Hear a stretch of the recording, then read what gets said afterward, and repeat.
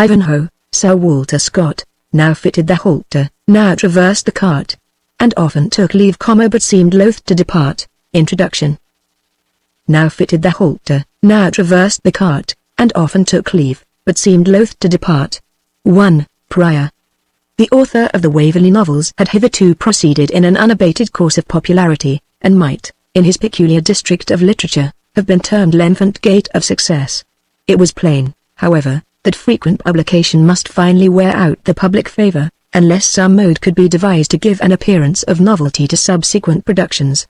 Scottish manners, Scottish dialect, and Scottish characters of note, being those with which the author was most intimately and familiarly acquainted, were the groundwork upon which he had hitherto relied for giving effect to his narrative. It was, however, obvious that this kind of interest must in the end occasion a degree of sameness and repetition, if exclusively resorted to, and that the reader was likely at length to adopt the language of Edwin, in Parnell's tale, "Reverse the spell," he cries, "and let it fairly now suffice." The gamble has been shown. Nothing can be more dangerous for the fame of a professor of the fine arts, than to permit, if he can possibly prevent it, the character of a mannerist to be attached to him, or that he should be supposed capable of success only in a particular and limited style. The public are, in general, very ready to adopt the opinion, that he who has pleased them in one peculiar mode of composition, is, by means of that very talent, rendered incapable of venturing upon other subjects. The effect of this disinclination, on the part of the public, towards the artificers of their pleasures, when they attempt to enlarge their means of amusing, may be seen in the censures usually passed by vulgar criticism upon actors or artists who venture to change the character of their efforts, that, in so doing, they may enlarge the scale of their art. There is some justice in this opinion, as there always is in such as attain general currency. It may often happen on the stage, that an actor, by possessing in a preeminent degree the external qualities necessary to give effect to comedy, may be deprived of the right to aspire to tragic excellence, and in painting or literary composition, an artist or poet may be master exclusively of modes of thought, and powers of expression, which confine him to a single course of subjects. But much more frequently the same capacity which carries a man to popularity in one department will obtain for him success in another, and that must be more particularly the case in literary composition, than neither in acting or painting, because the adventurer in that department is not impeded in his exertions by any peculiarity of features, or conformation of person, proper for particular parts, or by any peculiar mechanical habits of using the pencil, limited to a particular class of subjects.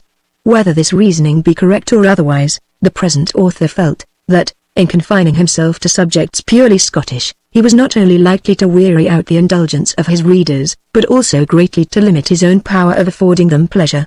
In a highly polished country, where so much genius is monthly employed in catering for public amusement, a fresh topic, such as he had himself had the happiness to light upon, is the untasted spring of the desert. Men bless their stars and call it luxury.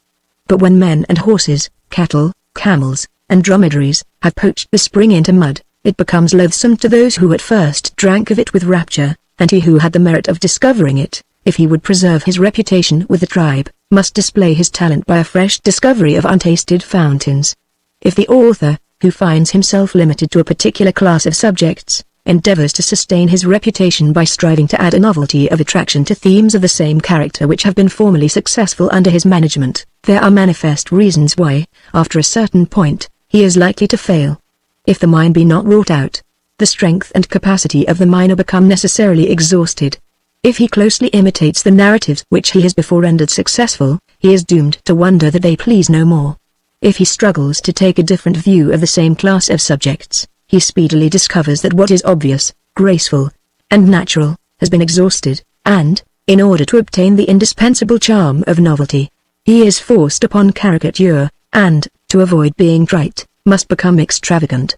It is not, perhaps, necessary to enumerate so many reasons why the author of the Scottish novels, as they were then exclusively termed, should be desirous to make an experiment on a subject purely English. It was his purpose, at the same time, to have rendered the experiment as complete as possible, by bringing the intended work before the public as the effort of a new candidate for their favour, in order that no degree of prejudice, whether favourable or the reverse, might attach to it, as a new production of the author of Waverley, but this intention was afterwards departed from, for reasons to be hereafter mentioned.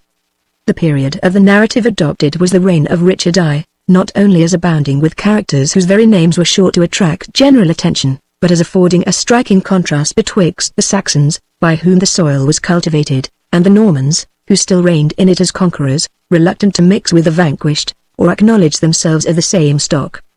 The idea of this contrast was taken from the ingenious and unfortunate Logan's tragedy of Runnymede, in which, about the same period of history, the author had seen the Saxon and Norman barons opposed to each other on different sides of the stage. He does not recollect that there was any attempt to contrast the two races in their habits and sentiments, and indeed it was obvious that history was violated by introducing the Saxons still existing as a high-minded and martial race of nobles. They did, however, survive as a people, and some of the ancient Saxon families possessed wealth and power, although they were exceptions to the humble condition of the race in general. It seemed to the author that the existence of the two races in the same country, the vanquished distinguished by their plain, homely, blunt manners, and the free spirit infused by their ancient institutions and laws, the victors, by the high spirit of military fame, personal adventure, and whatever could distinguish them as the flower of chivalry, might, intermixed with other characters belonging to the same time and country, interest the reader by the contrast, if the author should not fail on his part. Scotland, however, had been of late used so exclusively as the scene of what is called historical romance, that the preliminary letter of Mr. Lawrence Templeton became in some measure necessary. To this, as to an introduction, the reader is referred, as expressing author's purpose and opinions in undertaking this species of composition, under the necessary reservation, that he is far from thinking he has attained the point at which he aimed.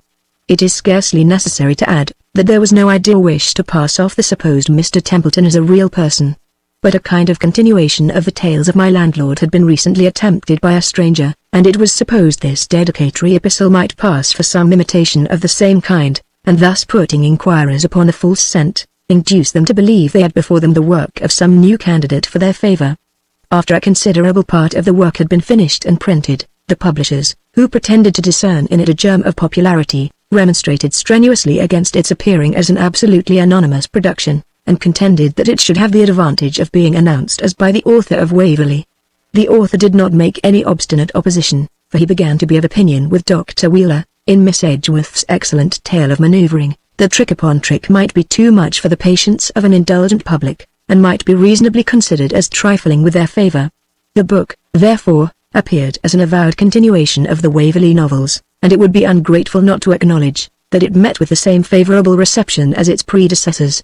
Such annotations as may be useful to assist the reader in comprehending the characters of the Jew, the Templar, the captain of the mercenaries, or free companions, as they were called, and others proper to the period, are added, but with a sparing hand, since sufficient information on these subjects is to be found in general history. An incident in the tale, which had the good fortune to find favor in the eyes of many readers, is more directly borrowed from the stores of old romance. I mean the meeting of the king with Friar Tuck at the cell of that buxom hermit. The general tone of the story belongs to all ranks and all countries, which emulate each other in describing the rambles of a disguised sovereign, who, going in search of information or amusement, into the lower ranks of life, meets with adventures diverting to the reader or hearer, from the contrast betwixt the monarch's outward appearance, and his real character. The Eastern tale-teller has for his theme the disguised expeditions of Harun al-Rashid with his faithful attendants, Mesrer and Ja'afar, through the midnight streets of Baghdad, and Scottish tradition dwells upon the similar exploits of James V., distinguished during such excursions by the travelling name of the Goodman of Ballinger, as the commander of the faithful, when he desired to be incognito, was known by that of Il Bondo Carni.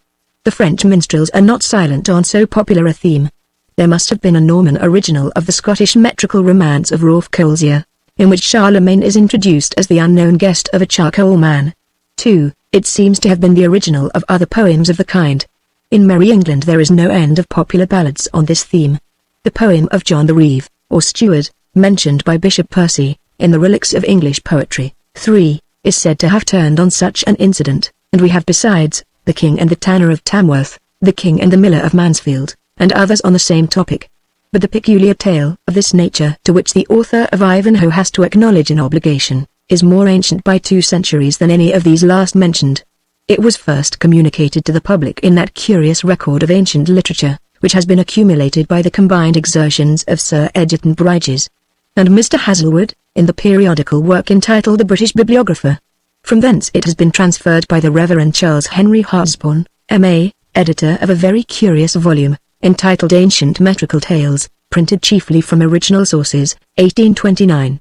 Mr. Hartshorne gives no other authority for the present fragment, except the article in the Bibliographer, where it is entitled The King and the Hermit. A short abstract of its contents will show its similarity to the meeting of King Richard and Friar Tuck.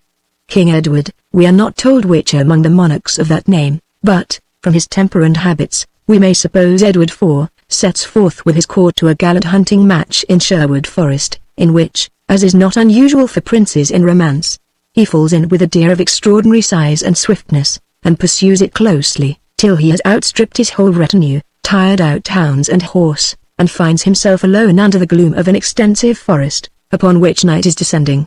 Under the apprehensions natural to a situation so uncomfortable, the king recollects that he has heard how poor men, when apprehensive of a bad night's lodging, pray to Saint Julian, who, in the Romish calendar, stands quartermaster-general to all forlorn travellers that render him due homage. Edward puts up his orisons accordingly, and by the guidance, doubtless, of the good saint, reaches a small path, conducting him to a chapel in the forest, having a hermit's cell in its close vicinity. The king hears the reverend man, with a companion of his solitude, telling his beads within, and meekly requests of him quarters for the night. "I have no accommodation for such a lord as ye be," said the hermit. "I live here in the wilderness upon roots and rinds, and may not receive into my dwelling even the poorest wretch that lives, unless it were to save his life." The king inquires the way to the next town, and, understanding it is by a road which he cannot find without difficulty, even if he had daylight to befriend him, he declares, that with or without the hermit's consent, he is determined to be his guest that night. He is admitted accordingly, not without a hint from the recluse, that were he himself out of his priestly weeds, he would care little for his threats of using violence, and that he gives way to him not out of intimidation, but simply to avoid scandal. The king is admitted into the cell, 2 bundles of straw are shaken down for his accommodation, and he comforts himself that he is now under shelter, and that a night will soon be gone. Other wants, however, arise. The guest becomes clamorous for supper, observing, "For certainly, as you say, I had never so sorry a day, that I had a merry night." But this indication of his taste for good cheer, joined to the annunciation of his being a follower of the court, who had lost himself at the great hunting match, cannot induce the niggard hermit to produce better fare than bread and cheese, for which his guest showed little appetite, and thin drink, which was even less acceptable. At length the king presses his host on a point to which he had more than once alluded, without obtaining a satisfactory reply. Then said the king, "By God's grace, thou wert in a merry place, to shoot should thou here when the foresters go to rest, sometime thou might have of the best, all of the wild deer, I would hold it for no scathe, though thou hadst bow and arrows although thou best a freer."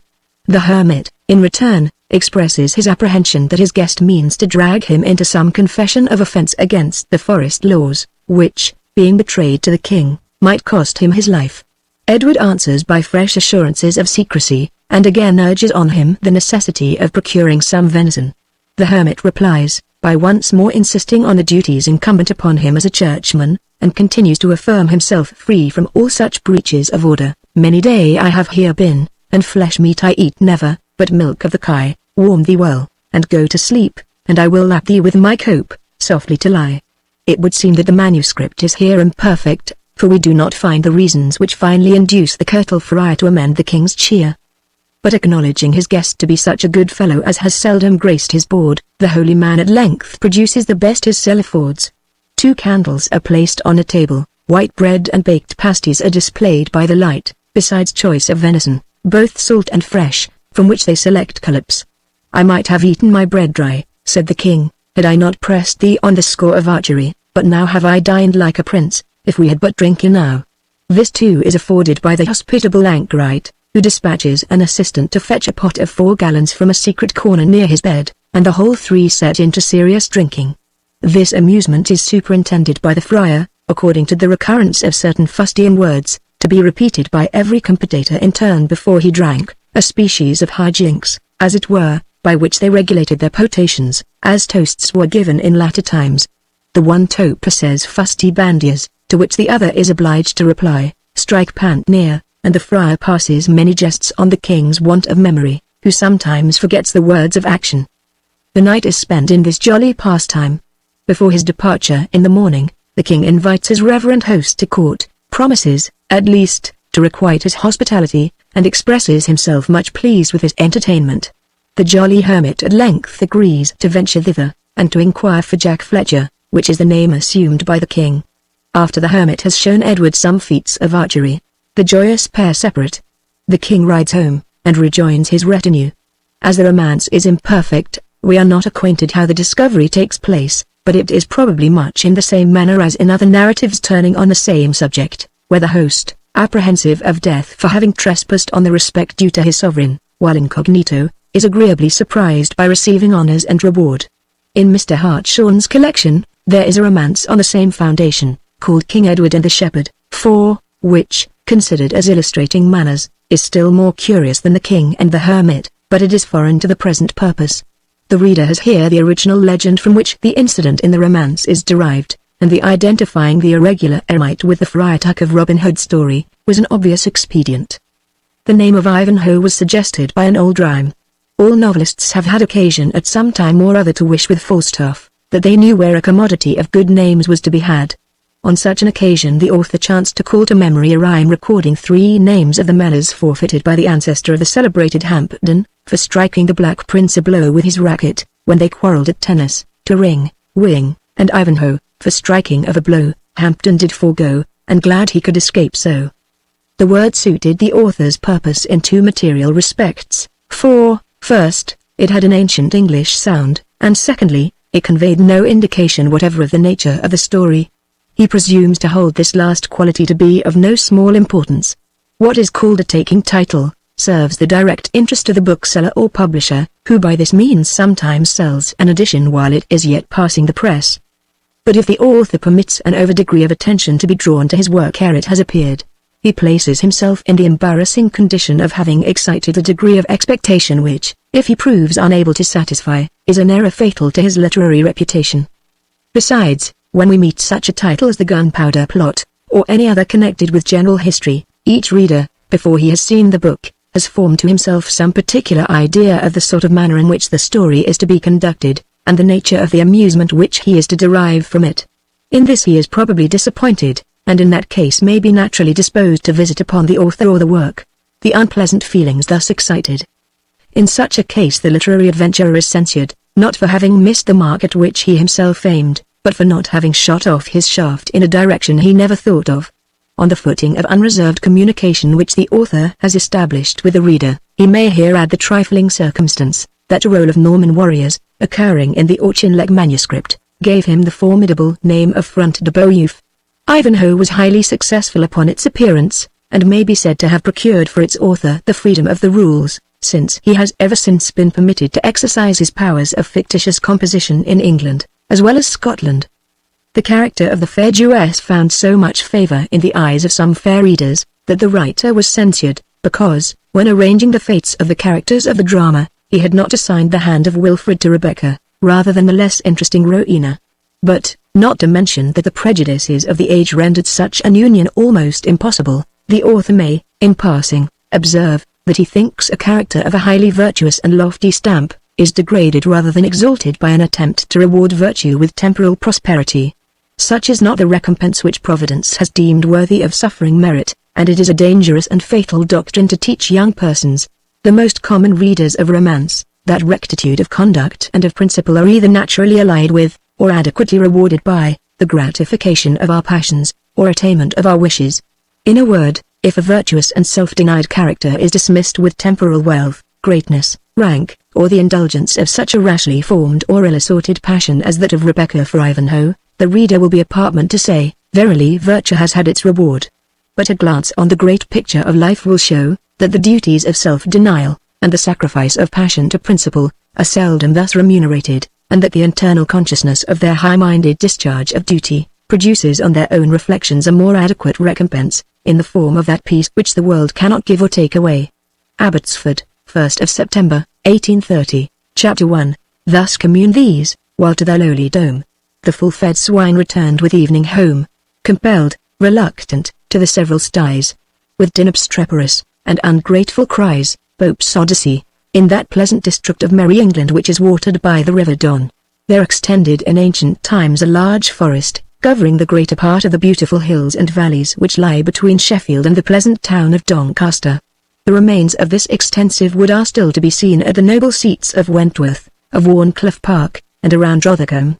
Here haunted of yore the fabulous dragon of Wantley, here were fought many of the most desperate battles during the civil wars of the Roses, and here also flourished in ancient times those bands of gallant outlaws, whose deeds have been rendered so popular in English song.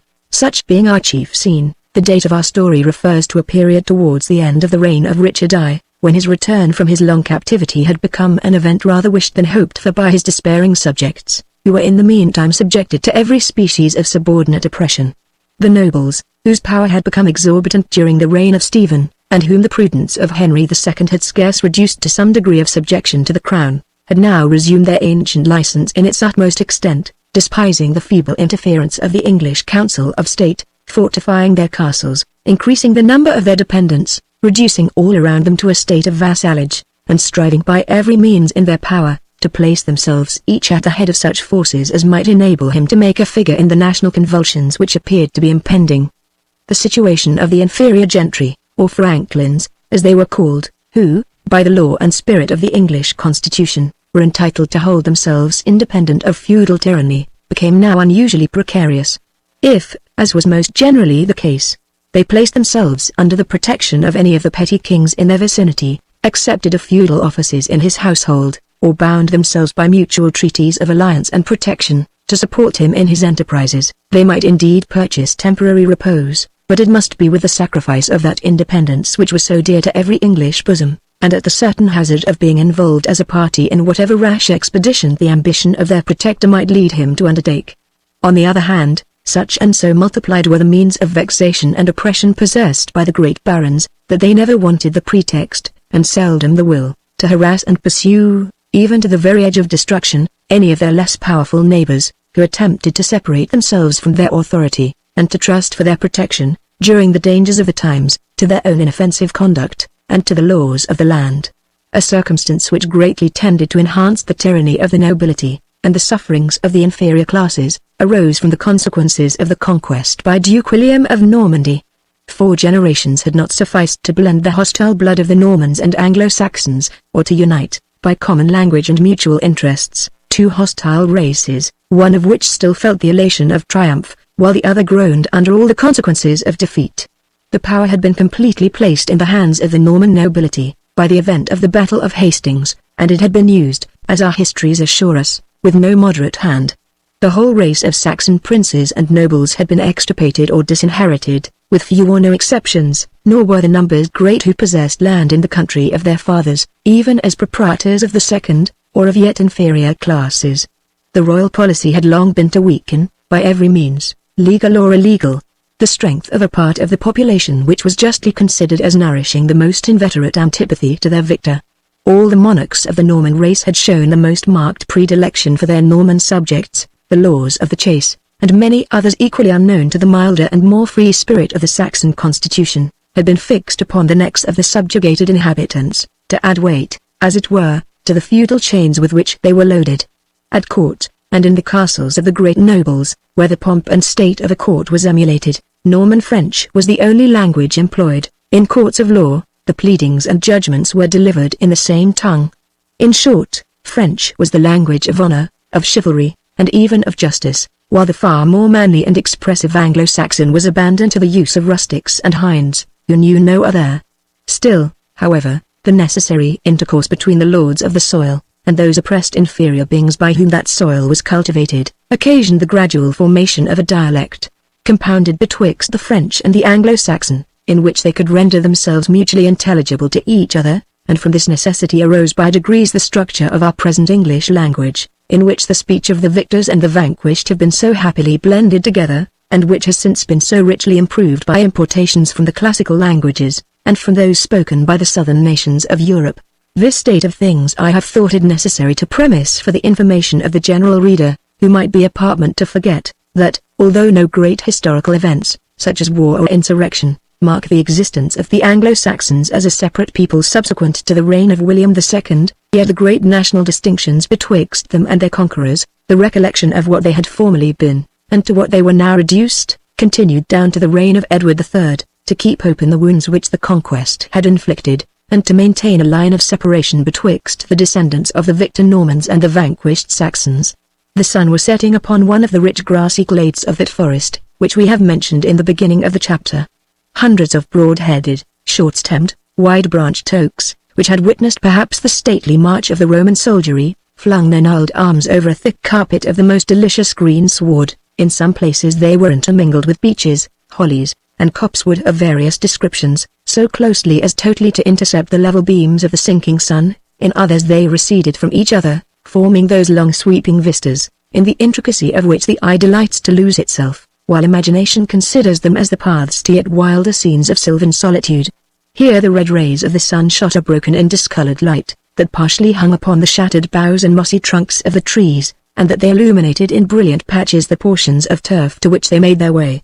A considerable open space, in the midst of this glade, seemed formerly to have been dedicated to the rites of druidical superstition, for, on the summit of a hillock, so regular as to seem artificial, there still remained part of a circle of rough unhewn stones, of large dimensions.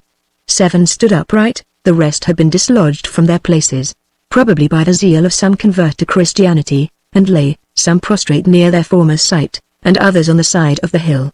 One large stone only had found its way to the bottom, and in stopping the course of a small brook, which glided smoothly round the foot of the eminence, gave, by its opposition, a feeble voice of murmur to the placid and elsewhere silent streamlet. The human figures which completed this landscape, were in number 2, partaking, in their dress and appearance, of that wild and rustic character, which belonged to the woodlands of the West Riding of Yorkshire at that early period. The eldest of these men had a stern, savage, and wild aspect. His garment was of the simplest form imaginable, being a close jacket with sleeves, composed of the tanned skin of some animal, on which the hair had been originally left, but which had been worn off in so many places, that it would have been difficult to distinguish from the patches that remained, to what creature the fur had belonged. This primeval vestment reached from the throat to the knees, and served at once all the usual purposes of body clothing. There was no wider opening at the collar than was necessary to admit the passage of the head, from which it may be inferred that it was put on by slipping it over the head and shoulders, in the manner of a modern shirt, or ancient hauberk. Sandals, bound with thongs made of boar's hide, protected the feet, and a roll of thin leather was twined artificially round the legs, and, ascending above the calf, left the knees bare, like those of a Scottish Highlander. To make the jacket sit yet more close to the body, it was gathered at the middle by a broad leathern belt, secured by a brass buckle, to one side of which was attached a sort of scrip, and to the other a ram's horn, accoutred with a mouthpiece, for the purpose of blowing. In the same belt was stuck one of those long, broad, sharp-pointed, and two-edged knives, with a buck's horn handle, which were fabricated in the neighborhood, and bore even at this early period the name of a Sheffield whittle. The man had no covering upon his head, which was only defended by his own thick hair, matted and twisted together, and scorched by the influence of the sun into the rusty dark red color, forming a contrast with the overgrown beard upon his cheeks, which was rather of a yellow or amber hue. One part of his dress only remains, but it is too remarkable to be suppressed. It was a brass ring, resembling a dog's collar, but without any opening, and soldered fast round his neck, so loose as to form no impediment to his breathing, yet so tight as to be incapable of being removed, excepting by the use of the file. On this singular gorget was engraved, in Saxon characters, an inscription of the following purport: Gurth, the son of Beowulf, is the born thrall of Cedric of Rotherwood. Beside the swineherd, for such was Gurth's occupation, was seated, upon one of the fallen druidical monuments, a person about 10 years younger in appearance, and whose dress, though resembling his companions in form, was of better materials, and of a more fantastic appearance. His jacket had been stained of a bright purple hue, upon which there had been some attempt to paint grotesque ornaments in different colors. To the jacket he added a short cloak, which scarcely reached halfway down his thigh. It was of crimson cloth, though a good deal soiled, lined with bright yellow, and as he could transfer it from one shoulder to the other, or at his pleasure draw it all around him, its width, contrasted with its want of longitude, formed a fantastic piece of drapery. He had thin silver bracelets upon his arms, and on his neck a collar of the same metal bearing the inscription, Wamba, the son of Witless, is the thrall of Cedric of Rotherwood. This personage had the same sort of sandals with his companion, but instead of the roll of leather thong, his legs were cased in a sort of gaiters, of which one was red and the other yellow. He was provided also with a cap, having around it more than one bell, about the size of those attached to hawks, which jingled as he turned his head to one side or other, and as he seldom remained a minute in the same posture, the sound might be considered as incessant.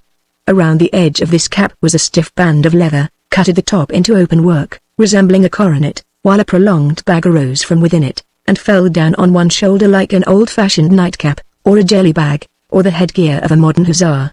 It was to this part of the cap that the bells were attached, which circumstance, as well as the shape of his headdress, and his own half-crazed, half-cunning expression of countenance, sufficiently pointed him out as belonging to the race of domestic clowns or jesters, maintained in the houses of the wealthy, to help away the tedium of those lingering hours which they were obliged to spend within doors. He bore, like his companion, a scrip, attached to his belt, but had neither horn nor knife, being probably considered as belonging to a class whom it is esteemed dangerous to entrust with edge tools. In place of these, he was equipped with a sort of lathe, resembling that with which Harlequin operates his wonders upon the modern stage. The outward appearance of these two men formed scarce a stronger contrast than their look and demeanor. That of the serf, or bondsman, was sad and sullen. His aspect was bent on the ground with an appearance of deep dejection, which might be almost construed into apathy, had not the fire which occasionally sparkled in his red eye manifested that there slumbered, under the appearance of sullen despondency, a sense of oppression, and a disposition to resistance. The looks of Wamba, on the other hand, indicated, as usual with his class, a sort of vacant curiosity, and fetty impatience of any posture of repose, together with the utmost self-satisfaction respecting his own situation, and the appearance which he made. The dialogue which they maintained between them, was carried on in Anglo-Saxon, which, as we said before, was universally spoken by the inferior classes, excepting the Norman soldiers, and the immediate personal dependents of the great feudal nobles. But to give their conversation in the original would convey but little information to the modern reader, for whose benefit we beg to offer the following translation. "The curse of St. withhold upon these infernal porkers," said the swineherd, after blowing his horn obstreperously, to collect together the scattered herd of swine, which, answering his call with notes equally melodious, made, however, no haste to remove themselves from the luxurious banquet of beech mast and acorns on which they had fattened, or to forsake the marshy banks of the rivulet, where several of them, half plunged in mud, lay stretched at their ease, altogether regardless of the voice of their keeper. "The curse of St. withhold upon them and upon me," said Gurth, "if the two-legged wolf snap not up some of them ere nightfall, I am no true man. Here, Fangs. Fangs," he ejaculated at the top of his voice to a ragged wolfish-looking dog, a sort of lurcher, half-mastiff, half-greyhound, which ran limping about as if with the purpose of seconding his master in collecting the refractory grunters, but which, in fact, from misapprehension of the swineherd's signals, ignorance of his own duty, or malice prepense, only drove them hither and thither, and increased the evil which he seemed to design to remedy. "A devil draw the teeth of him," said Gurth, "and the mother of mischief confound the ranger of the forest, that cuts the foreclaws off our dogs, and makes them unfit for their trade.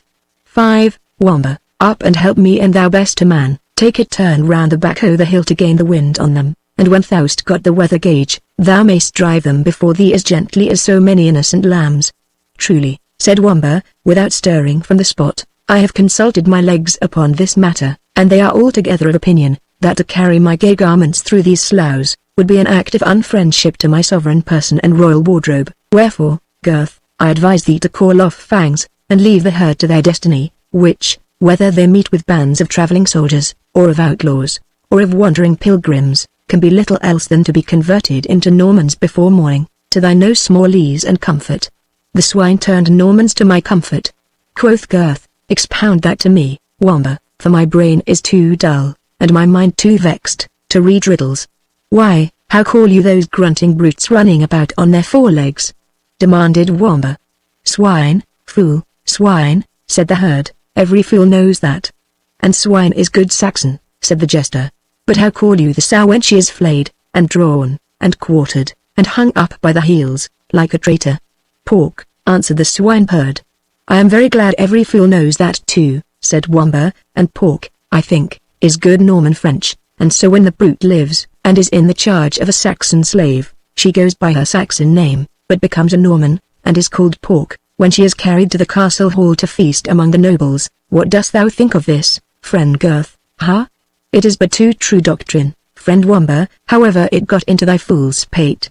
"Nay, I can tell you more," said Wamba, in the same tone, There is old Alderman Knox continues to hold his Saxon epithet, while he is under the charge of serfs and bondsmen such as thou, but becomes Beef, a fiery French gallant, when he arrives before the worshipful jaws that are destined to consume him.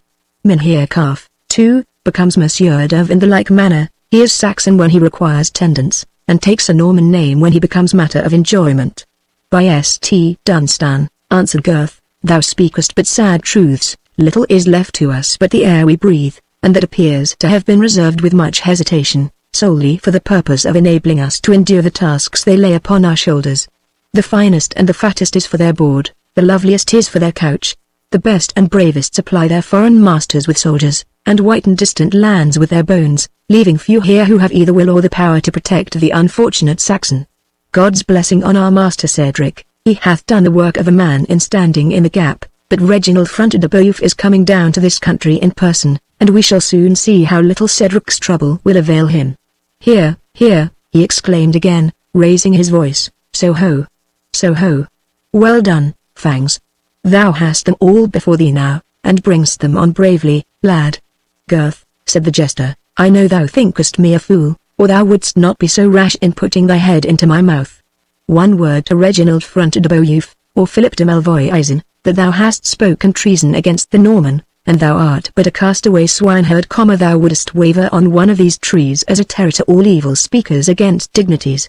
Dog, thou wouldst not betray me, said Gurth, after having led me on to speak so much at disadvantage? Betray thee? Answered the jester, no, that were the trick of a wise man. A fool cannot half so well help himself. But soft, whom have we here? He said, listening to the trampling of several horses which became then audible.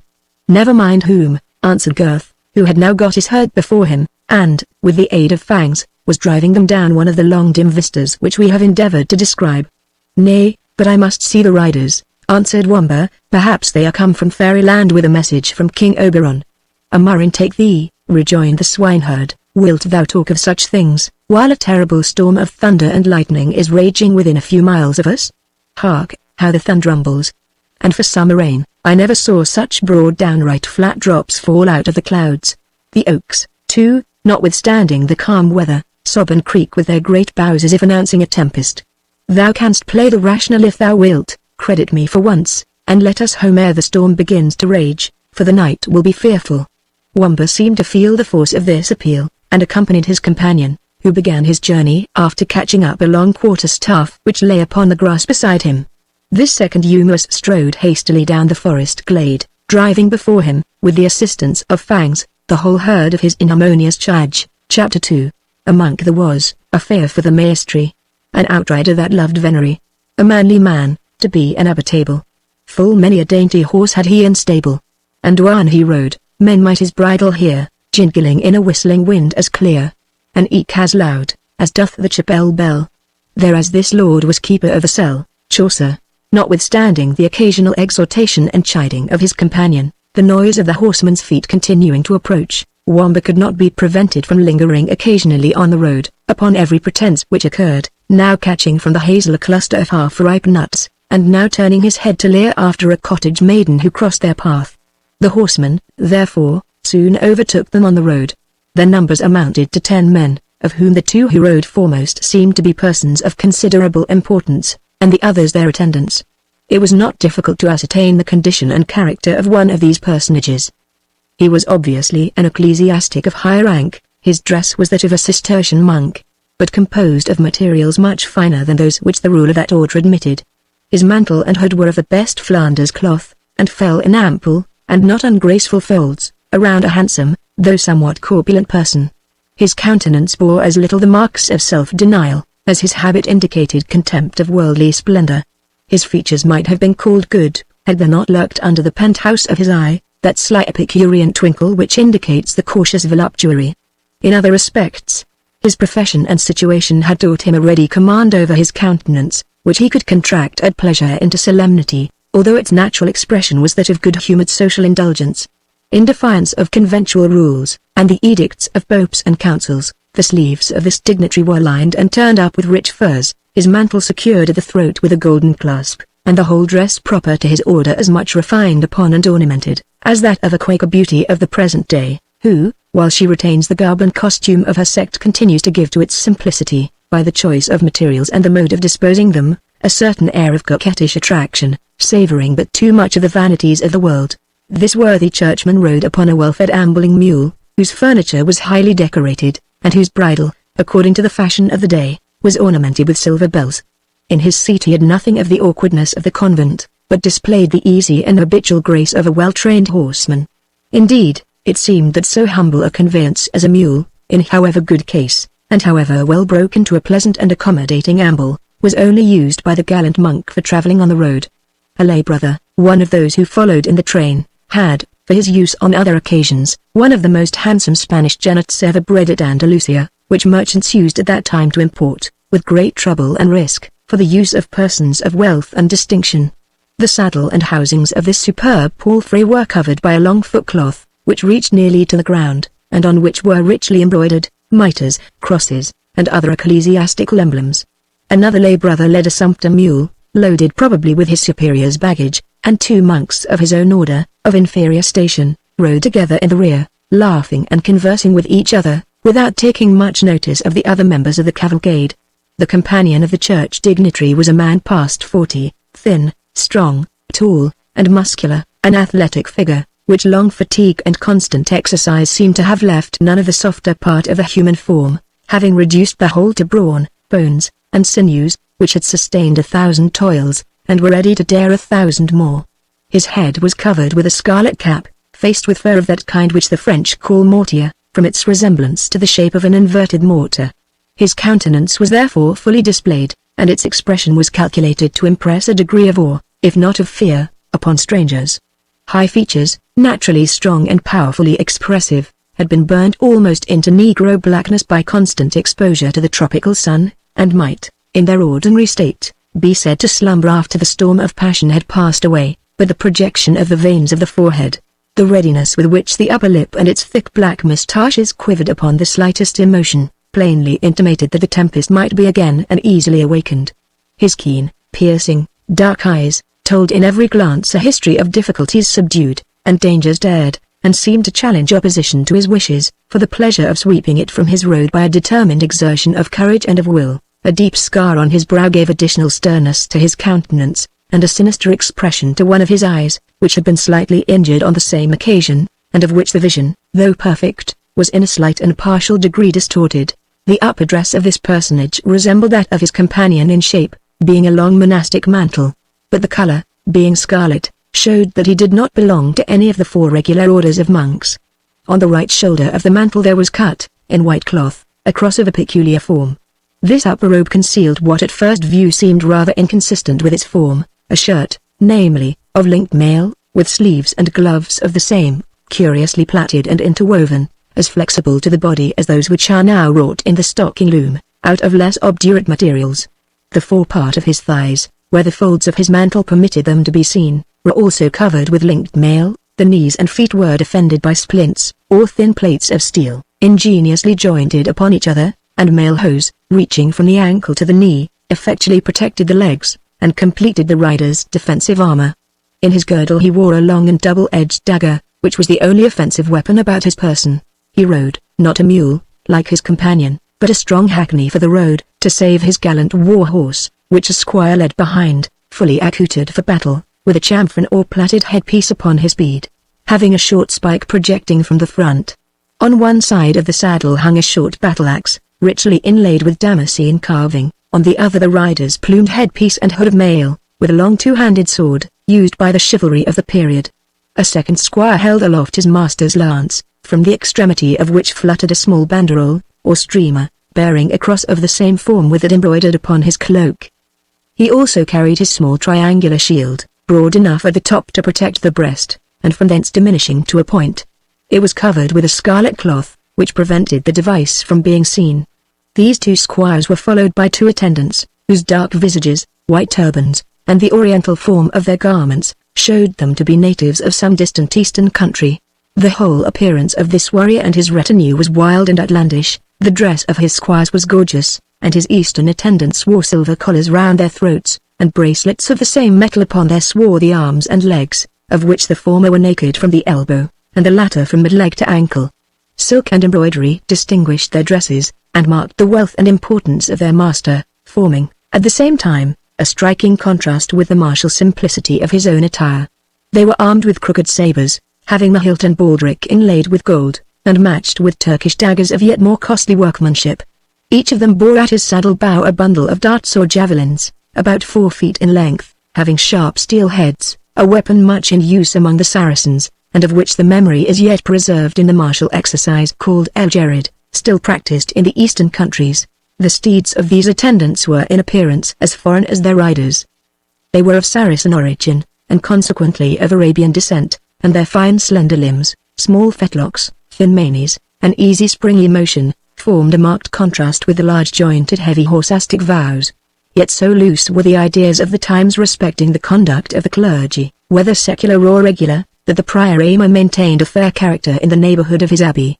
His free and jovial temper, and the readiness with which he granted absolution from all ordinary delinquencies, rendered him a favorite among the nobility and principal gentry, to several of whom he was allied by birth, being of a distinguished Norman family.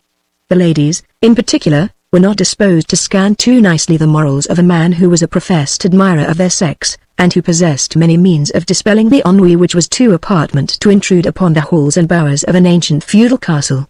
The prior mingled in the sports of the field with more than due eagerness, and was allowed to possess the best-trained hawks, and the fleetest greyhounds in the north riding, circumstances which strongly recommended him to the youthful gentry. With the old, B had another part to play, which, when needful, he could sustain with great decorum.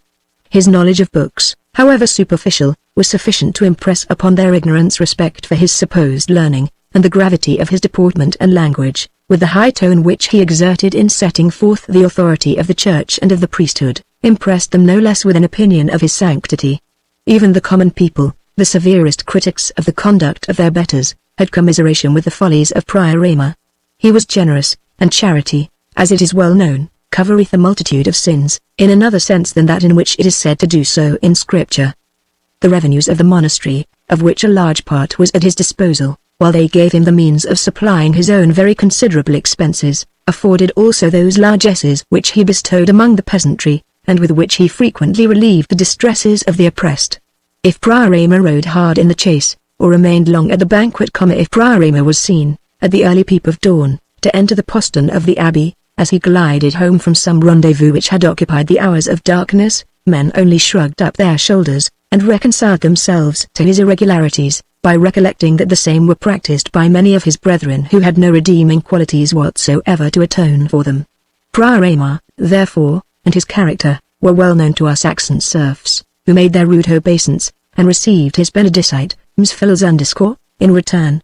But the singular appearance of his companion and his attendants, arrested their attention and excited their wonder, and they could scarcely attend to the Prior of Jorvolk's question, when he demanded if they knew of any place of harborage in the vicinity, so much were they surprised at the half-monastic, half-military appearance of the swarthy stranger, and at the uncouth dress and arms of his eastern attendants.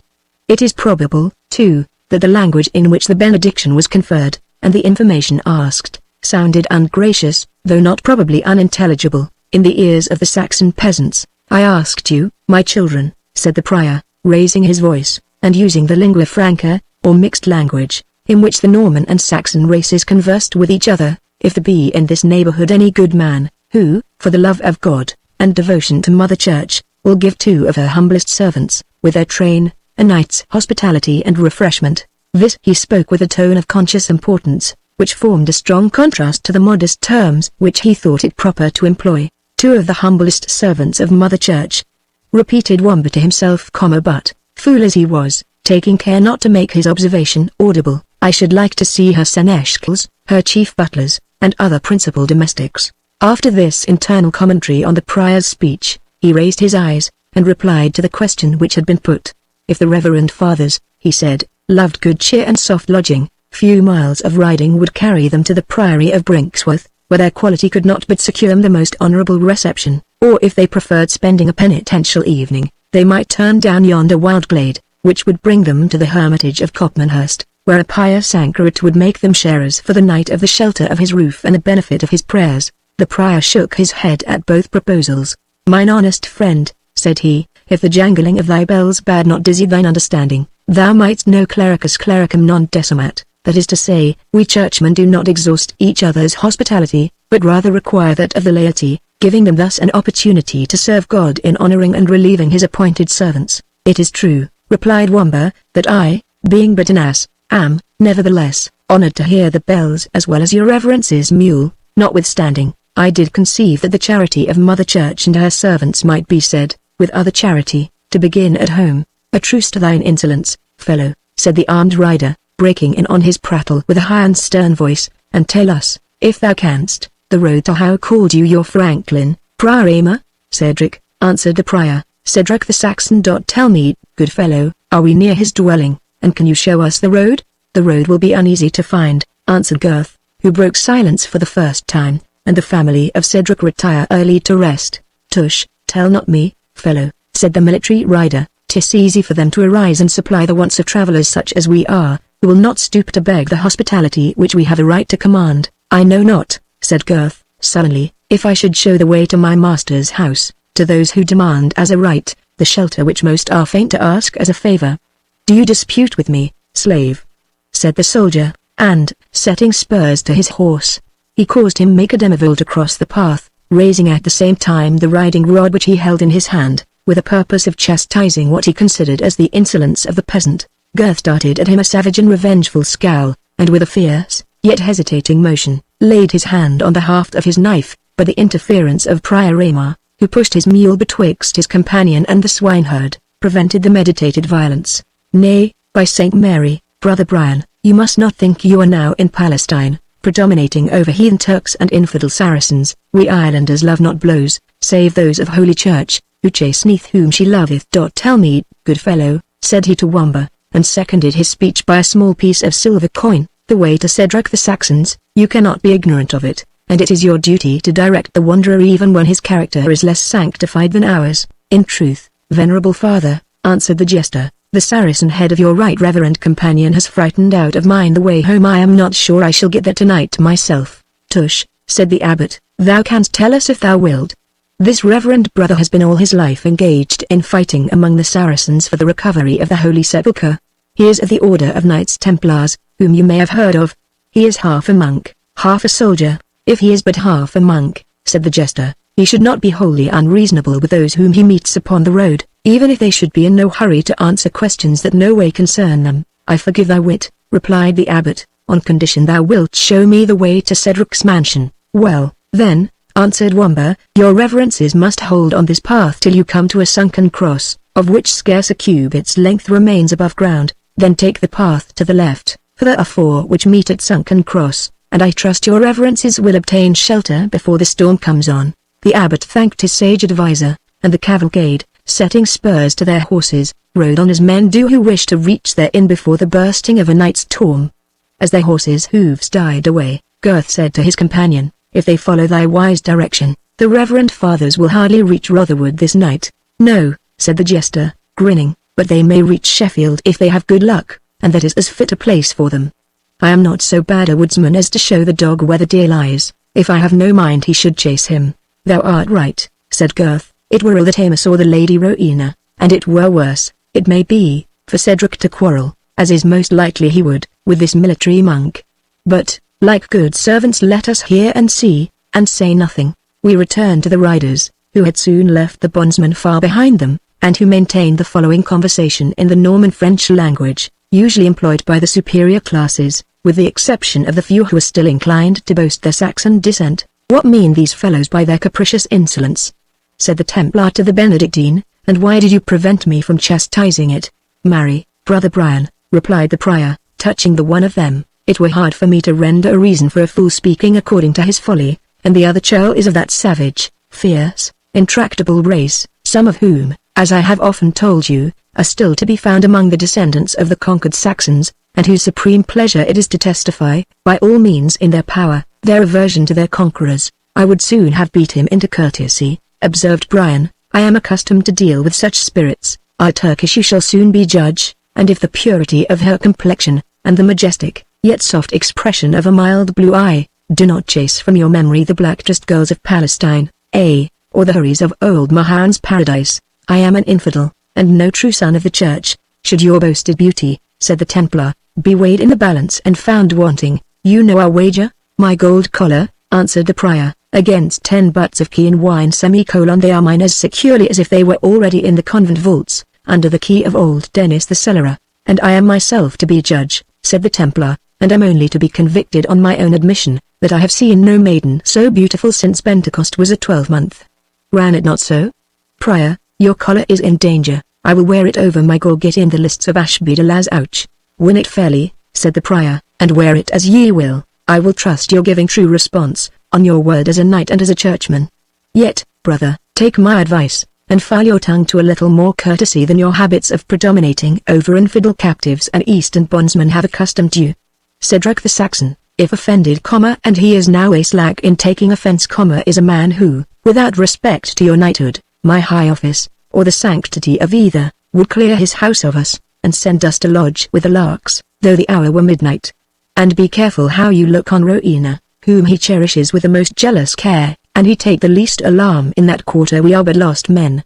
It is said he banished his only son from his family for lifting his eyes in the way of affection towards this beauty, who may be worshipped, it seems, at a distance, but is not to be approached with other thoughts than such as we bring to the shrine of the Blessed Virgin. Well, you have said enough, answered the Templar, I will for a night put on the needful restraint, and deport me as meekly as a maiden, but as for the fear of his expelling us by violence, myself and squires, with Hamet and Abdullah, will warrant you against that disgrace. Doubt not that we shall be strong enough to make good our quarters, we must not let it come so far, answered the Prior, but here is the Clown's sunken cross, and the night is so dark that we can hardly see which of the roads we are to follow. He bid us turn, I think to the left, to the right, said Brian, to the best of my remembrance, to the left, certainly, the left, I remember his pointing with his wooden sword, but he held his sword in his left hand, and so pointed across his body with it, said the Templar. Each maintained his opinion with sufficient obstinacy, as is usual in all such cases. The attendants were appealed to, but they had not been near enough to hear Wamba's directions. At length Brian remarked, what had at first escaped him in the twilight, here is someone either asleep, or lying dead at the foot of this cross. Hugo, stir him with the butt end of thy lance. This was no sooner done than the figure arose, exclaiming in good French, whosoever thou art, it is discourteous in you to disturb my thoughts. We did but wish to ask you, said the Prior, the road to Rotherwood, the abode of Cedric the Saxon. I myself am bound thither, replied the stranger, and if I had a horse, I would be your guide, for the way is somewhat intricate, though perfectly well known to me. Thou shalt have both thanks and reward, my friend, said the Prior, if thou wilt bring us to Cedric's in safety. And he caused one of his attendants to mount his own led horse, and give that upon which he had hitherto ridden to the stranger, who was to serve for a guide. Their conductor pursued an opposite road from that which Wamba had recommended, for the purpose of misleading them. The path soon led deeper into the woodland, and crossed more than one brook, the approach to which was rendered perilous by the marshes through which it flowed, but the stranger seemed to know, as if by instinct, the soundest ground and the safest points of passage, and by dint of caution and attention, brought the party safely into a wilder avenue than any they had yet seen, and, pointing to a large low irregular building at the upper extremity, he said to the Prior, yonder is Rotherwood, the dwelling of Cedric the Saxon. This was a joyful intimation to Aymer, whose nerves were none of the strongest, and who had suffered such agitation and alarm in the course of passing through the dangerous bogs, that he had not yet had the curiosity to ask his guide a single question. Finding himself now at his ease and near shelter, his curiosity began to awake, and he demanded of the guide who and what he was. A palmer, just returned from the Holy Land, was the answer. You had better have tarried there to fight for the recovery of the Holy Sepulchre, said the Templar. True, Reverend Sir Knight, answered the palmer, to whom the appearance of the Templar seemed perfectly familiar, but when those who are under oath to recover the Holy City, are found travelling at such a distance from the scene of their duties, can you wonder that a peaceful peasant like me should decline the task which they have abandoned? The Templar would have made an angry reply, but was interrupted by the Prior, who again expressed his astonishment, that their guide, after such long absence, should be so perfectly acquainted with the passes of the forest.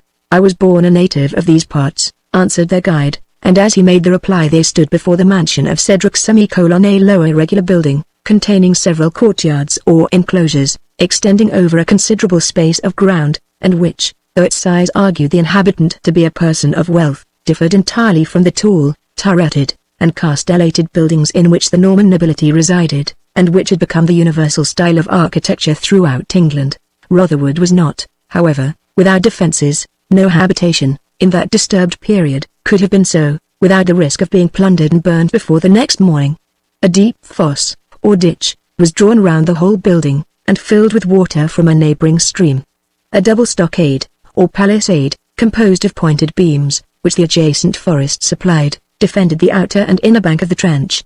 There was an entrance from the west through the outer stockade, which communicated by a drawbridge, with a similar opening in the interior defences.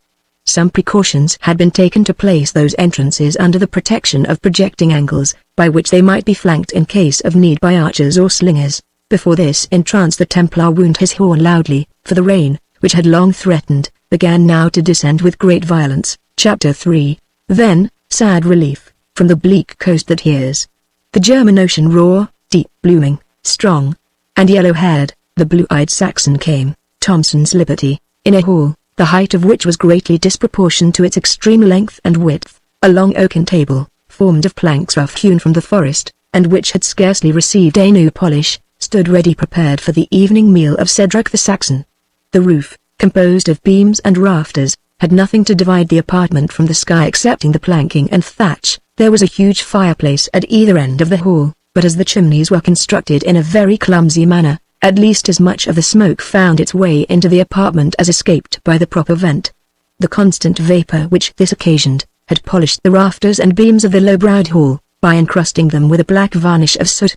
On the sides of the apartment hung implements of war and of the chase, and there were at each corner folding doors, which gave access to other parts of the extensive building. The other appointments of the mansion partook of the rude simplicity of the Saxon period, which Cedric piqued himself upon maintaining. The floor was composed of earth mixed with lime, trodden into a hard substance, such as is often employed in flooring our modern barns. For about 1/4 of the length of the apartment, the floor was raised by a step, and this space, which was called the dais, was occupied only by the principal members of the family, and visitors of distinction. For this purpose, a table richly covered with scarlet cloth was placed transversely across the platform, from the middle of which ran the longer and lower board, at which the domestics and inferior persons fed, down towards the bottom of the hall. The whole resembled the form of the letter T, or some of those ancient dinner tables, which, arranged on the same principles, may be still seen in the antique colleges of Oxford or Cambridge. Massive chairs and settles of carved oak were placed upon the dais, and over these seats and the more elevated table was fastened a canopy of cloth, which served in some degree to protect the dignitaries who occupied that distinguished station from the weather, and especially from the rain, which in some places found its way through the ill-constructed roof. The walls of this upper end of the hall, as far as the dais extended, were covered with hangings or curtains, and upon the floor there was a carpet, both of which were adorned with some attempts at tapestry, or embroidery, executed with brilliant or rather gaudy colouring. Over the lower range of table, the roof, as we have noticed, had no covering. The rough plastered walls were left bare, and the rude earthen floor was uncarpeted. The board was uncovered by a cloth, and rude massive benches supplied the place of chairs. In the centre of the upper table, were placed 2 chairs more elevated than the rest, for the master and mistress of the family, who presided over the scene of hospitality, and from doing so derived their Saxon title of honour, which signifies the dividers of bread. To each of these chairs was added a footstool, curiously carved and inlaid with ivory, which mark of distinction was peculiar to them. One of these seats was at present occupied by Cedric the Saxon, who, though but in rank a Thane, or, as the Normans called him, a Franklin, felt, at the delay of his evening meal, an irritable impatience, which might have become an alderman, whether of ancient or of modern times. It appeared, indeed, from the countenance of this proprietor, that he was of a frank, but hasty and choleric temper. He was not above the middle stature, but broad-shouldered, long-armed, and powerfully made, like one accustomed to endure fatigue of war or of the chase. His face was broad, with large blue eyes, open and frank features, fine teeth, and a well-formed head, altogether expressive of that sort of good humour which often lodges with a sudden and hasty temper. Pride and jealousy there was in his eye, for his life had been spent in asserting rights which were constantly liable to invasion, and the prompt, fiery, and resolute disposition of the man had been kept constantly upon the alert by the circumstances of his situation. His long yellow hair was equally divided on the top of his head and upon his brow, and combed down on each side to the length of his shoulders. It had but little tendency to grey, although Cedric was approaching to his 60th year. His dress was a tunic of forest green, furred at the throat and cuffs with what was called minever, a kind of fur inferior in quality to ermine, and formed, it is believed, of the skin of the grey squirrel. This doublet hung unbuttoned over a close dress of scarlet which sat tight to his body. He had breeches of the same, but they did not reach below the lower part of the thigh, leaving the knee exposed. His feet had sandals of the same fashion with the peasants', but of finer materials, and secured in the front with golden clasps. He had bracelets of gold upon his arms, and a broad collar of the same precious metal around his neck. About his waist he wore a richly studded belt, in which was stuck a short straight two-edged sword, with a sharp point, so disposed as to hang almost perpendicularly by his side. Behind his seat was hung a scarlet cloth cloak lined with fur, and a cap of the same materials richly embroidered, which completed the dress of the opulent landholder when he chose to go forth. A short boar spear, with a broad and bright steel head, also reclined against the back of his chair, which served him, when he walked abroad, for the purposes of a staff or of a weapon, as chance might require. Several domestics, whose dress held various proportions betwixt the richness of their masters, and the coarse and simple attire of Gurth the swineherd, watched the looks and waited the commands of the Saxon dignitary. 2 or 3 servants of a superior order stood behind their master upon the dais, the rest occupied the lower part of the hall. Other attendants there were of a different description, 2 or 3 large and shaggy greyhounds, such as were then employed in hunting the stag and wolf, as many slow hounds of a large bony breed, with thick necks, large heads, and long ears, and 1 or 2 of the smaller dogs, now called terriers, which waited with impatience the arrival of the supper, but, with the sagacious knowledge of physiognomy peculiar to their race, forbore to intrude upon the moody silence of their master, apprehensive probably of a small white truncheon which lay by Cedric's trencher, for the purpose of repelling the advances of his four-legged dependents. One grisly old wolf-dog alone, with the liberty of an indulged favourite, had planted himself close by the chair of state, and occasionally ventured to solicit notice by putting his large hairy head upon his master's knee, or pushing his nose into his hand. Even he was repelled by their stern command, "Down, Balder, down. I am not in the humour for foolery." In fact, Cedric, as we have observed, was in no very placid state of mind. The Lady Rowena, who had been absent to attend an evening mass at a distant church, had but just returned, and was changing her garments, which had been wetted by the storm. There were as yet no tidings of Gurth and his charge, which should long since have been driven home from the forest, and such was the insecurity of the period, as to render it probable that the delay might be explained by some depreciation of the outlaws, with whom the adjacent forest abounded, or by the violence of some neighbouring baron, whose consciousness of strength made him equally negligent of the laws of property. The matter was of consequence, for great part of the domestic wealth of the Saxon proprietors consisted in numerous herds of swine, especially in forest land, where those animals easily found their food. Besides these subjects of anxiety, the Saxon Thane was impatient for the presence of his favourite clown Wamba, whose jests, such as they were, served for a sort of seasoning to his evening meal, and to the deep draughts of ale and wine with which he was in the habit of accompanying it. Add to all this, Cedric had fasted since noon, and his usual supper hour was long past, a cause of irritation common to country squires, both in ancient and modern times. His displeasure was expressed in broken sentences, partly muttered to himself, partly addressed to the domestics who stood around, and particularly to his cupbearer, who offered him from time to time, as a sedative, a silver goblet filled with wine. "Why tarries the Lady Rowena? She is but changing her headgear," replied a female attendant, with as much confidence as the favourite lady's maid usually answers the master of a modern family. "You would not wish her to sit down to the banquet in her hood and kirtle? And no lady within the shire can be quicker in arraying herself than my mistress."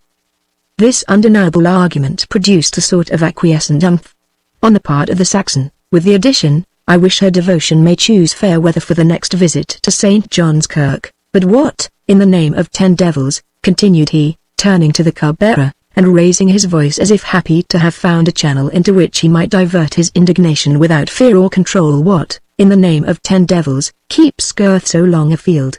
I suppose we shall have an evil account of the herd. He was wont to be a faithful and cautious drudge, and I had destined him for something better. Perchance I might even have made him one of my wooders." 6. Oswald the cupbearer modestly suggested that it was scarce an hour since the tolling of the curfew, an ill-chosen apology, since it turned upon a topic so harsh to Saxon ears. "The foul fiend," exclaimed Cedric, "take the curfew bell, and the tyrannical bastard by whom it was devised, and the heartless slave who names it with a Saxon tongue to a Saxon ear. The curfew," he added, pausing, A. The curfew, which compels true men to extinguish their lights, that thieves and robbers may work their deeds in darkness! A. The curfew Reginald Front de Boeuf and Philip de Melvoisin know the use of the curfew as well as William the Bastard himself, or e'er a Norman adventurer that fought at Hastings. I shall hear, I guess, that my property has been swept off to save from starving the hungry banditti, whom they cannot support but by theft and robbery. My faithful slave is murdered, and my goods are taken for a prey. And Wamba, where is Wamba? Said not someone he had gone forth with Gurth? Oswald replied in the affirmative. Eh? Why, this is better and better. He is carried off too, the Saxon fool, to serve the Norman lord. Fools are we all indeed that serve them, and fitter subjects for their scorn and laughter, than if we were born with but half our wits. But I will be avenged, he added, starting from his chair in impatience at the supposed injury, and catching hold of his boar spear. I will go with my complaint to the Great Council. I have friends, I have followers. Man to man will I appeal the Norman to the lists. Let him come in his plate and his mail, and all that can render cowardice bold. I have sent such a javelin as this through a stronger fence than 3 of their war shields! Haply they think me old, but they shall find, alone and childless as I am, the blood of head is in the veins of Cedric.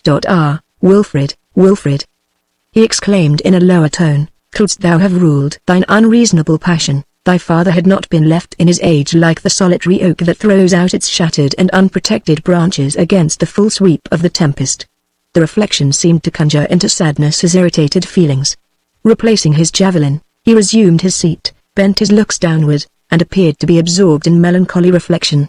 Greater than from his musing, Cedric was suddenly awakened by the blast of a horn, which was replied to by the clamorous yells and barking of all the dogs in the hall, and some 20 or 30 which were quartered in other parts of the building. It cost some exercise of the white truncheon, well seconded by the exertions of the domestics, to silence this canine clamour. To the gate, knaves, said the Saxon, hastily, as soon as the tumult was so much appeased that the dependents could hear his voice. See what tidings that horn tells us of to announce, I ween, some hardship 7, and robbery which has been done upon my lands. Returning in less than 3 minutes, a warder announced that the Prior Aymer of Jorvolks, and the good knight Brian de Bois Gilbert, commander of the valiant and venerable order of Knights Templars, with a small retinue, requested hospitality and lodging for the night, being on their way to a tournament which was to be held not far from Ashby de la Zouch, on the 2nd day from the present. Aymer, the Prior Aymer?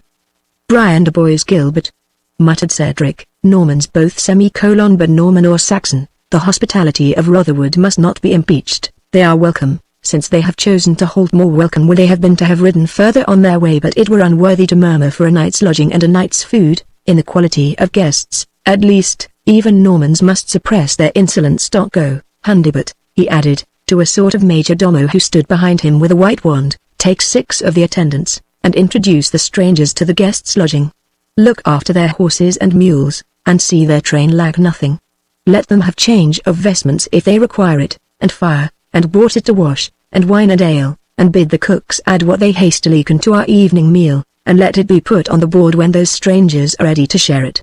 Say to them, Hundibert, that Cedric would himself bid them welcome, but he is under a vow never to step more than 3 steps from the dais of his own hall to meet any who shares not the blood of Saxon royalty. Begone. See them carefully tended, let them not say in their pride, the Saxon churl has shown at once his poverty and his avarice. The major domo departed with several attendants, to execute his master's commands. The Prior Aymer, repeated Cedric, looking to Oswald, the brother, if I mistake not, of Giles de Morlevera, now Lord of Middleham? Oswald made a respectful sign of assent. His brother sits in the seat, and usurps the patrimony, of a better race, the race of Ulfgar of Middleham, but what Norman lord doth not the same? This prior is, they say, a free and jovial priest, who loves the wine cup and the bugle horn better than bell and book. Good, let him come, he shall be welcome. How named ye the Templar? Brian de Bois Gilbert. Bois Gilbert, said Cedric, still in the musing, half-arguing tone, which the habit of living among dependents had accustomed him to employ, and which resembled a man who talks to himself rather than to those round him. Bois Gilbert. That name has been spread wide both for good and evil. They say he is valiant as the bravest of his order, but stained with their usual vices, pride, arrogance, cruelty, and voluptuousness, a hard-hearted man, who knows neither fear of earth, nor awe of heaven. So say the few warriors who have returned from Palestine. Well, it is but for one night, He shall be welcome too. Oswald, broach the oldest wine cask, place the best mead, the mightiest ale, the richest morat, the most sparkling cider, the most odoriferous pigments, upon the board, fill the largest horns. 8. Templars and abbots love good wines and good measure.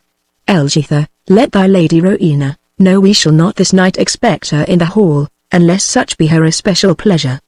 But it will be her especial pleasure, answered Elgitha, with great readiness, for she is ever desirous to hear the latest news from Palestine. Cedric darted at the forward damsel a glance of hasty resentment. But Rowena, and whatever belonged to her, were privileged and secure from his anger. He only replied, "Silence, maiden, thy tongue outruns thy discretion. Say my message to thy mistress, and let her do her pleasure. Here, at least, the descendant of Alfred still reigns a princess." Elgitha left the apartment. "Palestine," repeated the Saxon, "Palestine. How many ears are turned to the tales which dissolute crusaders, or hypocritical pilgrims, bring from that fatal land. I too might ask, I too might inquire, I too might listen with a beating heart to fables which the wily strollers devise to cheat us into hospitality. But know the son who has disobeyed me is no longer mine, nor will I concern myself more for his faith than for that of the most worthless among the millions that ever shaped the cross on their shoulder, rushed into excess and blood guiltiness, and called it an accomplishment of the will of God." He knit his brows, and fixed his eyes for an instant on the ground. As he raised them, the folding doors at the bottom of the hall were cast wide, and, preceded by the major domo with his wand, and 4 domestics bearing blazing torches, the guests of the evening entered the apartment. Chapter 4. With sheep and shaggy goats the porkers bled, and the proud steer was on a marble spread. With fire prepared, they deal the morsels round. Wine rosy bright the brimming goblets ground. Disposed apart, Ulysses shares the treat. A trivet table and ignoble seat.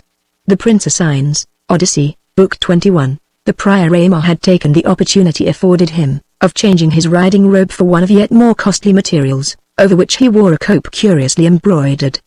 Besides the massive golden signet ring, which marked his ecclesiastical dignity, his fingers, though contrary to the canon, were loaded with precious gems. His sandals were of the finest leather which was imported from Spain, his beard trimmed to as small dimensions as his order would possibly permit, and his shaven crown concealed by a scarlet cap richly embroidered. The appearance of the Knight Templar was also changed, and, though less studiously bedecked with ornament, his dress was as rich, and his appearance far more commanding, than that of his companion. He had exchanged his shirt of mail for an undertunic of dark purple silk, garnished with furs, over which flowed his long robe of spotless white, in ample folds. The 8-pointed cross of his order was cut on the shoulder of his mantle in black velvet. The high cap no longer invested his brows, which were only shaded by short and thick curled hair of a raven blackness, corresponding to his unusually swart complexion. Nothing could be more gracefully majestic than his step and manner, had they not been marked by a predominant air of haughtiness, easily acquired by the exercise of unresisted authority. These 2 dignified persons were followed by their respective attendants, and at a more humble distance by their guide, whose figure had nothing more remarkable than it derived from the usual weeds of a pilgrim. A cloak or mantle of coarse black serge enveloped his whole body. It was in shape something like the cloak of a modern hussar, having similar flaps for covering the arms, and was called a sclavine, or Slavonian. Coarse sandals, bound with thongs, on his bare feet, a broad and shadowy hat, with cockle shells stitched on its brim, and a long staff shod with iron, to the upper end of which was attached a branch of palm, completed the palmer's attire. He followed modestly the last of the train which entered the hall, and, observing that the lower table scarce afforded room sufficient for the domestics of Cedric and the retinue of his guests, he withdrew to a settle placed beside and almost under one of the large chimneys, and seemed to employ himself in drying his garments, until the retreat of someone should make room at the board, or the hospitality of the steward should supply him with refreshments in the place he had chosen apart. Cedric rose to receive his guests with an air of dignified hospitality, and, descending from the dais, or elevated part of his hall, made 3 steps towards them, and then awaited their approach. "I grieve," he said, "reverend prior, that my vow binds me to advance no farther upon this floor of my fathers, even to receive such guests as you, and this valiant knight of the Holy Temple. But my steward has expounded to you the cause of my seeming discourtesy. Let me also pray, that you will excuse my speaking to you in my native language, and that you will reply in the same if your knowledge of it permits. If not, I sufficiently understand Norman to follow your meaning." "Vows," said the abbot, "must be unloosed, worthy Franklin, or permit me rather to say, worthy Thane, though the title is antiquated. Vows are the knots which tie us to heaven, they are the cords which bind the sacrifice to the horns of the altar, and are therefore, as I said before, to be unloosened and discharged, unless our Holy Mother Church shall pronounce the contrary. And respecting language, I willingly hold communication in that spoken by my respected grandmother, Hilda of Middle M, who died in odour of sanctity, little short, if we may presume to say so, of her glorious namesake, the blessed Saint Hilda of Whitby, God be gracious to her soul. When the prior had ceased what he meant as a conciliatory harangue, his companion said briefly and emphatically, I speak ever French, the language of King Richard and his nobles, but I understand English sufficiently to communicate with the natives of the country. Cedric darted at the speaker one of those hasty and impatient glances, which comparisons between the two rival nations seldom failed to call forth, but, recollecting the duties of hospitality, he suppressed further show of resentment, and, motioning with his hand, caused his guests to assume 2 seats a little lower than his own, but placed close beside him, and gave a signal that the evening meal should be placed upon the board, while the attendants hastened to obey Cedric's commands. His eye distinguished Gurth the swineherd, who, with his companion Wamba, had just entered the hall. Send these loitering knaves up hither, said the Saxon, impatiently. And when the culprits came before the dais, how comes it, villains, that you have loitered abroad so late as this? Hast thou brought home thy charge, Sirrah Gurth, or hast thou left them to robbers and marauders? The herd is safe, so please ye, said Gurth.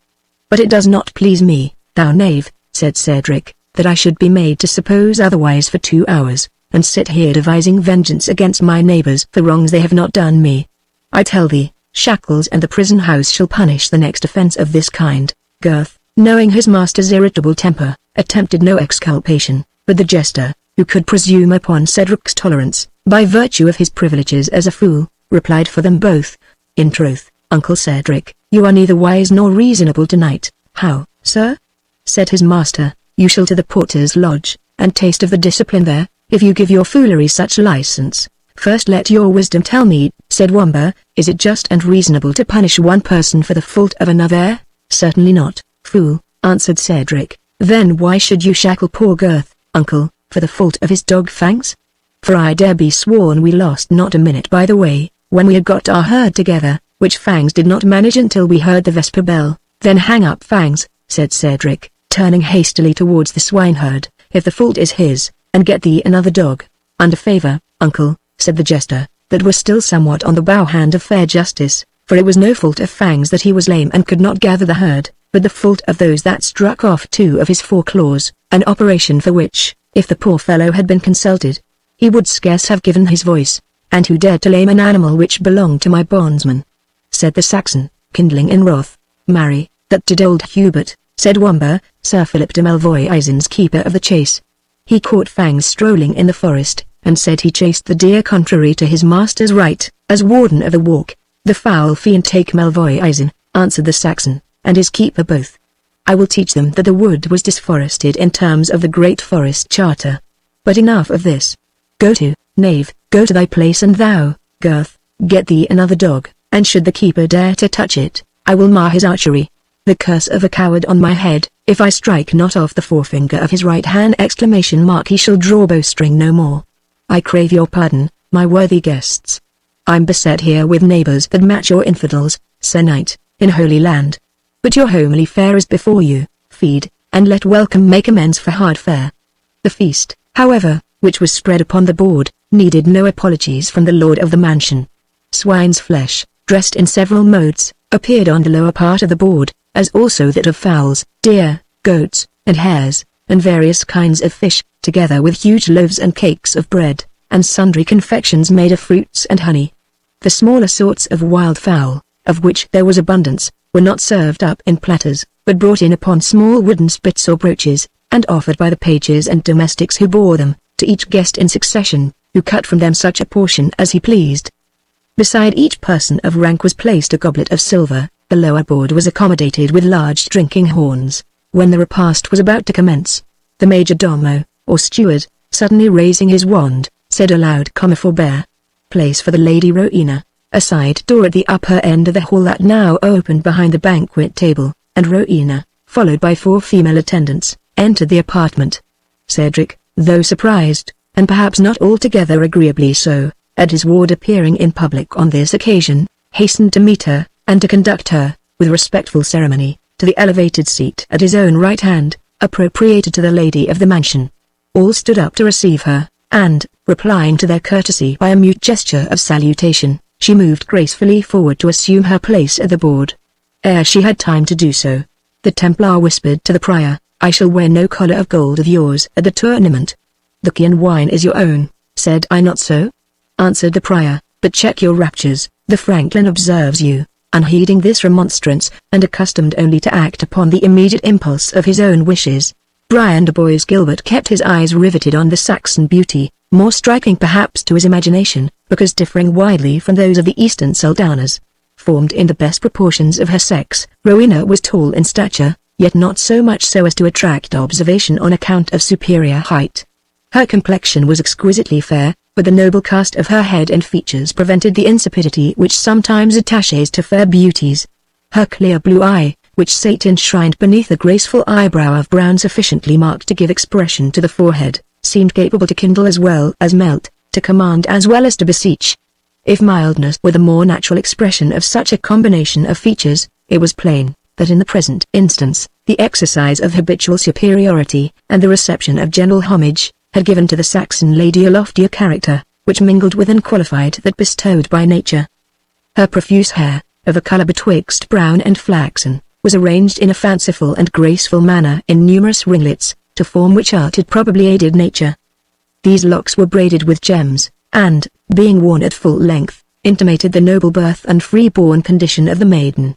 A golden chain, to which was attached a small reliquary of the same metal, hung round her neck. She wore bracelets on her arms, which were bare. Her dress was an undergown and kirtle of pale sea-green silk, over which hung a long loose robe, which reached to the ground, having very wide sleeves, which came down, however, very little below the elbow. This robe was crimson, and manufactured out of the very finest wool. A veil of silk, interwoven with gold, was attached to the upper part of it, which could be, at the wearer's pleasure, either drawn over the face and bosom after the Spanish fashion, or disposed as a sort of drapery round the shoulders. When Rowena perceived the Knight Templar's eyes bent on her with an ardour, that, compared with the dark caverns under which they moved, gave them the effect of lighted charcoal, she drew with dignity the veil around her face, as an intimation that the determined freedom of his glance was disagreeable. Cedric saw the motion and its cause. "Sir Templar," said he, "the cheeks of our Saxon maidens have seen too little of the sun to enable them to bear the fixed glance of a crusader." "If I have offended," replied Sir Brian, "I crave your pardon, that is, I crave the Lady Rowena's pardon, for my humility will carry me no lower." "The Lady Rowena," said the prior, "has punished us all, in chastising the boldness of my friend. Let me hope she will be less cruel to the splendid train which are to meet at the tournament." "Our going thither," said Cedric, "is uncertain. I love not these vanities, which were unknown to my fathers when England was free." "Let us hope, nevertheless," said the prior, "our company may determine you to travel thitherward, when the roads are so unsafe. The escort of Sir Brian de Bois Gilbert is not to be despised." "Sir Prior," answered the Saxon, "wheresoever I have travelled in this land, I have hitherto found myself, with the assistance of my good sword and faithful followers, in no respect needful of other aid. At present, if we indeed journey to Ashby de la Zouch, we do so with my noble neighbour and countryman Athelstan of Koningsberg, and with such a train as would set outlaws and feudal enemies at defiance. I drink to you, Sir Prior, in this cup of wine, which I trust your taste will approve, and I thank you for your courtesy. Should you be so rigid in adhering to monastic rule," he added, "as to prefer your acid preparation of milk, I hope you will not strain courtesy to do me reason." "Nay," said the priest, laughing, "it is only in our abbey that we confine ourselves to the lac dulce or the lacucidum either.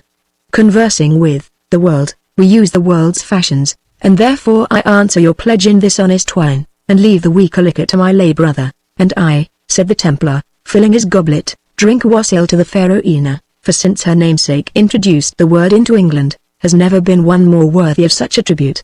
By my faith, I could pardon the unhappy Vortigern, had he half the cause that we now witness, for making shipwreck of his honour and his kingdom. I will spare your courtesy, Sir Knight," said Rowena with dignity, and without unveiling herself, "or rather I will tax it so far as to require of you the latest news from Palestine, a theme more agreeable to our English ears than the compliments which your French breeding teaches.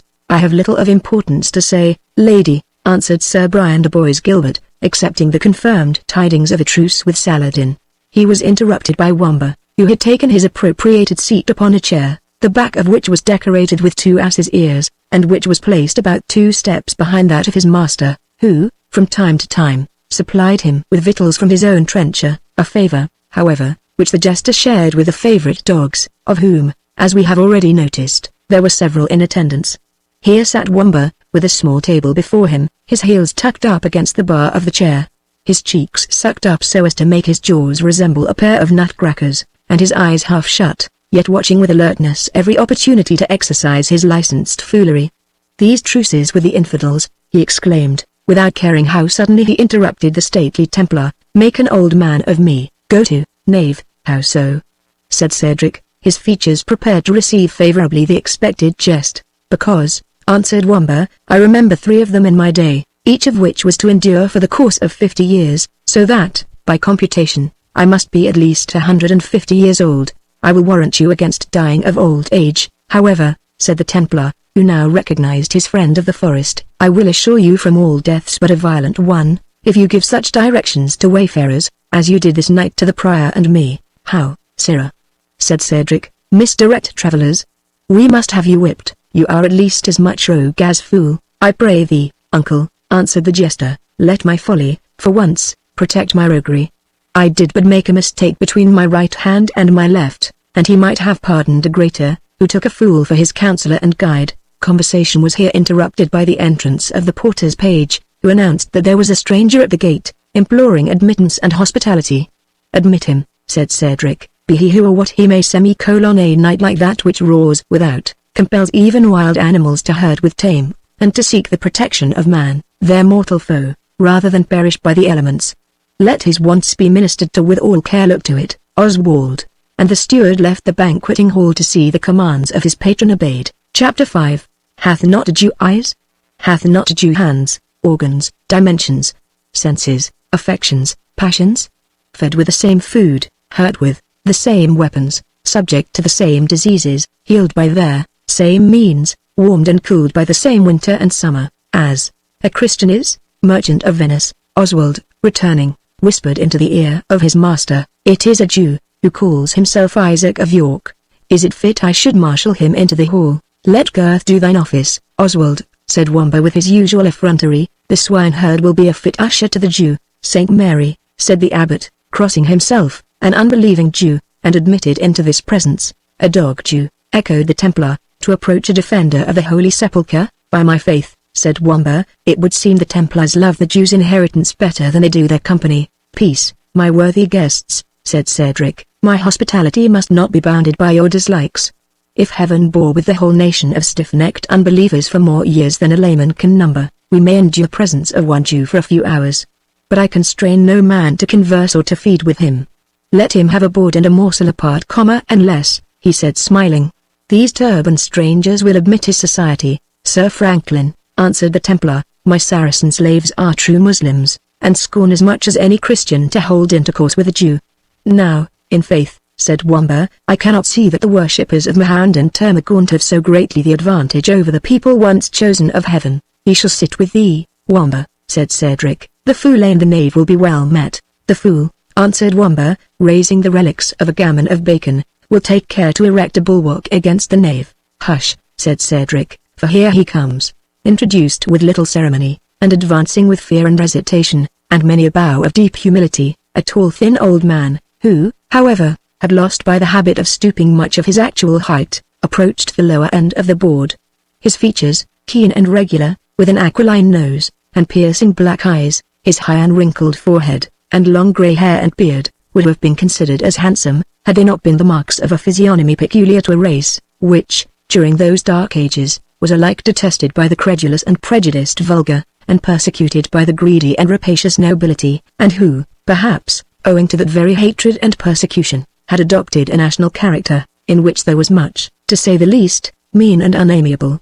The Jew's dress, which appeared to have suffered considerably from the storm, was a plain russet cloak of many folds, covering a dark purple tunic. He had large boots lined with fur, and a belt around his waist, which sustained a small knife, together with a case for writing materials. but no weapon.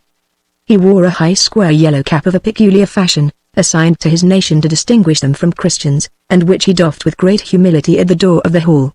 The reception of this person in the ball of Cedric the Saxon was such as might have satisfied the most prejudiced enemy of the tribes of Israel. Cedric himself coldly nodded in answer to the Jew's repeated salutations, and signed to him to take place at the lower end of the table, where, however, no one offered to make room for him. On the contrary, as he passed along the file, casting a timid supplicating glance, and turning towards each of those who occupied the lower end of the board, the Saxon domestics squared their shoulders, and continued to devour their supper with great perseverance, paying not the least attention to the wants of the new guest. The attendants of the abbot crossed themselves, with looks of pious horror, and the very heathen Saracens, as Isaac drew near them, curled up their whiskers with indignation, and laid their hands on their poniards, as if ready to rid themselves by the most desperate means from the apprehended contamination of his nearer approach.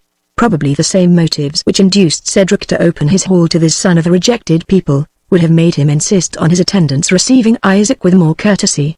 But the abbot had, at this moment, engaged him in a most interesting discussion on the breed and character of his favorite hounds, which he would not have interrupted for matters of much greater importance than that of a Jew going to bed supperless. While Isaac thus stood an outcast in the present society, like his people among the nations, looking in vain for welcome or resting place, the pilgrim who sat by the chimney took compassion upon him, and resigned his seat, saying briefly, "Old man, my garments are dried, my hunger is appeased, thou art both wet and fasting." So saying, he gathered together, and brought to a flame, the decaying brands which lay scattered on the ample hearth, took from the larger board a mess of pottage and seethed kid, placed it upon the small table at which he had himself supped, and, without waiting the Jew's thanks, went to the other side of the hall whether from unwillingness to hold more close communication with the object of his benevolence, or from a wish to draw near to the upper end of the table, seemed uncertain. Had there been painters in those days capable to execute such a subject, the Jew, as he bent his withered form, and expanded his chilled and trembling hands over the fire, would have formed no bad emblematical personification of the winter season. Having dispelled the cold, he turned eagerly to the smoking mess which was placed before him, and ate with a haste and an apparent relish, that seemed to betoken long abstinence from food. Meanwhile the abbot and Cedric continued their discourse upon hunting. The Lady Rowena seemed engaged in conversation with one of her attendant females, and the haughty Templar, whose eye wandered from the Jew to the Saxon beauty, revolved in his mind thoughts which appeared deeply to interest him. "I marvel, worthy Cedric," said the abbot, as their discourse proceeded, "that, great as your predilection is for your own manly language, you do not receive the Norman French into your favor, so far at least as the mystery of woodcraft and hunting is concerned. Surely no tongue is so rich in the various phrases which the field sports demand, or furnishes means to the experienced woodman so well to express his jovial art." "Good further aimer," said the Saxon, "be it known to you, I care not for those oversea refinements, without which I can well enough take my pleasure in the woods. I can wind my horn, though I call not the blast either a ricciat or a morti. I can cheer my dogs on the prey, and I can flay and quarter the animal when it is brought down, without using the newfangled jargon of cure, arbor, nombles, and all the babble of the fabulous Sir Tristram." 9. The French, said the Templar, raising his voice with the presumptuous and authoritative tone which he used upon all occasions, is not only the natural language of the chase, but that of love and of war, in which ladies should be won and enemies defied. "Pledge me in a cup of wine, Sir Templar," said Cedric, "and fill another to the abbot, while I look back some 30 years to tell you another tale." As Cedric the Saxon then was, his plain English tale needed no garnish from French troubadours, when it was told in the ear of beauty, and the field of Northallerton, upon the day of the Holy Standard, could tell whether the Saxon war cry was not heard as far within the ranks of the Scottish host as the cri de guerre of the boldest Norman baron. To the memory of the brave who fought there! Pledge me, my guests. He drank deep, and went on with increasing warmth. That was a day of cleaving of shields, when 100 banners were bent forwards over the heads of the valiant, and blood flowed round like water, and death was held better than flight. A Saxon bard had called it a feast of the swords, a gathering of the eagles to the prey, the clashing of bills upon shield and helmet, the shouting of battle more joyful than the clamour of a bridal. "But our bards are no more," he said, "our deeds are lost in those of another race, our language, our very name is hastening to decay, and none mourns for it save one solitary old man cup-bearer. Knave, fill the goblets to the strong in arms, Sir Templar, be their race or language what it will, who now bear them best in Palestine among the champions of the cross. It becomes not one wearing this badge to answer, said Sir Brian de Bois Gilbert, yet to whom, besides the sworn champions of the Holy Sepulchre, can the palm be assigned among the champions of the cross? To the Knights Hospiters, said the abbot, I had a brother of their order. I impeach not their fame, said the Templar. Nevertheless I think, friend Cedric, said Wamba, interfering, that had Richard of the Lion's Heart been wise enough to have taken a fool's advice, he might have stayed at home with his merry Englishmen, and left the recovery of Jerusalem to those same knights who had most to do with the loss of it. Were there, then, none in the English army, said the Lady Rowena, whose names are worthy to be mentioned with the Knights of the Temple, and of St. John? Forgive me, lady, replied de Bois Gilbert. The English monarch did, indeed, bring to Palestine a host of gallant warriors, second only to those whose breasts have been the unceasing bulwark of that blessed land. Second to none, said the pilgrim, who had stood near enough to hear, and had listened to this conversation with marked impatience. All turned toward the spot from whence this unexpected asseveration was heard. I say, repeated the pilgrim in a firm and strong voice, that the English chivalry were second to none who ever drew sword in defense of the Holy Land. I say besides, for I saw it, that King Richard himself, and 5 of his knights, held a tournament after the taking of St. John du Acre, as challengers against all comers. I say that, on that day, each knight ran 3 courses, and cast to the ground 3 antagonists. I add, that 7 of these assailants were Knights of the Temple, and Sir Brian de Bois Gilbert well knows the truth of what I tell you. It is impossible for languages to describe the bitter scowl of rage which rendered yet darker the swarthy countenance of the Templar. In the extremity of his resentment and confusion, his quivering fingers griped towards the handle of his sword, and perhaps only withdrew, from the consciousness that no act of violence could be safely executed in that place and presence. Cedric, whose feelings were all of a right onward and simple kind, and were seldom occupied by more than one object at once, omitted, in the joyous glee with which be heard of the glory of his countrymen, to remark the angry confusion of his guest. I would give thee this golden bracelet, pilgrim, he said, couldst thou tell me the names of those knights who upheld so gallantly the renown of merry England? That will I do blithely, replied the pilgrim, and without guerdon, my oath, for a time, prohibits me from touching gold. I will wear the bracelet for you, if you will, friend Palmer, said Wamba. The first in honor as in arms, in renown as in place, said the pilgrim, was the brave Richard, King of England. I forgive him, said Cedric, I forgive him his descent from the tyrant Duke William. The Earl of Leicester was the second, continued the pilgrim, Sir Thomas Multon of Gilsland was the third. Of Saxon descent, he at least, said Cedric, with exultation. Sir Falk Doyle the fourth, preceded the pilgrim. Saxon also, at least by the mother's side, continued Cedric, who listened with the utmost eagerness, and forgot, in part at least, his hatred to the Normans, in the common triumph of the King of England and his islanders. And who was the fifth? He demanded. The fifth was Sir Edwin Turniam. Genuine Saxon, by the soul of Hengist, shouted Cedric. And the sixth? He continued with eagerness. How name you the sixth? The sixth, said the palmer, after a pause, in which he seemed to recollect himself, was a young knight of lesser renown and lower rank, assumed into that honourable company, less to aid their enterprise than to make up their number. His name dwells not in my memory. Sir Palmer, said Sir Brian de Bois Gilbert scornfully, this assumed forgetfulness, after so much has been remembered, comes too late to serve your purpose. I will myself tell the name of the knight before whose lance fortune and my horse's fault occasioned my falling. It was the Knight of Ivanhoe, nor was there one of the 6 that, for his years, had more renown in arms. Yet this will I say, and loudly, that were he in England, and durst repeat, in this week's tournament, the challenge of St. John du Acre, I, mounted and armed as I now am, would give him every advantage of weapons, and abide the result. Your challenge would soon be answered, replied the palmer, were your antagonist near you. As the matter is, disturb not the peaceful hall with vaunts of the issue of the conflict, which you well know cannot take place. If Ivanhoe ever returns from Palestine, I will be his surety that he meets you. A goodly security, said the Knight Templar, and what do you proffer as a pledge? This reliquary, said the palmer, taking a small ivory box from his bosom, and crossing himself, containing a portion of the true cross, brought from the monastery of Mount Carmel.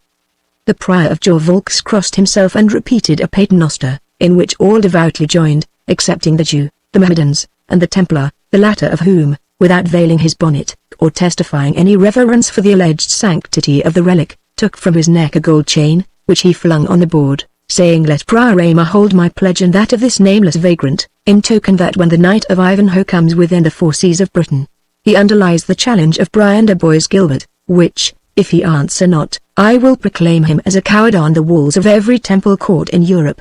"It will not need," said the Lady Rowena, breaking silence. "My voice shall be heard, if no other in this hall is raised in behalf of the absent Ivanhoe. I affirm he will meet fairly every honourable challenge. Could my weak warrant add security to the inestimable pledge of this holy pilgrim, I would pledge name and fame that Ivanhoe gives this proud knight the meeting he desires." A crowd of conflicting emotions seemed to have occupied Cedric, and kept him silent during this discussion. Gratified pride, resentment, embarrassment, chased each other over his broad and open brow, like the shadow of cloud drifting over a harvest field, while his attendants, on whom the name of the sixth knight seemed to produce an effect almost electrical, hung in suspense upon their master's looks. But when Rowena spoke, the sound of her voice seemed to startle him from his silence. "Lady," said Cedric, "this beseems not, were further pledge necessary. I myself, offended, and justly offended, as I am, would yet gage my honour for the honour of Ivanhoe. But the wager of battle is complete, even according to the fantastic fashions of Norman chivalry, is it not, Father Aymer?" "It is," replied the prior, "and the blessed relic and rich chain will I bestow safely in the treasury of our convent, until the decision of this warlike challenge." Having thus spoken, he crossed himself again, and after many genuflections and muttered prayers, he delivered the reliquary to Brother Ambrose, his attendant monk, while he himself swept up with less ceremony, but perhaps with no less internal satisfaction, the golden chain, and bestowed it in a pouch lined with perfumed leather, which opened under his arm. "And now, Sir Cedric," he said, "my ears are chiming vespers with the strength of your good wine. Permit us another pledge to the welfare of the Lady Rowena, and indulge us with liberty to pass to our repose." "By the rood of Bromholm," said the Saxon, "you do but small credit to your fame, Sir Prior. Report speaks you a bonny monk, that would hear the matin chime ere he quitted his bull, and, old as I am, I feared to have shame in encountering you. But, by my faith, a Saxon boy of 12, in my time, would not so soon have relinquished his goblet." The prior had his own reasons, however, for persevering in the course of temperance which he had adopted. He was not only a professional peacemaker, but from practice a hater of all feuds and brawls. It was not altogether from a love to his neighbor, or to himself, or from a mixture of both. On the present occasion, he had an instinctive apprehension of the fiery temper of the Saxon, and saw the danger that the reckless and presumptuous spirit, of which his companion had already given so many proofs, might at length produce some disagreeable explosion. He therefore gently insinuated the incapacity of the native of any other country to engage in the genial conflict of a bull with the hardy and strong-headed Saxons, something he mentioned, but slightly, about his own holy character, and ended by pressing his proposal to depart to repose. The grace cup was accordingly served round, and the guests, after making deep obeisance to their landlord and to the Lady Rowena, arose and mingled in the hall, while the heads of the family, by separate doors, retired with their attendants. "Unbelieving dog," said the Templar to Isaac the Jew, as he passed him in the throng, "dost thou bend thy course to the tournament?" "I do so propose," replied Isaac, bowing in all humility, "if it please your reverend valour." "Ay," said the knight, "to gnaw the bowels of our nobles with usury, and to gull women and boys with gauds and toys, I warrant thee store of shekels in thy Jewish scrip." "Not a shekel, not a silver penny, not a halfling, so help me the God of Abraham," said the Jew, clasping his hands. "I go but to seek the assistance of some brethren of my tribe to aid me to pay the fine which the exchequer of the Jews too have imposed upon me. Further Jacob be my speed. I am an impoverished wretch, the very gabardine I wear is borrowed from Reuben of Dadcaster." The Templar smiled sourly as he replied, "Beshrew thee for a false-hearted liar." And passing onward, as if disdaining farther conference, he communed with his Muslim slaves in a language unknown to the bystanders. The poor Israelite seemed so staggered by the address of the military monk, that the Templar had passed on to the extremity of the hall ere he raised his head from the humble posture which he had assumed, so far as to be sensible of his departure. And when he did look around, it was with the astonished air of one at whose feet a thunderbolt has just burst, and who hears still the astounding report ringing in his ears. The Templar and Prior were shortly after marshalled to their sleeping apartments by the steward and the cupbearer, each attended by 2 torchbearers and 2 servants carrying refreshments, while servants of inferior condition indicated to their retinue and to the other guests their respective places of repose. Chapter 6. To buy his favor I extend this friendship. If he will take it, so, if not, adieu. And, for my love, I pray you wrong me not, merchant of Venice." As the palmer, lighted by a domestic with a torch, passed through the intricate combination of apartments of this large and irregular mansion, the cupbearer coming behind him whispered in his ear, that if he had no objection to a cup of good mead in his apartment, there were many domestics in that family who would gladly hear the news he had brought from the Holy Land, and particularly that which concerned the Knight of Ivanhoe. Wamba presently appeared to urge the same request, observing that a cup after midnight was worth 3 after curfew. Without disputing a maxim urged by such grave authority, the palmer thanked them for their courtesy, but observed that he had included in his religious vow an obligation never to speak in the kitchen on matters which were prohibited in the hall. That vow, said Wamba to the cupbearer, would scarce suit a serving man. The cupbearer shrugged up his shoulders in displeasure. "I thought to have lodged him in the Solier chamber," said he, "but since he is so unsocial to Christians, e'en let him take the next stall to Isaac the Jew '"S. Anwold," said he to the torchbearer, "carry the pilgrim to the southern cell. I give you good night." He added, "Sir Palmer, with small thanks for short courtesy, good night, and Our Lady's benison," said the palmer, with composure, and his guide moved forward. In a small antechamber, into which several doors opened, and which was lighted by a small iron lamp, they met a second interruption from the waiting maid of Rowena, who, saying in a tone of authority, that her mistress desired to speak with the palmer, took the torch from the hand of Anwold, and, bidding him await her return, made a sign to the palmer to follow. Apparently he did not think it proper to decline this invitation as he had done the former, for, though his gesture indicated some surprise at the summons, he obeyed it without answer or remonstrance. A short passage, and an ascent of 7 steps, each of which was composed of a solid beam of oak, led him to the apartment of the Lady Rowena, the rude magnificence of which corresponded to the respect which was paid to her by the lord of the mansion. The walls were covered with embroidered hangings, on which different-coloured silks, interwoven with gold and silver threads, had been employed with all the art of which the age was capable, to represent the sports of hunting and hawking. The bed was adorned with the same rich tapestry, and surrounded with curtains dyed with purple. The seats had also their stained coverings, and one, which was higher than the rest, was accommodated with a footstool of ivory, curiously carved. No fewer than 4 silver candelabras, holding great waxen torches, served to illuminate this apartment. Yet let not modern beauty envy the magnificence of a Saxon princess.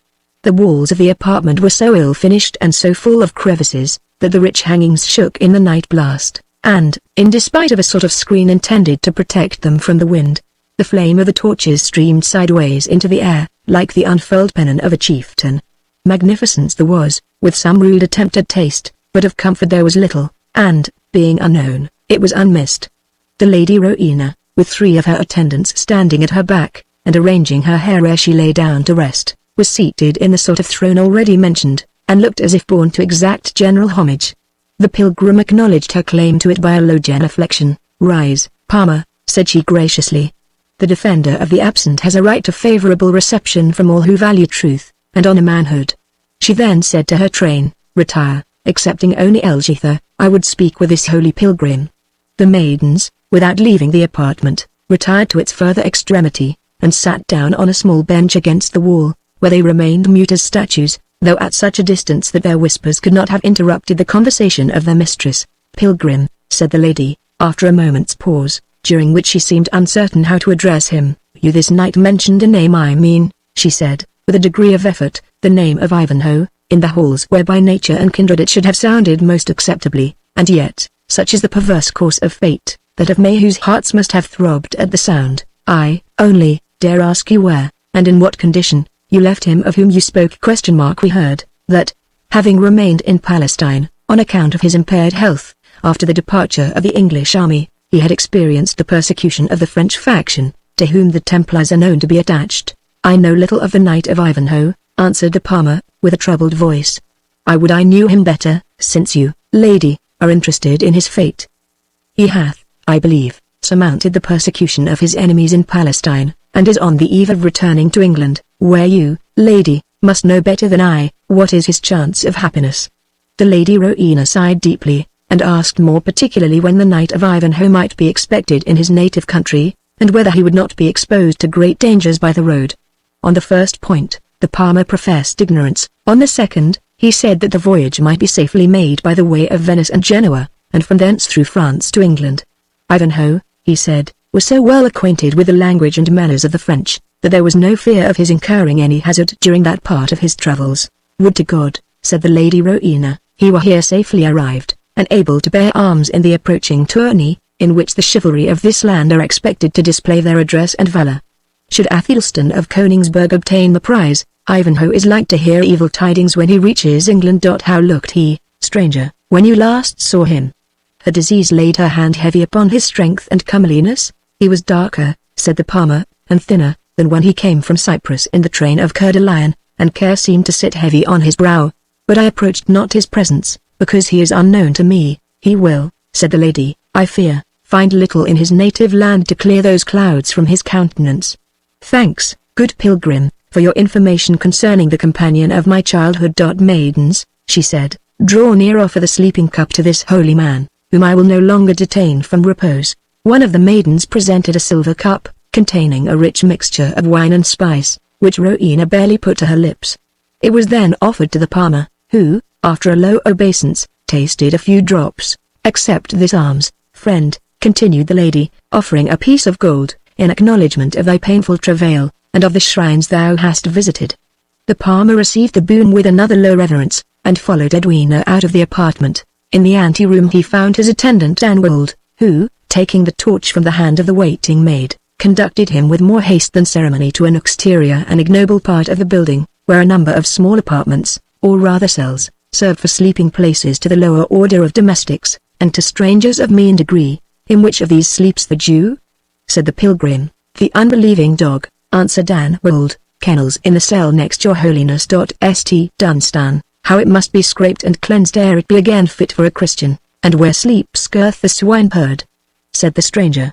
Gurth, replied the bondsman, sleeps in the cell on your right, as the Jew on that to your left. You serve to keep the child of circumcision separate from the abomination of his tribe. You might have occupied a more honourable place had you accepted of Oswald's invitation. It is as well as it is, said the palmer. The company, even of a Jew, can hardly spread contamination through an oaken partition. So saying, he entered the cabin allotted to him, and taking the torch from the domestic's hand, thanked him, and wished him good night. Having shut the door of his cell, he placed the torch in a candlestick made of wood, and looked around his sleeping apartment, the furniture of which was of the most simple kind.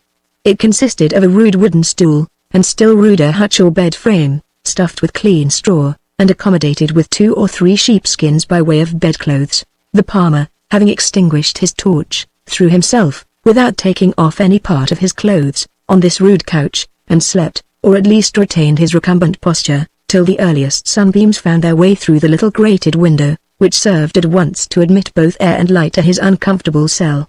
He then started up, and after repeating his matins, and adjusting his dress, he left it, and entered that of Isaac the Jew, lifting the latch as gently as he could. The inmate was lying in troubled slumber upon a couch similar to that on which the palmer himself had passed the night. Such parts of his dress as the Jew had laid aside on the preceding evening, were disposed carefully around his person, as if to prevent the hazard of their being carried off during his slumbers. There was a trouble on his brow amounting almost to agony. His hands and arms moved convulsively, as if struggling with the nightmare, and besides several ejaculations in Hebrew, the following were distinctly heard in the Norman English, or mixed language of the country: for the sake of the God of Abraham, spare an unhappy old man. I am poor, I'm penniless. Should your irons wrench my limbs asunder, I could not gratify you. The palmer awaited not the end of the Jew's vision, but stirred him with his pilgrim's staff. The touch probably associated, as is usual, with some of the apprehensions excited by his dream, for the old man started up, his grey hair standing almost erect upon his head, and huddling some part of his garments about him, while he held the detached pieces with the tenacious grasp of a falcon. He fixed upon the palmer his keen black eyes, expressive of wild surprise and of bodily apprehension. Fear nothing from me, Isaac, said the palmer, I come as your friend. The God of Israel requite you, said the Jew, greatly relieved. I dreamed, but Father Abraham be praised, it was but a dream. Then, collecting himself, he added in his usual tone, and what may it be your pleasure to want at so early an hour with the poor Jew? It is to tell you, said the palmer, that if you leave not this mansion instantly, and travel not with some haste, your journey may prove a dangerous one. Holy Father, said the Jew, whom could it interest to endanger so poor a wretch as I am? "The purpose you can best guess," said the pilgrim. "But rely on this, that when the Templar crossed the hall yesternight, he spoke to his Mussulman slaves in the Saracen language, which I well understand, and charged them this morning to watch the journey of the Jew, to seize upon him when at a convenient distance from the mansion, and to conduct him to the castle of Philip de Malvoisin, or to that of Reginald Front de Beaulieu. It is impossible to describe the extremity of terror which seized upon the Jew at this information, and seemed at once to overpower his whole faculties. His arms fell down to his sides, and his head drooped on his breast, his knees bent under his weight, every nerve and muscle of his frame seemed to collapse and lose its energy, and he sunk at the foot of the palmer, not in the fashion of one who intentionally stoops, kneels, or prostrates himself to excite compassion, but like a man borne down on all sides by the pressure of some invisible force, which crushes him to the earth without the power of resistance. "Holy God of Abraham!" was his first exclamation, folding and elevating his wrinkled hands, but without raising his grey head from the pavement. "Oh, Holy Moses! Oh, blessed Aaron! The dream is not dreamed for naught, and the vision cometh not in vain. I feel their irons already tear my sinews. I feel the rack pass over my body like the saws, and harrows, and axes of iron over the men of Rabbah, and of the cities of the children of Ammon. Stand up, Isaac, and hearken to me," said the palmer, who viewed the extremity of his distress with a compassion in which contempt was largely mingled. "You have cause for your terror, considering how your brethren have been used, in order to extort from them their hoards, both by princes and nobles, but stand up, I say, and I will point out to you the means of escape. Leave this mansion instantly, while its inmates sleep sound after the last night's revel. I will guide you by the secret paths of the forest, known as well to me as to any forester that ranges it, and I will not leave you till you are under safe conduct of some chief or baron going to the tournament, whose goodwill you have probably the means of securing." As the ears of Isaac received the hopes of escape which this speech intimated, he began gradually, and inch by inch, as it were, to raise himself up from the ground, until he fairly rested upon his knees, throwing back his long grey hair and beard, and fixing his keen black eyes upon the palmer's face, with a look expressive at once of hope and fear, not unmingled with suspicion. But when he heard the concluding part of the sentence, his original terror appeared to revive in full force, and he dropped once more on his face, exclaiming, "I possess the means of securing goodwill. Alas! There is but one road to the favor of a Christian, and how can the poor Jew find it, whom extortions have already reduced to the misery of Lazarus?" Then, as if suspicion had overpowered his other feelings, he suddenly exclaimed, "For the love of God, young man, betray me not for the sake of the great Father who made us all, Jew as well as Gentile, Israelite and Ishmaelite, do me no treason. I have not means to secure the goodwill of a Christian beggar, were he rating it at a single penny." As he spoke these last words, he raised himself, and grasped the palmer's mantle with a look of the most earnest entreaty. The pilgrim extricated himself, as if there were contamination in the touch. "Wert thou loaded with all the wealth of thy tribe," he said, "what interest have I to injure thee? In this dress I am vowed to poverty, nor do I change it for aught save a horse and a coat of mail. Yet think not that I care for thy company, or propose myself advantage by it. Remain here if thou wilt. Cedric the Saxon may protect thee." "Alas," said the Jew, "he will not let me travel in his train. Saxon or Norman will be equally ashamed of the poor Israelite, and to travel by myself through the domains of Philip de Malvoisin and Reginald Front de Beaulieu. Good youth, I will go with you! Let us haste, let us gird up our loins, let us flee! Here is thy staff, why wilt thou tarry?" "I tarry not," said the pilgrim, giving way to the urgency of his companion, "but I must secure means of leaving this place. Follow me." He led the way to the adjoining cell, which, as the reader is apprised, was occupied by Gurth the swineherd. "Arise, Gurth," said the pilgrim, "arise quickly. Undo the postern gate, and let out the Jew and me." Gurth, whose occupation, though now held so mean, gave him as much consequence in Saxon England as that of Eumus in Ithaca, was offended at the familiar and commanding tone assumed by the palmer. "The Jew leaving Rotherwood," said he, raising himself on his elbow, and looking superciliously at him without quitting his pallet, "and travelling in company with the palmer to boot. I should as soon have dreamed," said Wamba, who entered the apartment at the instant, "of his stealing away with a gammon of bacon." "Nevertheless," said Gurth, again laying down his head on the wooden log which served him for a pillow, "both Jew and Gentile must be content to abide the opening of the great gate. We suffer no visitors to depart by stealth at these unseasonable hours." "Nevertheless," said the pilgrim, in a commanding tone, "you will not, I think, refuse me that favor." So saying, he stooped over the bed of the recumbent swineherd, and whispered something in his ear in Saxon. Gurth started up as if electrified. The pilgrim, raising his finger in an attitude as if to express caution, added, "Gurth, beware thou art wont to be prudent. I say, undo the postern, thou shalt no more anon." With hasty alacrity Gurth obeyed him, while and the Jew followed, both wondering at the sudden change in the swineherd's demeanor. My mule," said the Jew, as soon as they stood without the postern. "Fetch him his mule," said the pilgrim, "and, hearest thou, let me have another, that I may bear him company till he is beyond these parts. I will return it safely to some of Cedric's train at Tashby. And do thou," he whispered the rest in Gurth's ear. "Willingly, most willingly shall it be done," said Gurth, and instantly departed to execute the commission. "I wish I knew," said Wamba, when his comrade's back was turned, "what you palmers learn in the Holy Land, to say our orisons." "Fool," answered the pilgrim, "to repent our sins, and to mortify ourselves with fastings, vigils, and long prayers." "Something more potent than that," answered the jester, "for when would repentance or prayer make Gurth do a courtesy, or fasting or vigil persuade him to lend you a mule? I'll trow you might as well have told his favourite black boar of thy vigils and penance, and wouldst have gotten as civil an answer." "Go to," said the pilgrim, "thou art but a Saxon fool." "Thou say'st well," said the jester, "had I been born a Norman, as I think thou art, I would have had luck on my side, and been next door to a wise man." At this moment Gurth appeared on the opposite side of the moat with the mules.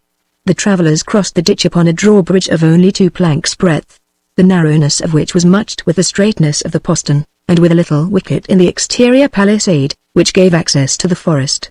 No sooner had they reached the mules, than the Jew, with hasty and trembling hands, secured behind the saddle a small bag of blue buckram, which he took from under his cloak, containing, as be muttered, a change of raiment, only a change of raiment.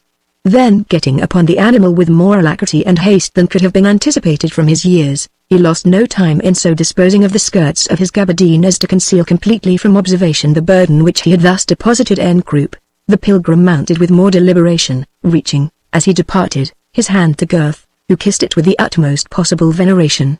The swineherd stood gazing after the travellers until they were lost under the boughs of the forest path, when he was disturbed from his reverie by the voice of Wamba. "Knowest thou," said the jester, "my good friend Gurth, that thou art strangely courteous and most unwontedly pious on this summer morning?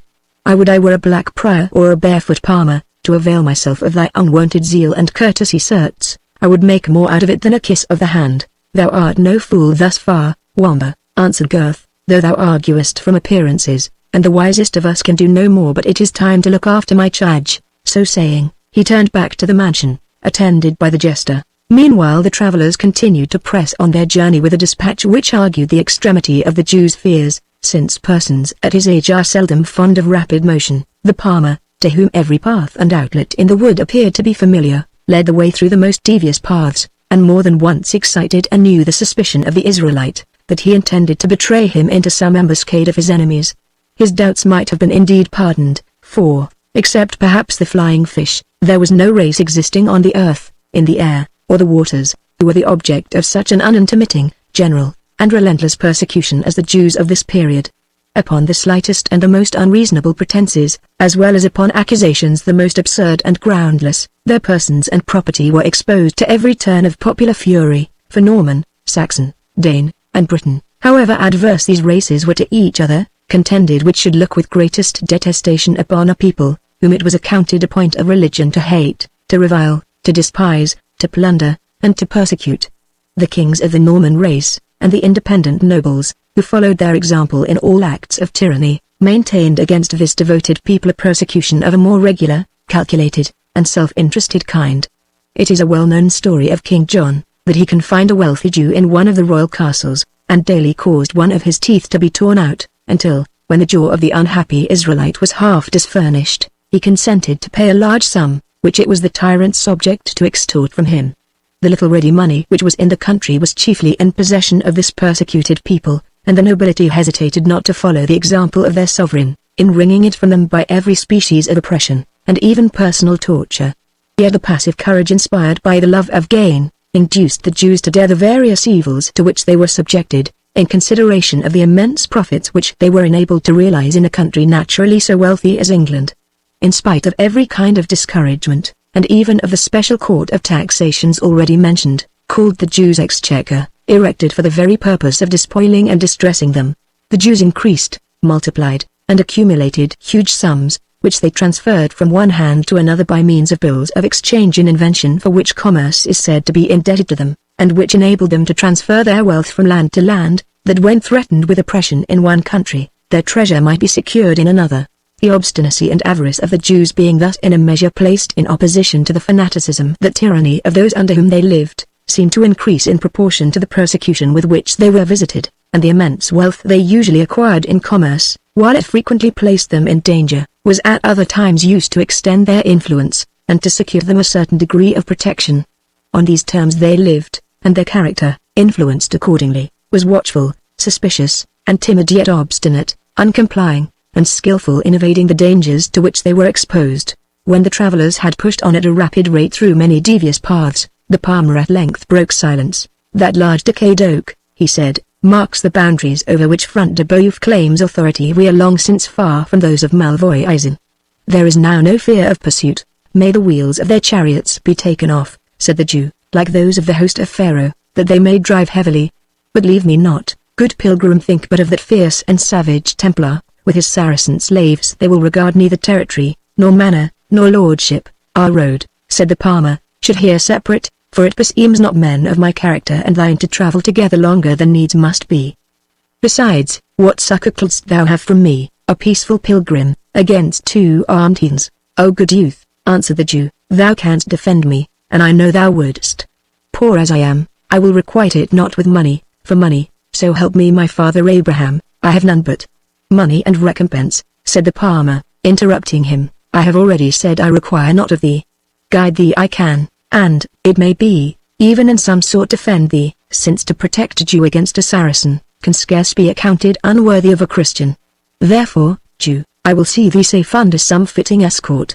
We are now not far from the town of Sheffield, where thou mayest easily find many of thy tribe with whom to take refuge. The blessing of Jacob be upon thee, good youth," said the Jew. "In Sheffield I can harbour with my kinsman's oath, and find some means of travelling forth with safety." "Be it so," said the palmer, "at Sheffield then we part, and half an hour's riding will bring us in sight of that town." The half hour was spent in perfect silence on both parts, the pilgrim perhaps disdaining to address the Jew, except in case of absolute necessity, and the Jew not presuming to force a conversation with a person whose journey to the Holy Sepulchre gave a sort of sanctity to his character.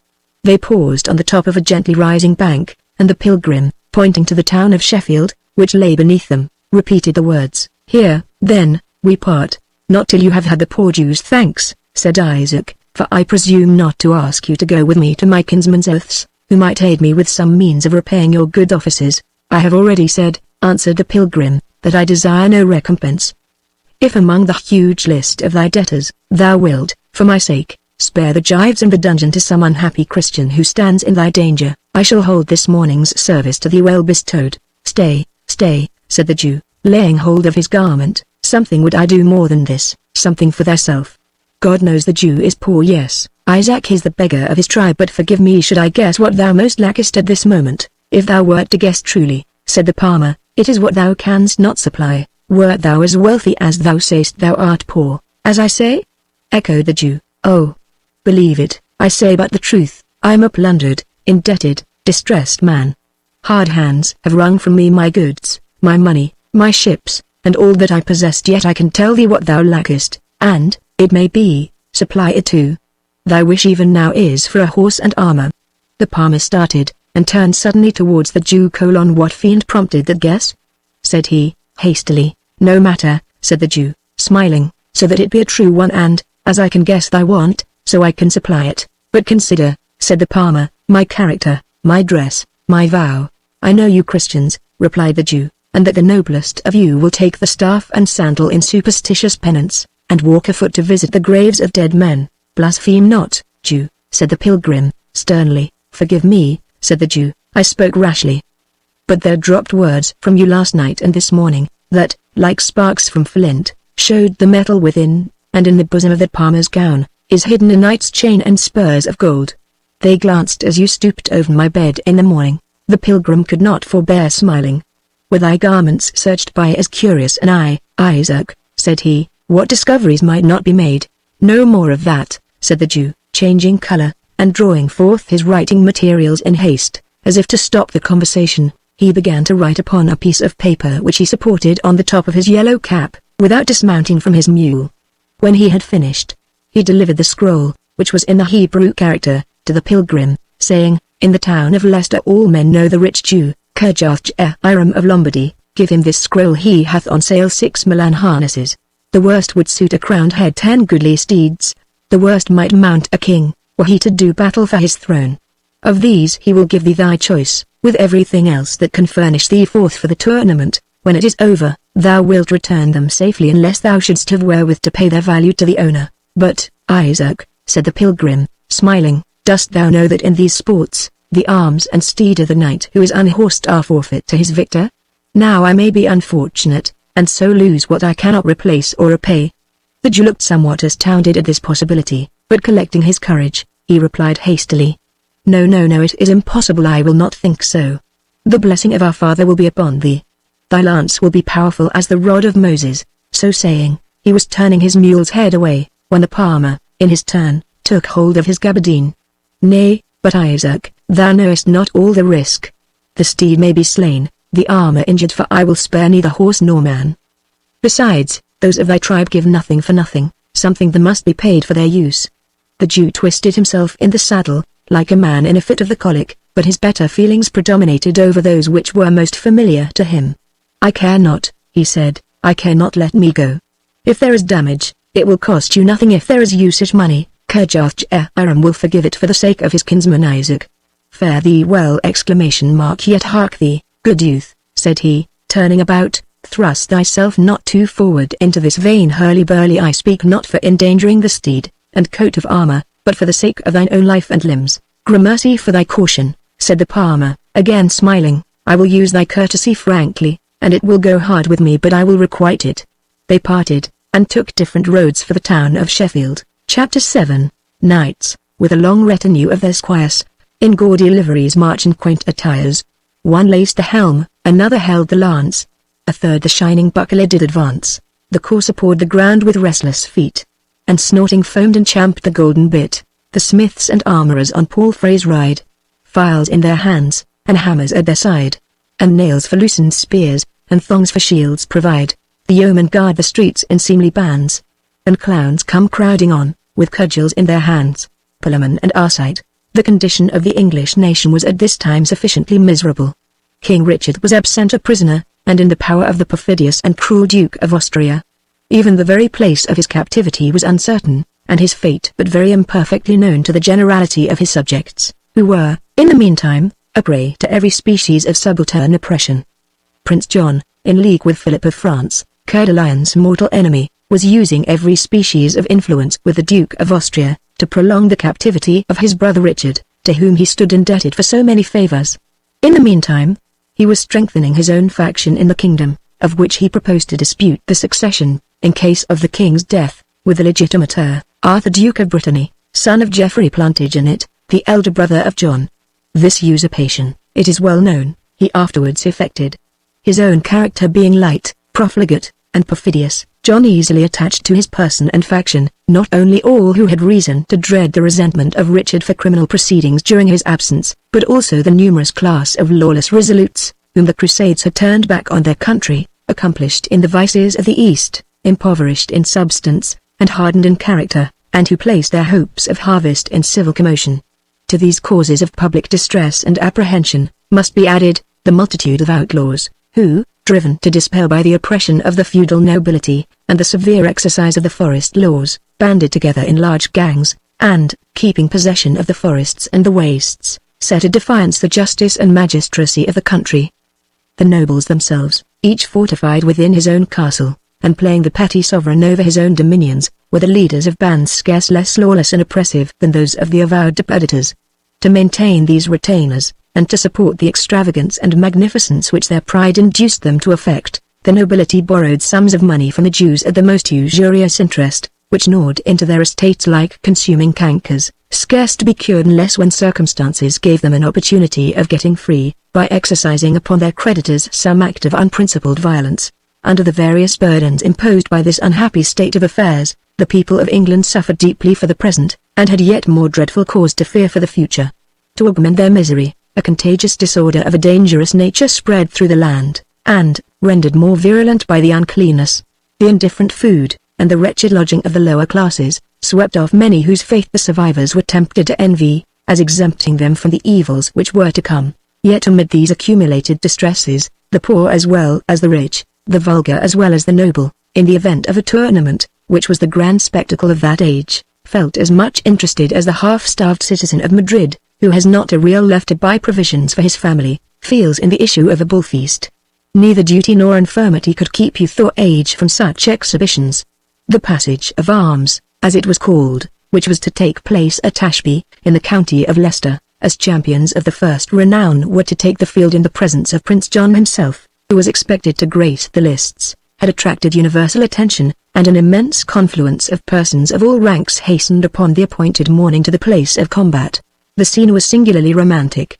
On the verge of a wood, which approached her within a mile of the town of Ashby, was an extensive meadow, of the finest and the most beautiful green turf, surrounded on one side by the forest, and fringed on the other by straggling oak trees, some of which had grown to an immense size.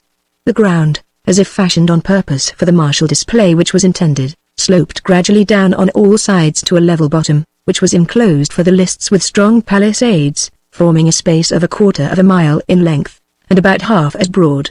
The form of the enclosure was an oblong square, save that the corners were considerably rounded off, in order to afford more convenience for the spectators.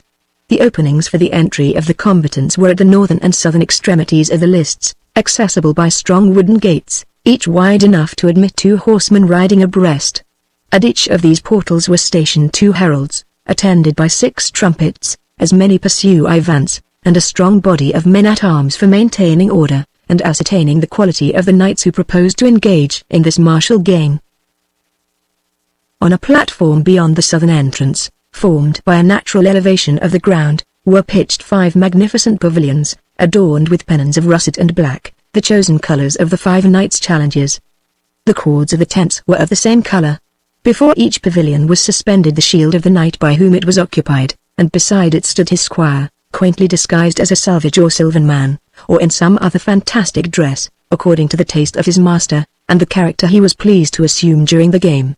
10. The central pavilion, as the place of honor, had been assigned to Brian B. Boys Gilbert, whose renown in all games of chivalry, no less than his connections with the knights who had undertaken this passage of arms, had occasioned him to be eagerly received into the company of the challengers, and even adopted as their chief and leader, though he had so recently joined them.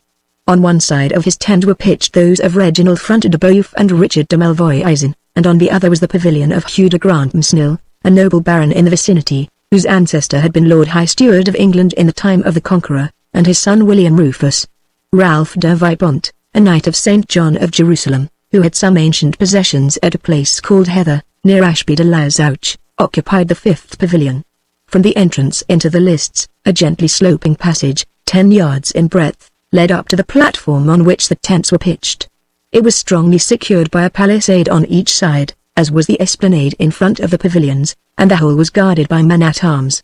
The northern access to the lists terminated in a similar entrance of 30 feet in breadth, at the extremity of which was a large enclosed space for such knights as might be disposed to enter the lists with the challengers, behind which were placed tents containing refreshments of every kind for their accommodation, with armorers, tarriers, and other attendants, in readiness to give their services wherever they might be necessary. The exterior of the lists was in part occupied by temporary galleries, spread with tapestry and carpets, and accommodated with cushions for the convenience of those ladies and nobles who were expected to attend the tournament. A narrow space, betwixt these galleries and the lists, gave accommodation for yeomanry and spectators of a better degree than the mere vulgar, and might be compared to the pit of a theatre. The promiscuous multitude arranged themselves upon large banks of turf prepared for the purpose, which, aided by the natural elevation of the ground, enabled them to overlook the galleries, and obtain a fair view into the lists. Besides the accommodation which these stations afforded, many hundreds had perched themselves on the branches of the trees which surrounded the meadow, and even the steeple of a country church, at some distance, was crowded with spectators. It only remains to notice respecting the general arrangement, that one gallery in the very center of the eastern side of the lists, and consequently exactly opposite to the spot where the shock of the combat was to take place, was raised higher than the others, more richly decorated, and graced by a sort of throne and canopy, on which the royal arms were emblazoned. Squires, pages, and yeomen in rich liveries, waited around this place of honor, which was designed for Prince John and his attendants. Opposite to this royal gallery was another, elevated to the same height, on the western side of the lists, and more gaily, if less sumptuously decorated, than that destined for the prince himself. A train of pages and of young maidens, the most beautiful who could be selected, gaily dressed in fancy habits of green and pink, surrounded a throne decorated in the same colors. Among pennons and flags bearing wounded hearts, burning hearts, bleeding hearts, bows and quivers, and all the commonplace emblems of the triumphs of Cupid, a blazoned inscription informed the spectators that this seat of honor was designed for La Reine de las Beautés des Amours. But who was to represent the Queen of Beauty and of Love on the present occasion no one was prepared to guess. Meanwhile, spectators of every description thronged forward to occupy their respective stations, and not without many quarrels concerning those which they were entitled to hold. Some of these were settled by the men-at-arms with brief ceremony, the shafts of their battle-axes, and pummels of their swords, being readily employed as arguments to convince the more refractory. Others, which involved the rival claims of more elevated persons, were determined by the heralds, or by the two marshals of the field, William de Wyville, and Stephen de Marteville, who, armed at all points, rode up and down the lists to enforce and preserve good order among the spectators.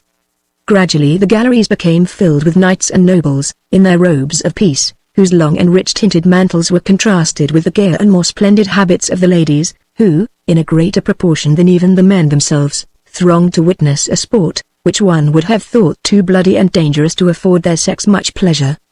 The lower and interior space was soon filled by substantial yeomen and burghers, and such of the lesser gentry, as, from modesty, poverty, or dubious title, durst not assume any higher place. It was of course amongst these that the most frequent disputes for precedence occurred. "Dog of an unbeliever," said an old man, whose threadbare tunic bore witness to his poverty, as his sword, and dagger, and golden chain intimated his pretensions to rank, whelp of a she-wolf. "Darest thou press upon a Christian, and a Norman gentleman of the blood of Montdidier?" This rough expostulation was addressed to no other than our acquaintance Isaac, who, richly and even magnificently dressed in a gabardine ornamented with lace and lined with fur, was endeavoring to make place in the foremost row beneath the gallery for his daughter, the beautiful Rebecca, who had joined him at Ashby, and who was now hanging on her father's arm, not a little terrified by the popular displeasure which seemed generally excited by her parents' presumption. But Isaac, though we have seen him sufficiently timid on other occasions, knew well that at present he had nothing to fear. It was not in places of general resort, or where their equals were assembled, that any avaricious or malevolent noble durst offer him injury. At such meetings the Jews were under the protection of the general law, and if that proved a weak assurance, it usually happened that there were among the persons assembled some barons, who, for their own interested motives, were ready to act as their protectors. On the present occasion, Isaac felt more than usually confident, being aware that Prince John was even then in the very act of negotiating a large loan from the Jews of York, to be secured upon certain jewels and lands. Isaac's own share in this transaction was considerable, and he well knew that the prince's eager desire to bring it to a conclusion would ensure him his protection in the dilemma in which he stood.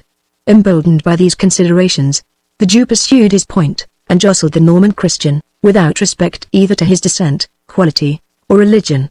The complaints of the old man, however, excited the indignation of the bystanders. One of these, a stout well-set yeoman, arrayed in Lincoln green, having 12 arrows stuck in his belt, with a baldric and badge of silver, and a bow of 6 feet length in his hand, turned short round, and while his countenance, which his constant exposure to weather had rendered brown as a hazel-nut, grew darker with anger, he advised the Jew to remember that all the wealth he had acquired by sucking the blood of his miserable victims had but swelled him like a bloated spider, which might be overlooked while he kept in a cummer, but would be crushed if it ventured into the light. This intimation, delivered in Norman English with a firm voice and a stern aspect, made the Jew shrink back, and he would have probably withdrawn himself altogether from a vicinity so dangerous, had not the attention of everyone been called to the sudden entrance of Prince John, who at that moment entered the lists, attended by a numerous and gay train, consisting partly of laymen, partly of churchmen, as light in their dress, and as gay in their demeanour, as their companions. Among the latter was the Prior of Jorvolks, in the most gallant trim which a dignitary of the church could venture to exhibit. Fur and gold were not spared in his garments, and the points of his boots, out-heralding the preposterous fashion of the time, turned up so very far, as to be attached, not to his knees merely, but to his very girdle, and effectually prevented him from putting his foot into the stirrup. This, however, was a slight inconvenience to the gallant abbot, who, perhaps, even rejoicing in the opportunity to display his accomplished horsemanship before so many spectators, especially of the fair sex, dispensed with the use of these supports to a timid rider. The rest of Prince John's retinue consisted of the favourite leaders of his mercenary troops, some marauding barons and profligate attendants upon the court, with several Knights Templars and Knights of St. John. It may be here remarked, that the knights of these two orders were accounted hostile to King Richard, having adopted the side of Philip of France in a long train of disputes which took place in Palestine betwixt that monarch and the lion-hearted King of England. It was the well-known consequence of this discord that Richard's repeated victories had been rendered fruitless, his romantic attempts to besiege Jerusalem disappointed, and the fruit of all the glory which he had acquired had dwindled into an uncertain truce with the Sultan Saladin. With the same policy which had dictated the conduct of their brethren in the Holy Land, the Templars and Hospiters in England and Normandy attached themselves to the faction of Prince John, having little reason to desire the return of Richard to England, or the succession of Arthur, his legitimate heir. For the opposite reason, Prince John hated and contemned the few Saxon families of consequence which subsisted in England, and omitted no opportunity of mortifying and affronting them, being conscious that his person and pretensions were disliked by them, as well as by the greater part of the English commons, who feared farther innovation upon their rights and liberties, from a sovereign of John's licentious and tyrannical disposition.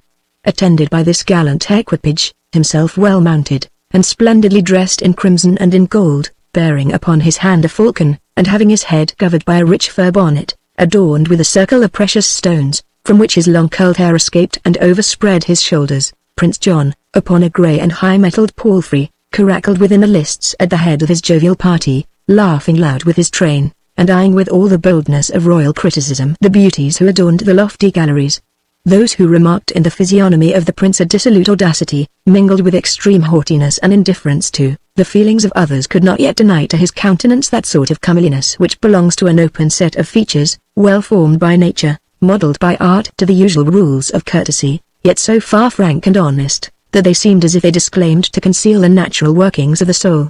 Such an expression is often mistaken for manly frankness, when in truth it arises from the reckless indifference of a libertine disposition, conscious of superiority of birth, of wealth, or of some other adventitious advantage, totally unconnected with personal merit.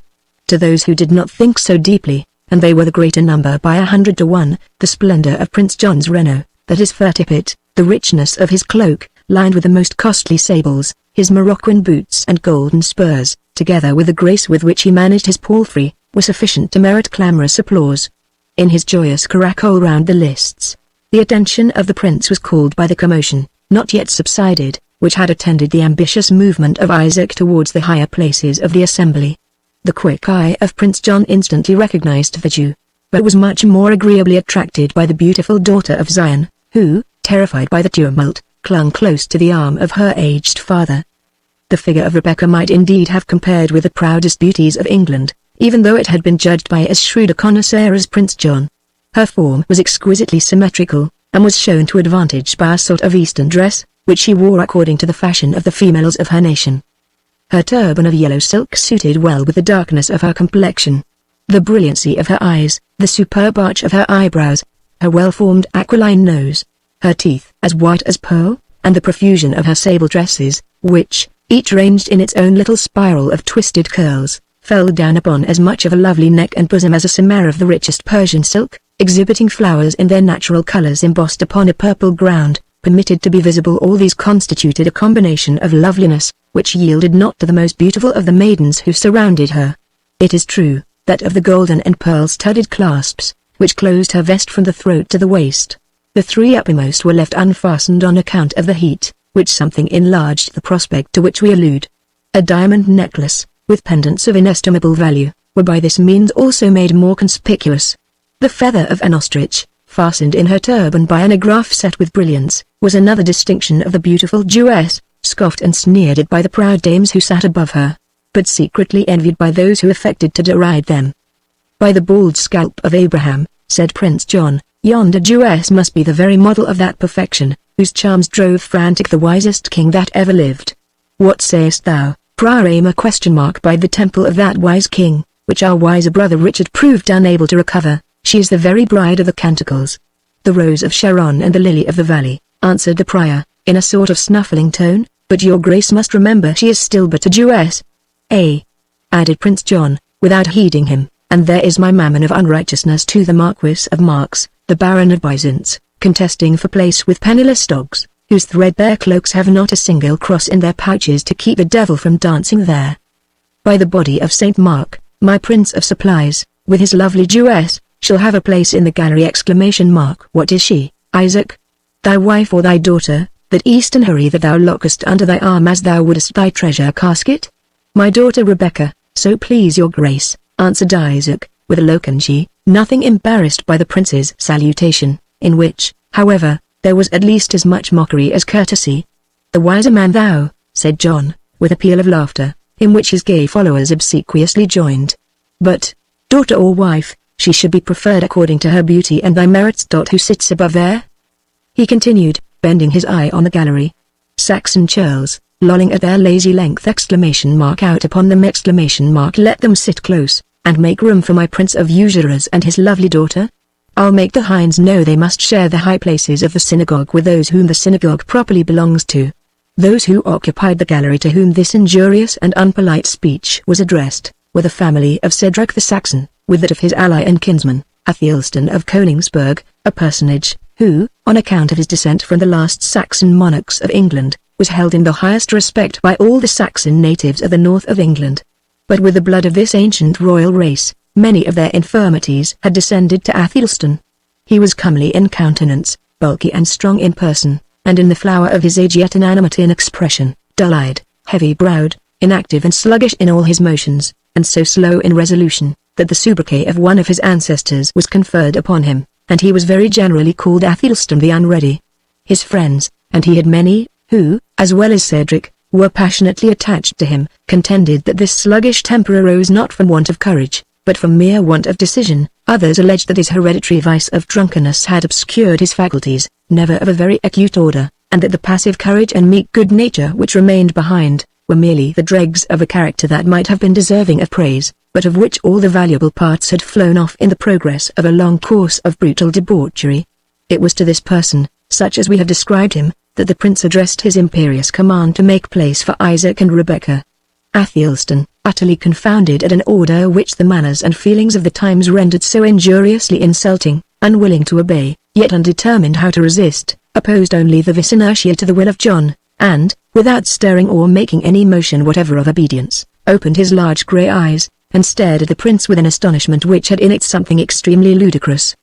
But the impatient John regarded it in no such light. "The Saxon porker," he said, "is either asleep or minds me not prick him with your lance." De Bracy, speaking to a knight who rode near him, the leader of a band of free companions, or condottieri, that is, of mercenaries belonging to no particular nation, but attached for the time to any prince by whom they were paid. There was a murmur even among the attendants of Prince John, but De Bracy, whose profession freed him from all scruples, extended his long lance over the space which separated the gallery from the lists, and would have executed the commands of the prince before Athelstan the Unready had recovered presence of mind sufficient even to draw back his person from the weapon, had not Cedric, as prompt as his companion was tardy, unsheathed, with the speed of lightning, the short sword which he wore, and at a single blow severed the point of the lance from the handle. The blood rushed into the countenance of Prince John. He swore one of his deepest oaths, and was about to utter some threat corresponding in violence, when he was diverted from his purpose, partly by his own attendants, who gathered around him conjuring him to be patient, partly by a general exclamation of the crowd, uttered in loud applause of the spirited conduct of Cedric. The prince rolled his eyes in indignation, as if to collect some safe and easy victim, and chancing to encounter the firm glance of the same archer whom we have already noticed, and who seemed to persist in his gesture of applause, in spite of the frowning aspect which the prince bent upon him, he demanded his reason for clamouring thus. "I always add my hollow," said the yeoman, "when I see a good shot, or a gallant blow." "Say'st thou?" answered the prince, "then thou canst hit the white thyself, I'll warrant. A woodsman's mark, and at woodsman's distance, I can hit," answered the yeoman. "And what Tyrrell's mark, at 100 yards, said a voice from behind, but by whom uttered could not be discerned. This allusion to the fate of William Rufus, his relative, at once incensed and alarmed Prince John. He satisfied himself, however, with commanding the men-at-arms, who surrounded the lists, to keep an eye on the braggart, pointing to the yeoman. By St. Grizzle, he added, we will try his own skill, who is so ready to give his voice to the feats of others. I shall not fly the trial, said the yeoman, with the composure which marked his whole deportment. Meanwhile, stand up, ye Saxon churls, said the fiery prince, for, by the light of heaven, since I have said it, the Jew shall have his seat amongst ye. By no means, an it please your grace! It is not fit for such as we to sit with the rulers of the land, said the Jew, whose ambition for precedence, though it had led him to dispute place with the extenuated and impoverished descendant of the line of Montdidier, by no means stimulated him to an intrusion upon the privileges of the wealthy Saxons. Up, infidel dog, when I command you, said Prince John, or I will have thy swarthy hide stripped off, and tanned for horse furniture. Thus urged, the Jew began to ascend the steep and narrow steps which led up to the gallery. Let me see, said the prince, who dare stop him, fixing his eye on Cedric, whose attitude intimated his intention to hurl the Jew down headlong. The catastrophe was prevented by the clown Wamba, who, springing betwixt his master and Isaac, and exclaiming, in answer to the prince's defiance, marry, that will I. Opposed to the beard of the Jew a shield of brawn, which he plucked from beneath his cloak, and with which, doubtless, he had furnished himself, lest the tournament should have proved longer than his appetite could endure abstinence. Finding the abomination of his tribe opposed to his very nose, while the jester, at the same time, flourished his wooden sword above his head, the Jew recoiled, missed his footing, and rolled down the steps. An excellent jest to the spectators, who set up a loud laughter, in which Prince John and his attendants heartily joined. Deal me the prize, cousin prince, said Wamba, I have vanquished my foe in fair fight with sword and shield. He added, brandishing the brawn in one hand and the wooden sword in the other. Who, and what art thou, noble champion? Said Prince John, still laughing. A fool by right of descent, answered the jester, I am Wamba, the son of Witless, who was the son of Weatherbrain, who was the son of an alderman. Make room for the Jew in front of the lower ring, said Prince John, not unwilling perhaps to seize an apology to desist from his original purpose, to place the vanquished beside the victor were false heraldry. Knave upon fool were worse, answered the jester, and Jew upon bacon worst of all. Gramercy. Good fellow, cried Prince John, thou pleasest me here, Isaac, lend me a handful of byzants. As the Jew, stunned by the request, afraid to refuse, and unwilling to comply, fumbled in the furred bag which hung by his girdle, and was perhaps endeavoring to ascertain how few coins might pass for a handful, the prince stooped from his jennet and settled Isaac's doubts by snatching the pouch itself from his side, and flinging to Wamba a couple of the gold pieces which it contained, he pursued his career round the lists, leaving the Jew to the derision of those around him, and himself receiving as much applause from the spectators as if he had done some honest and honorable action. Chapter 8. At this the challenger with fierce defy, his trumpet sounds, the challenged makes reply. With clangor rings the field, resounds the vaulted sky, their visors closed, their lances in the rest, or at the helmet pointed or the crest. They vanish from the barrier, speed the race, and spurring sea decrease the middle space. Palamon and Arcite, in the midst of Prince John's cavalcade, he suddenly stopped, and appealing to the prior of Jorvolks, declared the principal business of the day had been forgotten. By my halidom, said he, we have forgotten, Sir Prior, to name the fair sovereign of love and of beauty, by whose white hand the palm is to be distributed. For my part, I am liberal in my ideas, and I care not if I give my vote for the black-eyed Rebecca. Holy Virgin, answered the prior, turning up his eyes in horror, a Jewess! We should deserve to be stoned out of the lists, and I am not yet old enough to be a martyr. Besides, I swear by my patron saint, that she is far inferior to the lovely Saxon, Rowena. Saxon or Jew, answered the prince, Saxon or Jew, dog or hog, what matters it? I say, name Rebecca, wrote he only to mortify the Saxon churls. A murmur arose even among his own immediate attendants. This passes a jest, my lord, said de Bracy, no knight here will lay lance in rest if such an insult is attempted. It is the mere wantonness of insult, said one of the oldest and the most important of Prince John's followers, Waldmuffet sirs, and if your grace attempt it, cannot but prove ruinous to your projects. I entertained you, sir, said John, reining up his palfrey haughtily, for my follower, but not for my counsellor. Those who follow your grace in the paths which you tread, said a Waldmer, but speaking in a low voice, acquire the right of counsellors, for your interest and safety are not more deeply gauged than their own. From the tone in which this was spoken, John saw the necessity of acquiescence. I did but jest, he said, and you turn upon me like so many adders. name whom you will, in the fiend's name, and please yourselves." "Nay, nay," said de Bracy, "let the fair sovereign's throne remain unoccupied, until the conqueror shall be named, and then let him choose the lady by whom it shall be filled. It will add another grace to his triumph, and teach fair ladies to prize the love of valiant knights, who can exalt them to such distinction. If Brian de Bois Gilbert gain the prize," said the prior, "I will gage my rosary that I name the sovereign of love and beauty." "Bois Gilbert," answered de Bracy, "is a good lance, but there are others around these lists, Sir Prior, who will not fear to encounter him." "Silence, sirs," said Waldemar, "and let the prince assume his seat. The knights and spectators are alike impatient, the time advances, and highly fitted is that the sports should commence."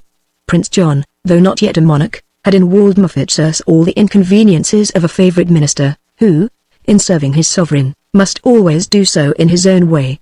The prince acquiesced, however, although his disposition was precisely of that kind which is apartment to be obstinate upon trifles, and, assuming his throne, and being surrounded by his followers, gave signal to the heralds to proclaim the laws of the tournament, which were briefly as follows.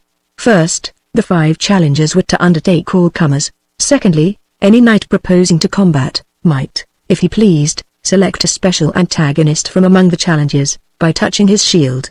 If he did so with the reverse of his lance, the trial of skill was made with what were called the arms of courtesy, that is, with lances at whose extremity a piece of round flat board was fixed, so that no danger was encountered, save from the shock of the horses and riders. But if the shield was touched with the sharp end of the lance, the combat was understood to be at outrance, that is, the knights were to fight with sharp weapons, as in actual battle. Thirdly, when the knights present had accomplished their vow, by each of them breaking 5 lances, the prince was to declare the victor in the first day's tourney, who should receive as prize a war-horse of exquisite beauty and matchless strength, and in addition to this reward of valor, it was now declared, he should have the peculiar honor of naming the Queen of Love and Beauty, by whom the prize should be given on the ensuing day. Fourthly, it was announced, that, on the second day, there should be a general tournament, in which all the knights present, who were desirous to win praise, might take part, and being divided into 2 bands of equal numbers, might fight it out manfully, until the signal was given by Prince John to cease the combat. The elected Queen of Love and Beauty was then to crown the knight whom the prince should adjudge to have borne himself best in this second day, with a coronet composed of thin gold plate, cut into the shape of a laurel crown. On this second day the knightly games ceased. But on that which was to follow, feats of archery, of bull baiting, and other popular amusements, were to be practiced, for the more immediate amusement of the populace. In this manner did Prince John endeavour to lay the foundation of a popularity, which he was perpetually throwing down by some inconsiderate act of wanton aggression upon the feelings and prejudices of the people. The lists now presented a most splendid spectacle. The sloping galleries were crowded with all that was noble, great, wealthy, and beautiful in the northern and midland parts of England, and the contrast of the various dresses of these dignified spectators, rendered the view as gay as it was rich, while the interior and lower space, filled with the substantial burgesses and yeomen of merry England, formed, in their more plain attire, a dark fringe, or border, around this circle of brilliant embroidery, relieving, and, at the same time, setting off its splendor. The heralds finished their proclamation with their usual cry of largesse, largesse, gallant knights. And gold and silver pieces were showered on them from the galleries, it being a high point of chivalry to exhibit liberality towards those whom the age accounted at once the secretaries and the historians of honor. The bounty of the spectators was acknowledged by the customary shouts of love of ladies, death of champions, honor to the generous, glory to the brave. To which the more humble spectators added their acclamations, and a numerous band of trumpeters the flourish of their martial instruments. When these sounds had ceased, the heralds withdrew from the lists in gay and glittering procession, and none remained within them save the marshals of the field, who, armed cap a pie, sat on horseback, motionless as statues, at the opposite ends of the lists. Meantime, the enclosed space at the northern extremity of the lists, large as it was now completely crowded with knights desirous to prove their skill against the challengers, and, when viewed from the galleries, presented the appearance of a sea of waving plumage, intermixed with glistening helmets, and tall lances, to the extremities of which were, in many cases, attached small pennons of about a span's breadth, which, fluttering in the air as the breeze caught them, joined with the restless motion of the feathers to add liveliness to the scene. At length the barriers were opened, and 5 knights, chosen by lot, advanced slowly into the area, a single champion riding in front, and the other 4 following in pairs. All were splendidly armed, and my Saxon authority, in the Warder manuscript, records at great length their devices, their colors, and the embroidery of their horse trappings. It is unnecessary to be particular on these subjects. To borrow lines from a contemporary poet, who has written but too little. /7 verse. The knights are dust, and their good swords are rust. Their souls are with the saints, we trust. 11/7 verse. Their escutcheons have long mouldered from the walls of their castles. Their castles themselves are but green mounds and shattered ruins. The place that once knew them, knows them no more. Nay, many a race since theirs has died out and been forgotten in the very land which they occupied, with all the authority of feudal proprietors and feudal lords. What, then, would it avail the reader to know their names, or the evanescent symbols of their martial rank? Now, however, no whit anticipating the oblivion which awaited their names and feats, the champions advanced through the lists, restraining their fiery steeds, and compelling them to move slowly, while, at the same time, they exhibited their paces, together with the grace and dexterity of the riders. As the procession entered the lists, the sound of the wild barbaric music was heard from behind the tents of the challengers, where the performers were concealed. It was of Eastern origin, having been brought from the Holy Land, and the mixture of the cymbals and bells seemed to bid welcome at once, and defiance, to the knights as they advanced. With the eyes of an immense concourse of spectators fixed upon them, the 5 knights advanced up the platform upon which the tents of the challengers stood, and thus separating themselves, each touched slightly, and with the reverse of his lance, the shield of the antagonist to whom he wished to oppose himself.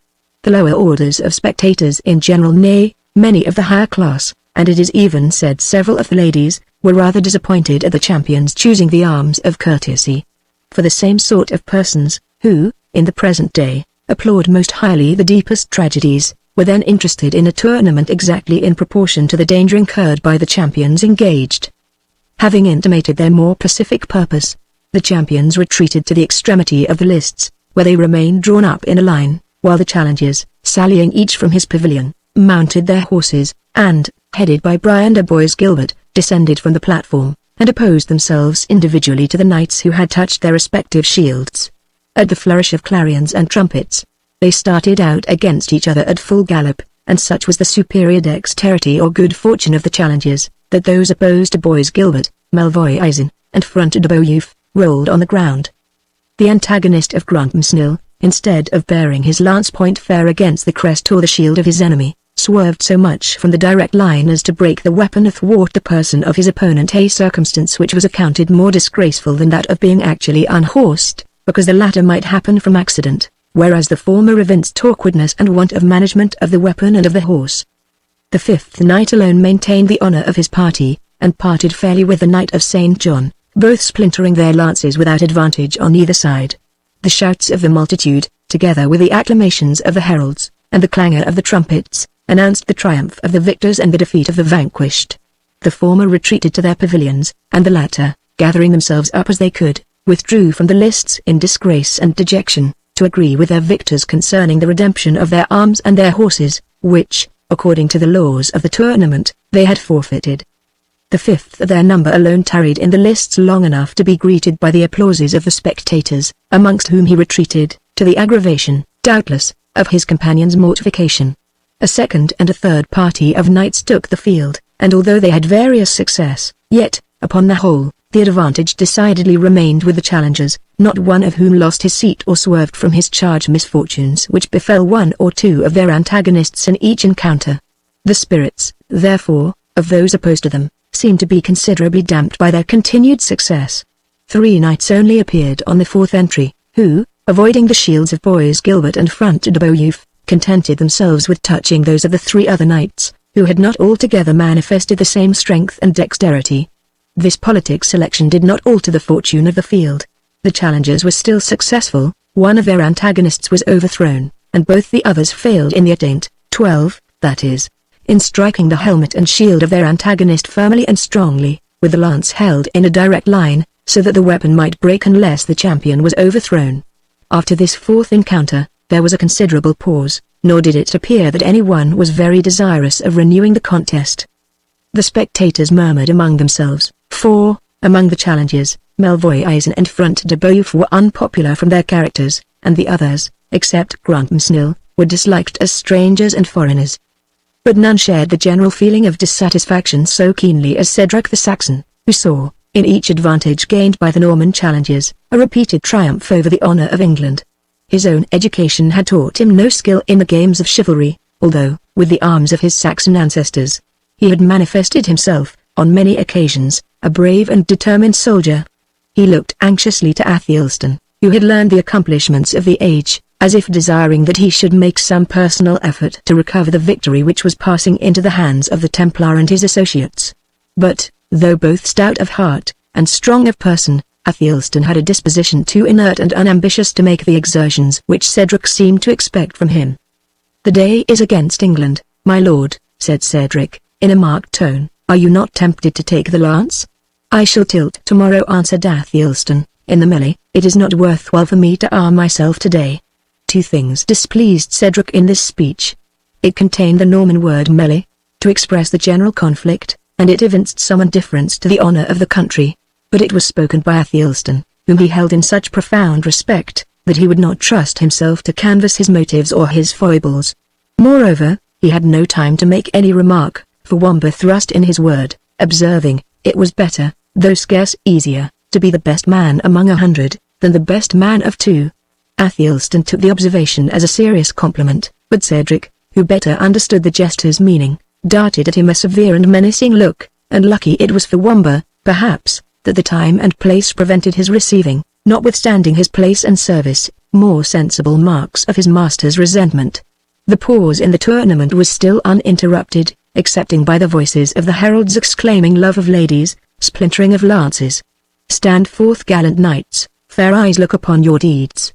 The music also of the challengers breathed from time to time wild bursts expressive of triumph or defiance, while the clowns grudged a holiday which seemed to pass away in inactivity, and old knights and nobles lamented in whispers the decay of martial spirit, spoke of the triumphs of their younger days, but agreed that the land did not now supply dames of such transcendent beauty as had animated the jousts of former times.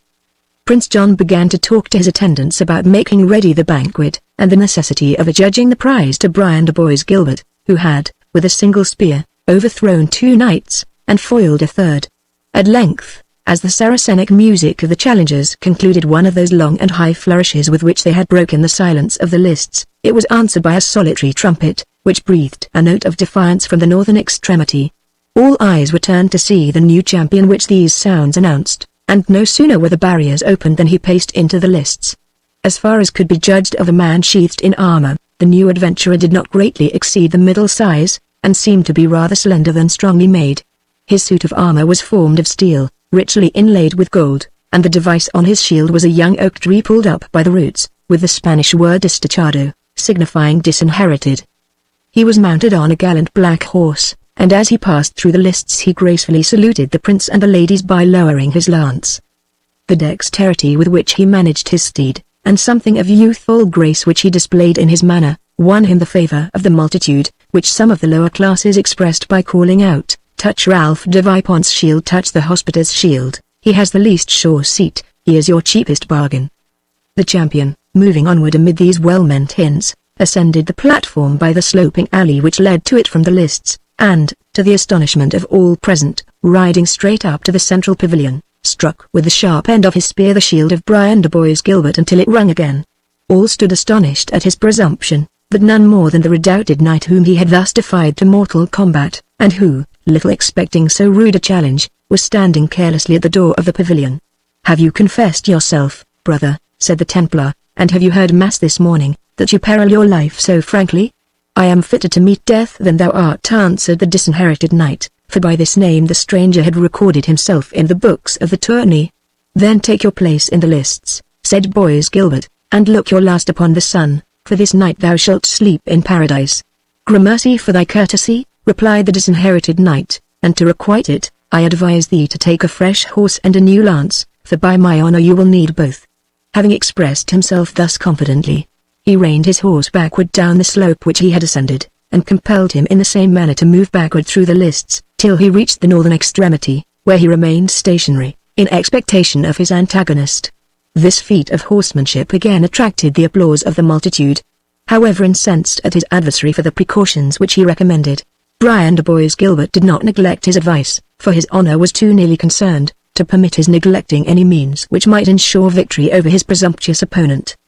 He changed his horse for a proved and fresh one of great strength and spirit. He chose a new and a tough spear, lest the wood of the former might have been strained in the previous encounters he had sustained. Lastly, he laid aside his shield, which had received some little damage, and received another from his squires. His first had only borne the general device of his rider, representing two knights riding upon one horse, an emblem expressive of the original humility and poverty of the Templars, qualities which they had since exchanged for the arrogance and wealth that finally occasioned their suppression. Bois Gilbert's new shield bore a raven in full flight, holding in its claws a skull, and bearing the motto, Gela Corb. When the two champions stood opposed to each other at the two extremities of the lists, the public expectation was strained to the highest pitch. Few augured the possibility that the encounter could terminate well for the disinherited knight, yet his courage and gallantry secured the general good wishes of the spectators. The trumpets had no sooner given the signal, than the champions vanished from their posts with the speed of lightning, and closed in the center of the lists with the shock of a thunderbolt. The lances burst into shivers up to the very grasp, and it seemed at the moment that both knights had fallen, for the shock had made each horse recoil backwards upon its haunches. The address of the riders recovered their steeds by use of the bridle and spur, and having glared on each other for an instant with eyes which seemed to flash fire through the bars of their visors, each made a demi-volte, and, retiring to the extremity of the lists, received a fresh lance from the attendants. A loud shout from the spectators, waving of scarfs and handkerchiefs, and general acclamations, attested the interest taken by the spectators in this encounter, the most equal, as well as the best performed, which had graced the day. But no sooner had the knights resumed their station, than the clamor of applause was hushed into a silence, so deep and so dead, that it seemed the multitude were afraid even to breathe. A few minutes' pause having been allowed, that the combatants and their horses might recover breath, Prince John with his truncheon signed to the trumpets to sound the onset. The champions a second time sprung from their stations, and closed in the center of the lists, with the same speed, the same dexterity, the same violence, but not the same equal fortune as before. In this second encounter, the Templar aimed at the center of his antagonist's shield, and struck it so fair and forcibly, that his spear went to shivers, and the disinherited knight reeled in his saddle. On the other hand, the champion had, in the beginning of his career, directed the point of his lance towards Bois Gilbert's shield, but, changing his aim almost in the moment of encounter, he addressed it to the helmet, a mark more difficult to hit, but which, if attained, rendered the shock more irresistible. Fair and true he hit the Norman on the visor, where his lance's point kept hold of the bars. Yet, even at this disadvantage, the Templar sustained his high reputation, and had not the girths of his saddle burst, he might not have been unhorsed. As it chanced, however, saddle, horse, and man, rolled on the ground under a cloud of dust. To extricate himself from the stirrups and fallen steed, was to the Templar scarce the work of a moment, and, stung with madness, both at his disgrace and at the acclamations with which it was hailed by the spectators, he drew his sword and waved it in defiance of his conqueror. The disinherited knight sprung from his steed, and also unsheathed his sword. The marshals of the field, however, spurred their horses between them, and reminded them, that the laws of the tournament did not, on the present occasion, permit this species of encounter. "We shall meet again, I trust," said the Templar, casting a resentful glance at his antagonist, "and where there are none to separate us." "If we do not," said the disinherited knight, "the fault shall not be mine. On foot or horseback, with spear, with axe, or with sword, I am alike ready to encounter thee." More and angrier words would have been exchanged, but the marshals, crossing their lances betwixt them, compelled them to separate. The disinherited knight returned to his first station, and Bois Gilbert to his tent, where he remained for the rest of the day in an agony of despair. Without alighting from his horse, the conqueror called for a bowl of wine, and opening the beaver, or lower part of his helmet, announced that he quaffed it, to all true English hearts, and to the confusion of foreign tyrants. He then commanded his trumpet to sound a defiance to the challengers, and desired a herald to announce to them, that he should make no election, but was willing to encounter them in the order in which they pleased to advance against him. The gigantic Front de Beaulieu, armed in sable armor, was the first who took the field. He bore on a white shield a black bull's head, half defaced by the numerous encounters which he had undergone, and bearing the arrogant motto, Cave, Addisum. Over this champion the disinherited knight obtained a slight but decisive advantage. Both knights broke their lances fairly, but Front de Beaulieu, who lost a stirrup in the encounter, was adjudged to have the disadvantage. In the stranger's third encounter with Sir Philip Melvoisin, he was equally successful, striking that baron so forcibly on the casque, that the laces of the helmet broke, and Melvoisin, only saved from falling by being unhelmeted, was declared vanquished like his companions. In his fourth combat with de Grantmesnil, the disinherited knight showed as much courtesy as he had hitherto evinced courage and dexterity. De Grantmesnil's horse, which was young and violent, reared and plunged in the course of the career so as to disturb the rider's aim, and the stranger, declining to take the advantage which this accident afforded him, raised his lance, and passing his antagonist without touching him, wheeled his horse and rode back again to his own end of the lists, offering his antagonist, by a herald, the chance of a second encounter. This de Grantmesnil declined, avowing himself vanquished as much by the courtesy as by the address of his opponent. Ralph de Vipont summed up the list of the stranger's triumphs, being hurled to the ground with such force, that the blood gushed from his nose and his mouth, and he was borne senseless from the lists. The acclamations of thousands applauded the unanimous award of the prince and marshals, announcing that day's honours to the disinherited knight. Chapter 9. In the midst was seen a lady of a more majestic mien. By stature and by beauty marked their sovereign queen, and as in beauty she surpassed the choir, so nobler than the rest was her attire. A crown of ruddy gold enclosed her brow. Plain without pomp, and rich without a show. A branch of Agnus Castus in her hand. She bore aloft her symbol of command, the flower and the leaf. William de Wyville and Stephen de Marteville, the marshals of the field, were the first to offer their congratulations to the victor, praying him, at the same time, to suffer his helmet to be unlaced, or, at least, that he would raise his visor ere they conducted him to receive the prize of the day's tourney from the hands of Prince John. The disinherited knight, with all that knightly courtesy, declined their request, alleging that he could not at this time suffer his face to be seen, for reasons which he had assigned to the heralds when he entered the lists. The marshals were perfectly satisfied by this reply, for amidst the frequent and capricious vows by which knights were accustomed to bind themselves in the days of chivalry, there were none more common than those by which they engaged to remain incognito for a certain space, or until some particular adventure was achieved. The marshals, therefore, pressed no farther into the mystery of the disinherited knight, but, announcing to Prince John the Conqueror's desire to remain unknown, they requested permission to bring him before his grace, in order that he might receive the reward of his valor. John's curiosity was excited by the mystery observed by the stranger, and, being already displeased with the issue of the tournament, in which the challengers whom he favored had been successively defeated by one knight, he answered haughtily to the marshals, "By the light of Our Lady's brow, this same knight hath been disinherited as well of his courtesy as of his lands, since he desires to appear before us without uncovering his face.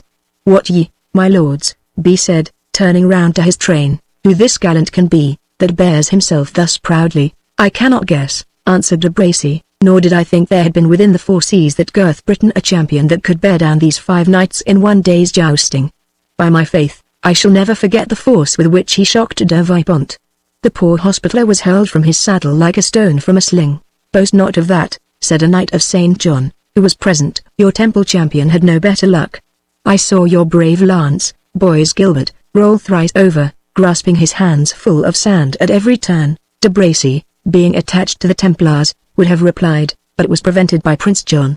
"Silence, sirs," he said. "What unprofitable debate have we here?" "The victor," said de Wyville, "still waits the pleasure of your highness." "It is our pleasure," answered John, "that he do so wait until we learn whether there is not someone who can at least guess at his name and quality. Should he remain there till nightfall, he has had work enough to keep him warm." "Your grace," said Aldmufitsus, "will do less than due honor to the victor, if you compel him to wait till we tell your highness that which we cannot know. At least I can form no guess unless he be one of the good lances who accompanied King Richard to Palestine, and who are now straggling homeward from the Holy Land. It may be the Earl of Salisbury," said de Bracy. "He is about the same pitch." "Sir Thomas de Multon, the Knight of Gilsland." "Rather," said Fitzurse, "Salisbury is bigger in the bones." A whisper arose among the train, but by whom first suggested could not be ascertained. "It might be the king, it might be Richard Coeur de Lion himself, over God's forbode," said Prince John, involuntarily turning at the same time as pale as death, and shrinking as if blighted by a flash of lightning. Waldemar exclamation mark de Bracy. "Brave knights and gentlemen, remember your promises, and stand truly by me. Here is no danger impending," said Waldemar Fitzurse, Are you so little acquainted with the gigantic limbs of your father's son, as to think they can be held within the circumference of yonder suit of armor? De Wyverland Martival, you will best serve the prince by bringing forward the victor to the throne, and ending an error that has conjured all the blood from his cheeks. Look at him more closely, he continued. Your highness will see that he wants 3 inches of King Richard's height, and twice as much of his shoulder breadth. The very horse he backs could not have carried the ponderous weight of King Richard through a single course. While he was yet speaking, the marshals brought forward the Disinherited Knight to the foot of the wooden flight of steps, which formed the ascent from the lists to Prince John's throne. Still discomposed with the idea that his brother, so much injured, and to whom he was so much indebted, had suddenly arrived in his native kingdom, even the distinctions pointed out by Fitzurse did not altogether remove the prince's apprehensions, and while, with a short and embarrassed eulogy upon his valor, he caused to be delivered to him the war horse assigned as the prize, he trembled lest from the barred visor of the mailed form before him, an answer might be returned, in the deep and awful accents of Richard the Lion-Hearted. But the Disinherited Knight spoke not a word in reply to the compliment of the prince, which he only acknowledged with a profound obeisance. The horse was led into the lists by 2 grooms richly dressed, the animal itself being fully accoutred with the richest war furniture, which, however, scarcely added to the value of the noble creature in the eyes of those who were judges. Laying one hand upon the pommel of the saddle, the Disinherited Knight vaulted at once upon the back of a steed without making use of the stirrup, and, brandishing aloft his lance, rode twice around the lists, exhibiting the points and paces of the horse with the skill of a perfect horseman. The appearance of vanity, which might otherwise have been attributed to this display, was removed by the propriety shown in exhibiting to the best advantage the princely reward with which he had been just honored, and the knight was again greeted by the acclamations of all present. In the meanwhile, the bustling prior of Jorvolks had reminded Prince John, in a whisper, that the victor must now display his good judgment, instead of his valor, by selecting from among the beauties who graced the galleries a lady, who should fill the throne of the Queen of Beauty and of Love, and deliver the prize of the tourney upon the ensuing day. The prince accordingly made a sign with his truncheon, as the knight passed him in his second career around the lists. The knight turned towards the throne, and, sinking his lance, until the point was within a foot of the ground, remained motionless, as if expecting John's commands, while all admired the sudden dexterity with which he instantly reduced his fiery steed from a state of violent emotion and high excitation to the stillness of an equestrian statue. Sir Disinherited Knight, said Prince John, since that is the only title by which we can address you, it is now your duty, as well as privilege, to name the fair lady, who, as Queen of Honor and of Love, is to preside over next day's festival. If, as a stranger in our land, you should require the aid of other judgment to guide your own, we can only say that Alicia, the daughter of our gallant knight Waldemar Fitzurse, has at our court been long held the first in beauty as in place. Nevertheless, it is your undoubted prerogative to confer on whom you please this crown, by the delivery of which to the lady of your choice. The election of tomorrow's queen will be formal and complete. Raise your lance. The knight obeyed, and Prince John placed upon its point a coronet of green satin, having around its edge a circlet of gold, the upper edge of which was relieved by arrow points and hearts placed interchangeably, like the strawberry leaves and balls upon a ducal crown. In the broad hint which he dropped respecting the daughter of Waldemar Fitzurse, John had more than one motive, each the offspring of a mind, which was a strange mixture of carelessness and presumption with low artifice and cunning. He wished to banish from the minds of the chivalry around him his own indecent and unacceptable jest respecting the Jewess Rebecca. He was desirous of conciliating Alicia's father Waldemar, of whom he stood in awe, and who had more than once shown himself dissatisfied during the course of the day's proceedings. He had also a wish to establish himself in the good graces of the lady, for John was at least as licentious in his pleasures as profligate in his ambition. But besides all these reasons, he was desirous to raise up against the Disinherited Knight, towards whom he already entertained a strong dislike, a powerful enemy in the person of Waldemar Fitzurse, who was likely, he thought, highly to resent the injury done to his daughter, in case, as was not unlikely, the victor should make another choice. And so indeed it proved. For the Disinherited Knight passed the gallery close to that of the prince, in which the Lady Alicia was seated in the full pride of triumphant beauty, and, pacing forwards as slowly as he had hitherto rode swiftly around the lists, he seemed to exercise his right of examining the numerous fair faces which adorned that splendid circle. It was worthwhile to see the different conduct of the beauties who underwent this examination, during the time it was proceeding. Some blushed, some assumed an air of pride and dignity, some looked straight forward, and essayed to seem utterly unconscious of what was going on, Some drew back in alarm, which was perhaps affected, some endeavored to forbear smiling, and there were 2 or 3 who laughed outright. There were also some who dropped their veils over their charms, but, as the Warder manuscript says these were fair ones of 10 years standing, it may be supposed that, having had their full share of such vanities, they were willing to withdraw their claim, in order to give a fair chance to the rising beauties of the age. At length the champion paused beneath the balcony in which the Lady Rowena was placed, and the expectation of the spectators was excited to the utmost. It must be owned, that if an interest displayed in his success could have bribed the disinherited knight, the part of the lists before which he paused had merited his predilection. Cedric the Saxon, overjoyed at the discomfiture of the Templar, and still more so at their miscarriage of his 2 malevolent neighbors, Front de Boeuf and Malvoisin, had, with his body half stretched over the balcony, accompanied the victor in each course, not with his eyes only, but with his whole heart and soul. The Lady Rowena had watched the progress of the day with equal attention, though without openly betraying the same intense interest. Even the unmoved Athelstan had shown symptoms of shaking off his apathy, when, calling for a huge goblet of muscadine, he quaffed it to the health of the disinherited knight. Another group, stationed under the gallery occupied by the Saxons, had shown no less interest in the fate of the day. "Father Abraham," said Isaac of York, when the first course was run betwixt the Templar and the disinherited knight, "how fiercely that Gentile rides! Ah, the good horse that was brought all the long way from Barbary, he takes no more care of him than if he were a wild ass's colt, and the noble armor, that was worth so many zechins to Joseph Peyra, the armorer of Milan, besides 70 and the 100 of profits, he cares for it as little as if he had found it in the highways. If he risks his own person and limbs, father," said Rebecca, "in doing such a dreadful battle, he can scarce be expected to spare his horse and armor." "Child," replied Isaac, somewhat heated, "thou knowest not what thou speakest. His neck and limbs are his own, but his horse and armor belong to holy Jacob." "What was I about to say?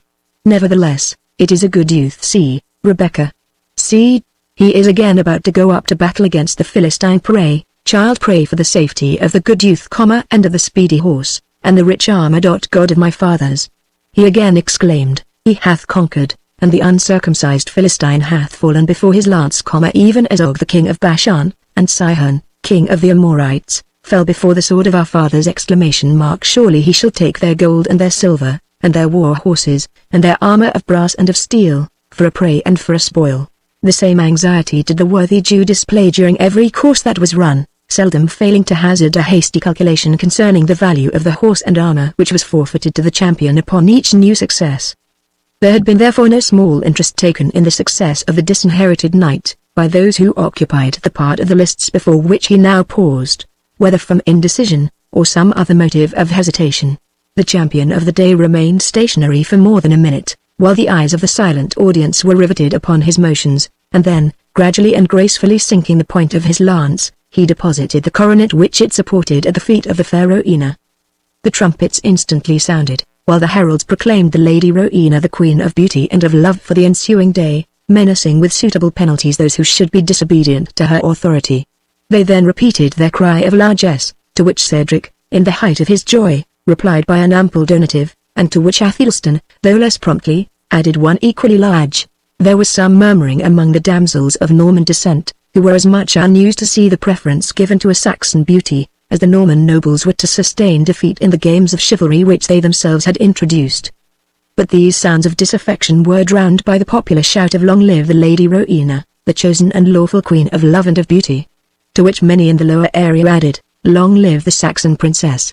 Long live the race of the immortal Alfred." However unacceptable these sounds might be to Prince John, and to those around him, he saw himself nevertheless obliged to confirm the nomination of the victor, and accordingly calling to horse, he left his throne, and mounting his jennet, accompanied by his train, he again entered the lists.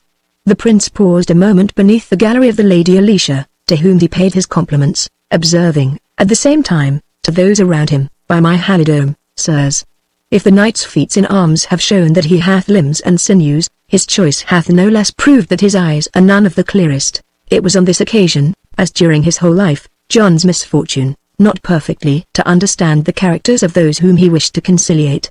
Waldmuffet, sirs, was rather offended than pleased at the prince stating thus broadly an opinion, that his daughter had been slighted. "I know no right of chivalry," he said, more precious or inalienable than that of each free knight to choose his lady love by his own judgment.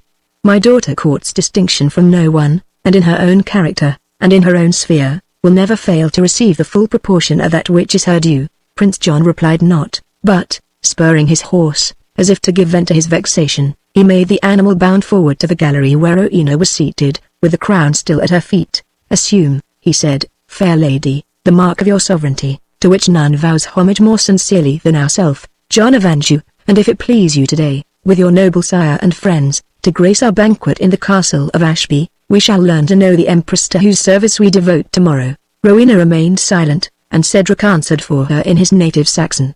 "The Lady Rowena," he said, "possesses not the language in which to reply to your courtesy, or to sustain her part in your festival. I also, and the noble Athelstan of Königsberg, speak only the language, and practice only the manners, of our fathers. We therefore decline with thanks your highness's courteous invitation to the banquet. Tomorrow, the Lady Rowena will take upon her the state to which she has been called by the free election of the victor knight, confirmed by the acclamations of the people." So saying, he lifted the coronet, and placed it upon Rowena's head, in token of her acceptance of the temporary authority assigned to her. "What says he?"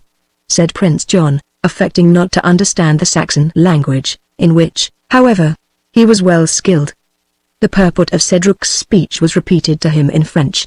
"It is well," he said, "tomorrow we will ourselves conduct this mute sovereign to her seat of dignity. You, at least, Sir Knight," he added, turning to the victor, who had remained near the gallery, "will this day share our banquet." The knight, speaking for the first time, in a low and hurried voice, excused himself by pleading fatigue, and the necessity of preparing for tomorrow's encounter. "It is well," said Prince John, haughtily, "although unused to such refusals, we will endeavor to digest our banquet as we may, though ungraced by the most successful in arms, and his elected Queen of Beauty." So saying, he prepared to leave the lists with his glittering train, and his turning his steed for that purpose, was the signal for the breaking up and dispersion of the spectators.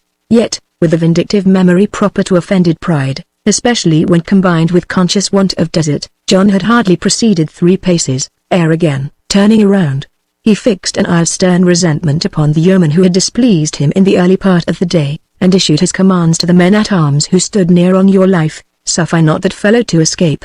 The yeoman stood the angry glance of the prince with the same unvaried steadiness which had marked his former deportment, saying, with a smile, "I have no intention to leave Ashby until the day after tomorrow. I must see how Staffordshire and Leicestershire can draw their bows. The forests of Needwood and Charnwood must rear good archers." "Aye," said Prince John to his attendants, but not in direct reply, "I will see how he can draw his own, and woe betide him unless his skill should prove some apology for his insolence." "It is full time," said de Bracy, "that the outrecuidants 13 of these peasants should be restrained by some striking example." Waldemar, who probably thought his patron was not taking the readiest road to popularity, shrugged up his shoulders and was silent. Prince John resumed his retreat from the lists, and the dispersion of the multitude became general. In various routes, according to the different quarters from which they came, and in groups of various numbers, the spectators were seen retiring over the plain. By far the most numerous part streamed towards the town of Ashby, where many of the distinguished persons were lodged in the castle, and where others found accommodation in the town itself. Among these were most of the knights who had already appeared in the tournament, or who proposed to fight for the ensuing day, and who, as they rode slowly along, talking over the events of the day, were greeted with loud shouts by the populace. The same acclamations were bestowed upon Prince John, although he was indebted for them rather to the splendor of his appearance and train, than to the popularity of his character. A more sincere and more general, as well as a better merited acclamation, attended the victor of the day, until, anxious to withdraw himself from popular notice, he accepted the accommodation of one of those pavilions pitched at the extremities of the lists, the use of which was courteously tendered him by the marshals of the field. On his retiring to his tent, many who had lingered in the lists, to look upon and form conjectures concerning him, also dispersed. The signs and sounds of a tumultuous concourse of men lately crowded together in one place, and agitated by the same passing events, were now exchanged for the distant hum of voices of different groups retreating in all directions, and these speedily died away in silence. No other sounds were heard save the voices of the menials who stripped the galleries of their cushions and tapestry, in order to put them in safety for the night, and wrangled among themselves for the half-used bottles of wine and relics of the refreshment which had been served round to the spectators. Beyond the precincts of the lists more than one forge was erected, and these now began to glimmer through the twilight, announcing the toil of the armorers, which was to continue through the whole night, in order to repair or alter the suits of armor to be used again on the morrow. A strong guard of men-at-arms, renewed at intervals, from 2 hours to 2 hours, surrounded the lists, and kept watch during the night. Chapter 10. Thus, like the sad presaging raven, that tolls, the sick man's passport in her hollow beak, and in the shadow of the silent night, doth shake contagion from her sable wings. Vexed and tormented, runs poor Barabbas, with fatal curses towards these Christians, Jew of Malta. The disinherited knight had no sooner reached his pavilion, than squires and pages in abundance tendered their services to disarm him, to bring fresh attire, and to offer him the refreshment of the bath. Their zeal on this occasion was perhaps sharpened by curiosity, since everyone desired to know who the knight was that had gained so many laurels, yet had refused, even at the command of Prince John, to lift his visor or to name his name. But their officious inquisitiveness was not gratified. The disinherited knight refused all other assistance save that of his own squire, or rather yeoman, a clownish-looking man, who, wrapped in a cloak of dark-coloured felt, and having his head and face half buried in a Norman bonnet made of black fur, seemed to affect the incognito as much as his master. All others being excluded from the tent, this attendant relieved his master from the more burdensome parts of his armor, and placed food and wine before him, which the exertions of the day rendered very acceptable. The knight had scarcely finished a hasty meal, ere his menial announced to him that 5 men, each leading a barbed steed, desired to speak with him. The disinherited knight had exchanged his armor for the long robe usually worn by those of his condition, which, being furnished with a hood, concealed the features, when such was the pleasure of the wearer, almost as completely as the visor of the helmet itself. But the twilight, which was now fast darkening, would of itself have rendered the disguise unnecessary, unless to persons to whom the face of an individual chanced to be particularly well known. The disinherited knight, therefore, stepped boldly forth to the front of his tent, and found in attendance the squires of the challengers, whom he easily knew by their russet and black dresses, each of whom led his master's charger, loaded with the armor in which he had that day fought.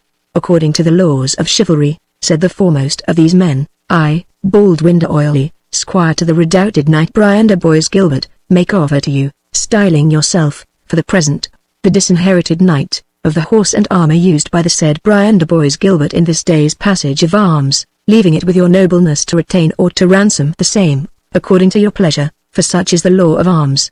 The other squires repeated nearly the same formula, and then stood to await the decision of the disinherited knight. To you 4, sirs, replied the knight, addressing those who had last spoken, and to your honorable and valiant masters, I have one common reply. Commend me to the noble knights, your masters, and say, I should do ill to deprive them of steeds and arms which can never be used by braver cavaliers. I would I could hear and my message to these gallant knights, that being, as I term myself, in truth and earnest, the disinherited, I must be thus far bound to your masters, that they will, of their courtesy, be pleased to ransom their steeds and armor, since that which I wear I can hardly term mine own. We stand commissioned, each of us, answered the squire of Reginald Front de Beaulieu, to offer 100 zechins in ransom of these horses and suits of armor. It is sufficient, said the disinherited knight. Half the sum my present necessities compel me to accept, of the remaining half, distribute 1 moiety among yourselves, sir squires, and divide the other half betwixt the heralds and the pursuivants, and minstrels, and attendants. The squires, with cap in hand, and low reverences, expressed their deep sense of a courtesy and generosity not often practiced, at least upon a scale so extensive. The disinherited knight then addressed his discourse to Baldwin, the squire of Brian de Bois Gilbert.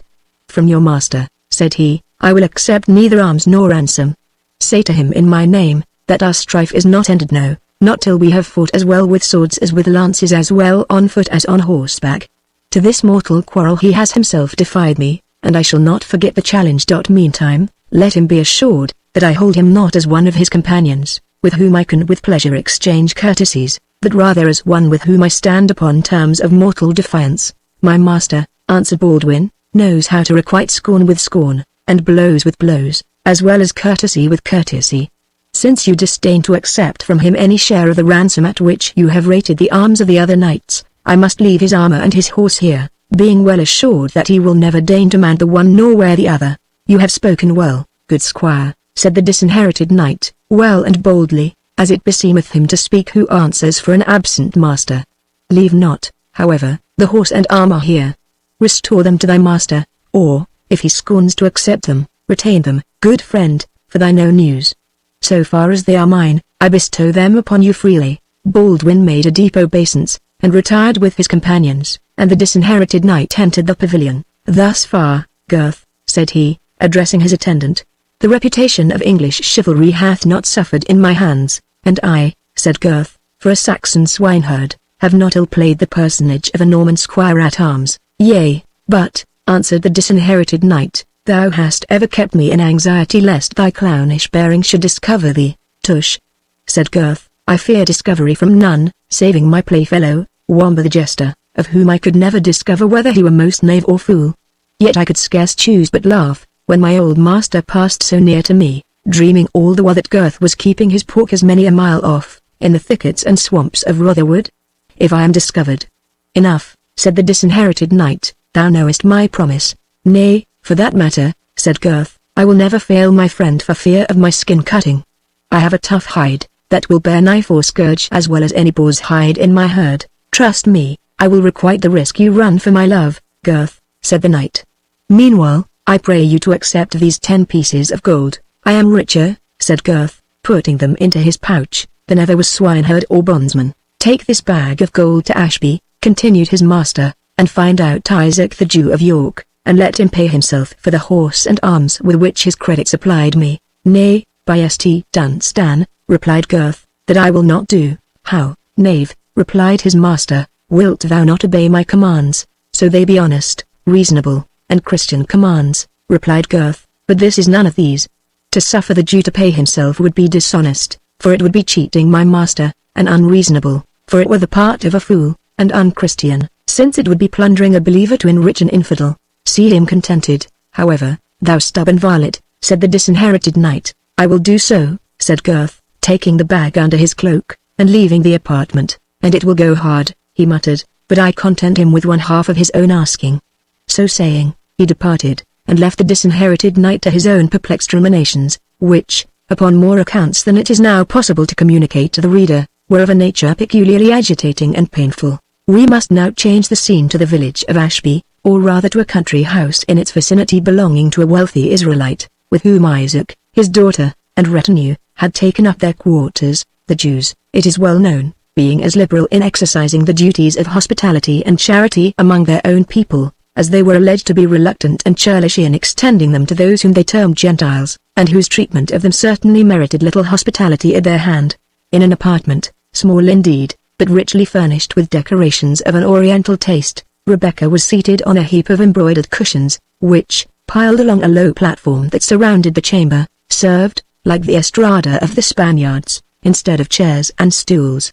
She was watching the motions of her father with a look of anxious and filial affection, while he paced the apartment with a dejected mien and disordered step, sometimes clasping his hands together, sometimes casting his eyes to the roof of the apartment, as one who labored under great mental tribulation.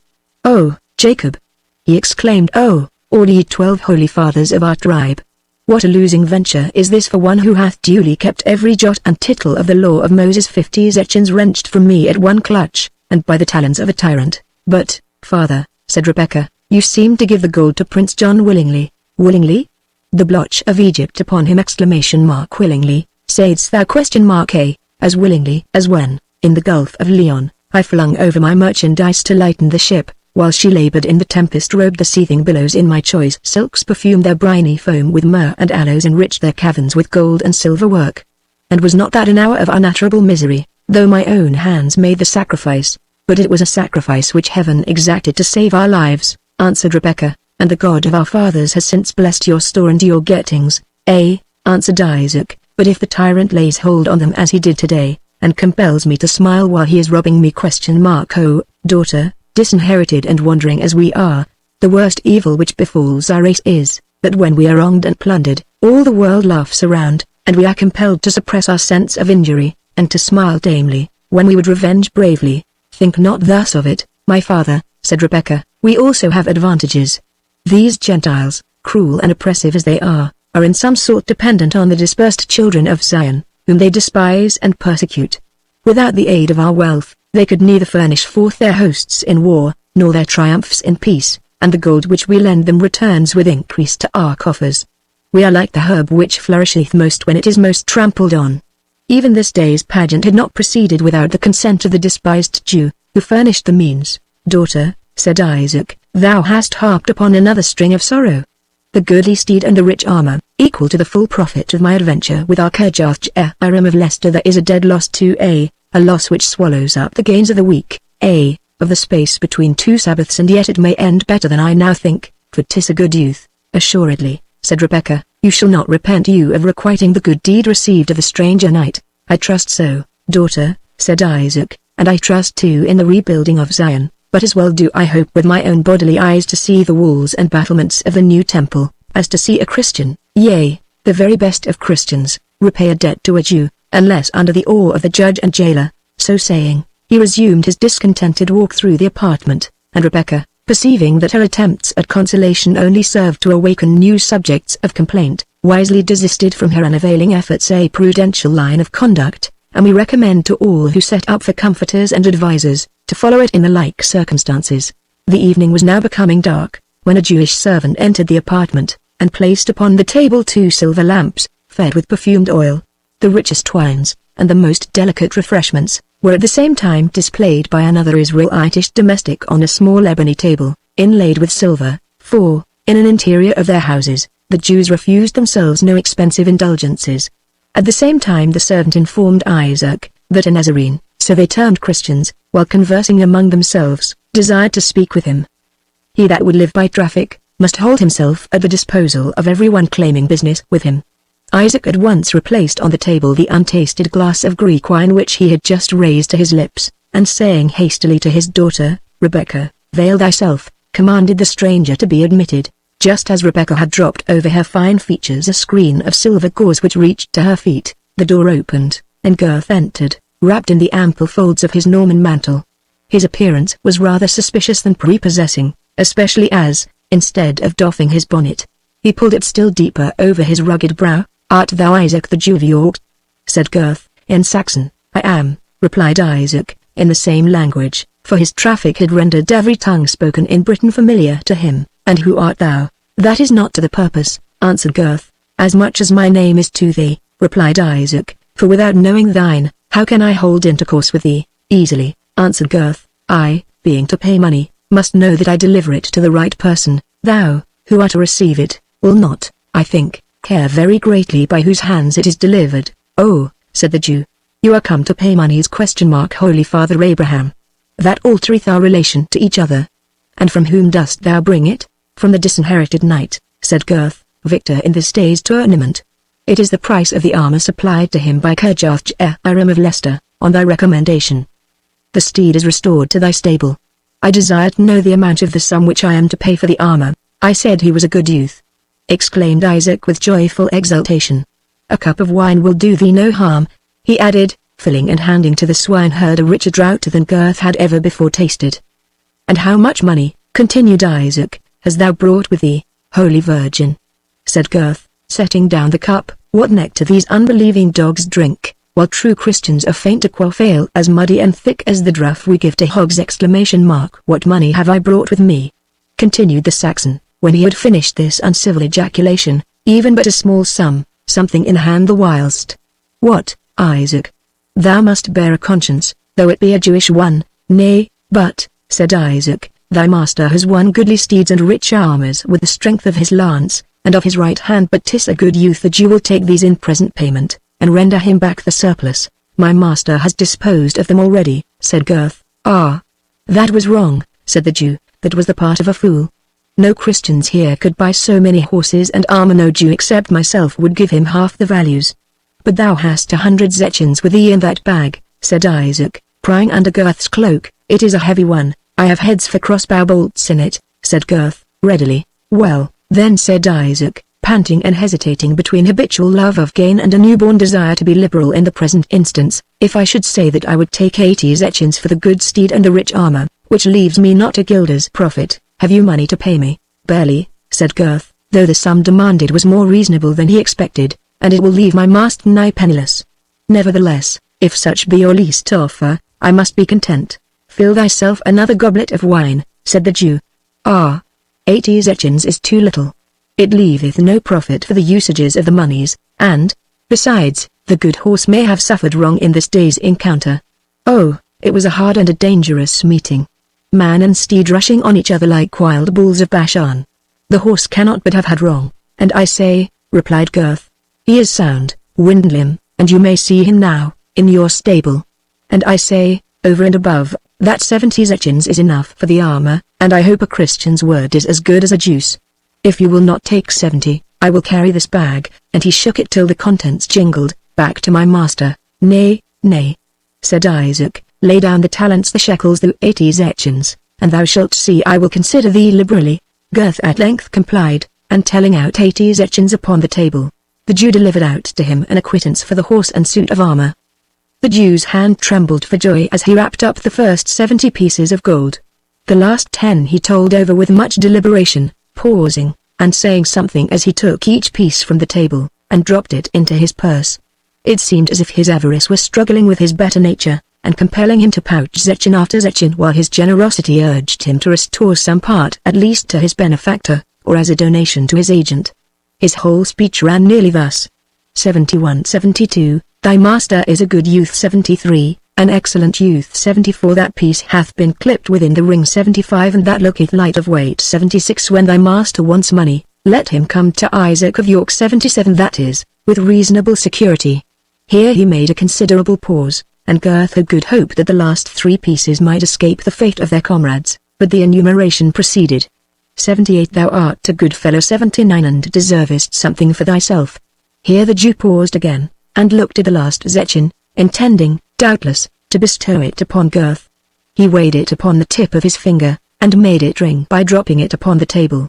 Had it rung too flat, or had it felt a hair's breadth too light, generosity had carried the day, but, unhappily for Gurth, the chime was full and true. The zechin plumb, newly coined, and a grain above weight.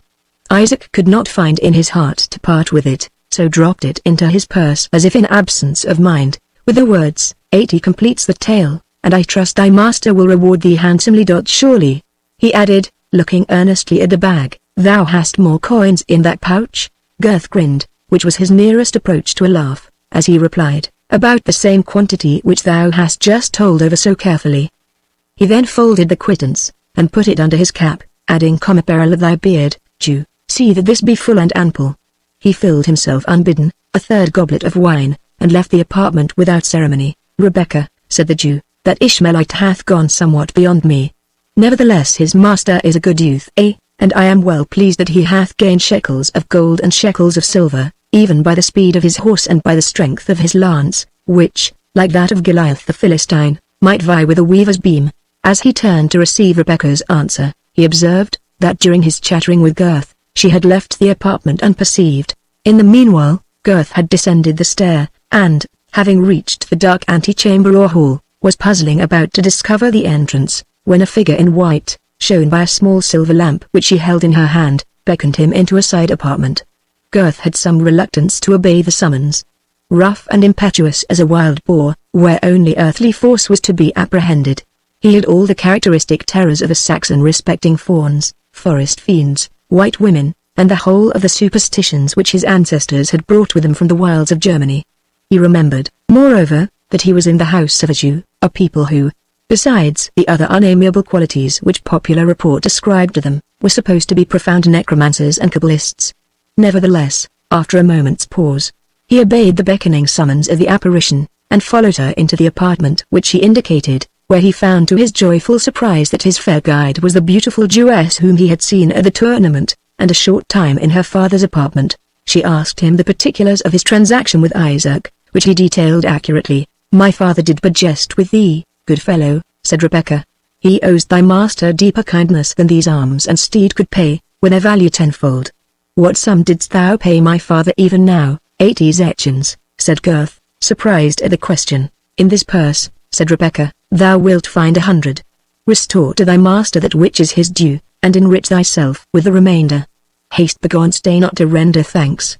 And beware how you pass through this crowded town, where thou mayst easily lose both thy burden and thy life. Reuben, she added, clapping her hands together, light forth this stranger, and fail not to draw lock and bar behind him. Reuben, a dark-browed and black-bearded Israelite, obeyed her summons, with a torch in his hand, undid the outward door of the house, and conducting Gurth across a paved court, let him out through a wicket in the entrance gate, which he closed behind him with such bolts and chains as would well have become that of a prison. "By St. Dunstan," said Gurth, as he stumbled up the dark avenue, "this is no Jewess, but an angel from heaven. 10 zechins from my brave young master, 20 from this pearl of Zion. Oh, happy day!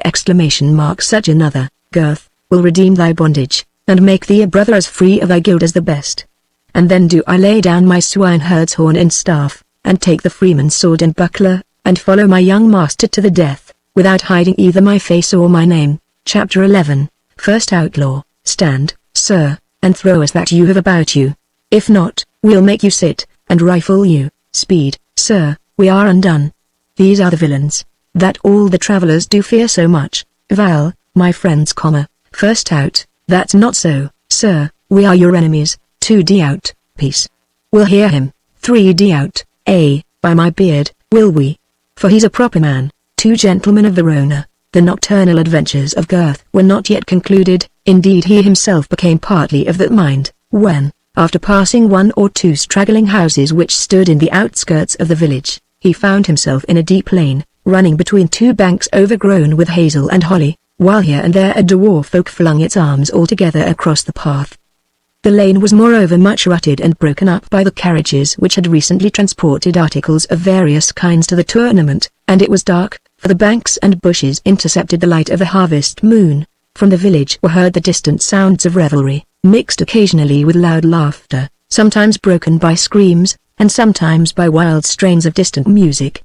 All these sounds, intimating the disorderly state of the town, crowded with military nobles and their dissolute attendants, gave Gurth some uneasiness. The Jewess was right, he said to himself. By heaven and St. Dunstan, I would I were safe at my journey's end with all this treasure. Here are such numbers, I will not say of arrant thieves, but of errant knights and errant squires, errant monks and errant minstrels, errant jugglers and errant jesters, that a man with a single merk would be in danger, much more a poor swineherd with a whole bagful of zechins. Would I were out of the shade of these infernal bushes, that I might at least see any of St. Nicholas's clerks before they spring on my shoulders. Gurth accordingly hastened his pace, in order to gain the open common to which the lane led, but was not so fortunate as to accomplish his object.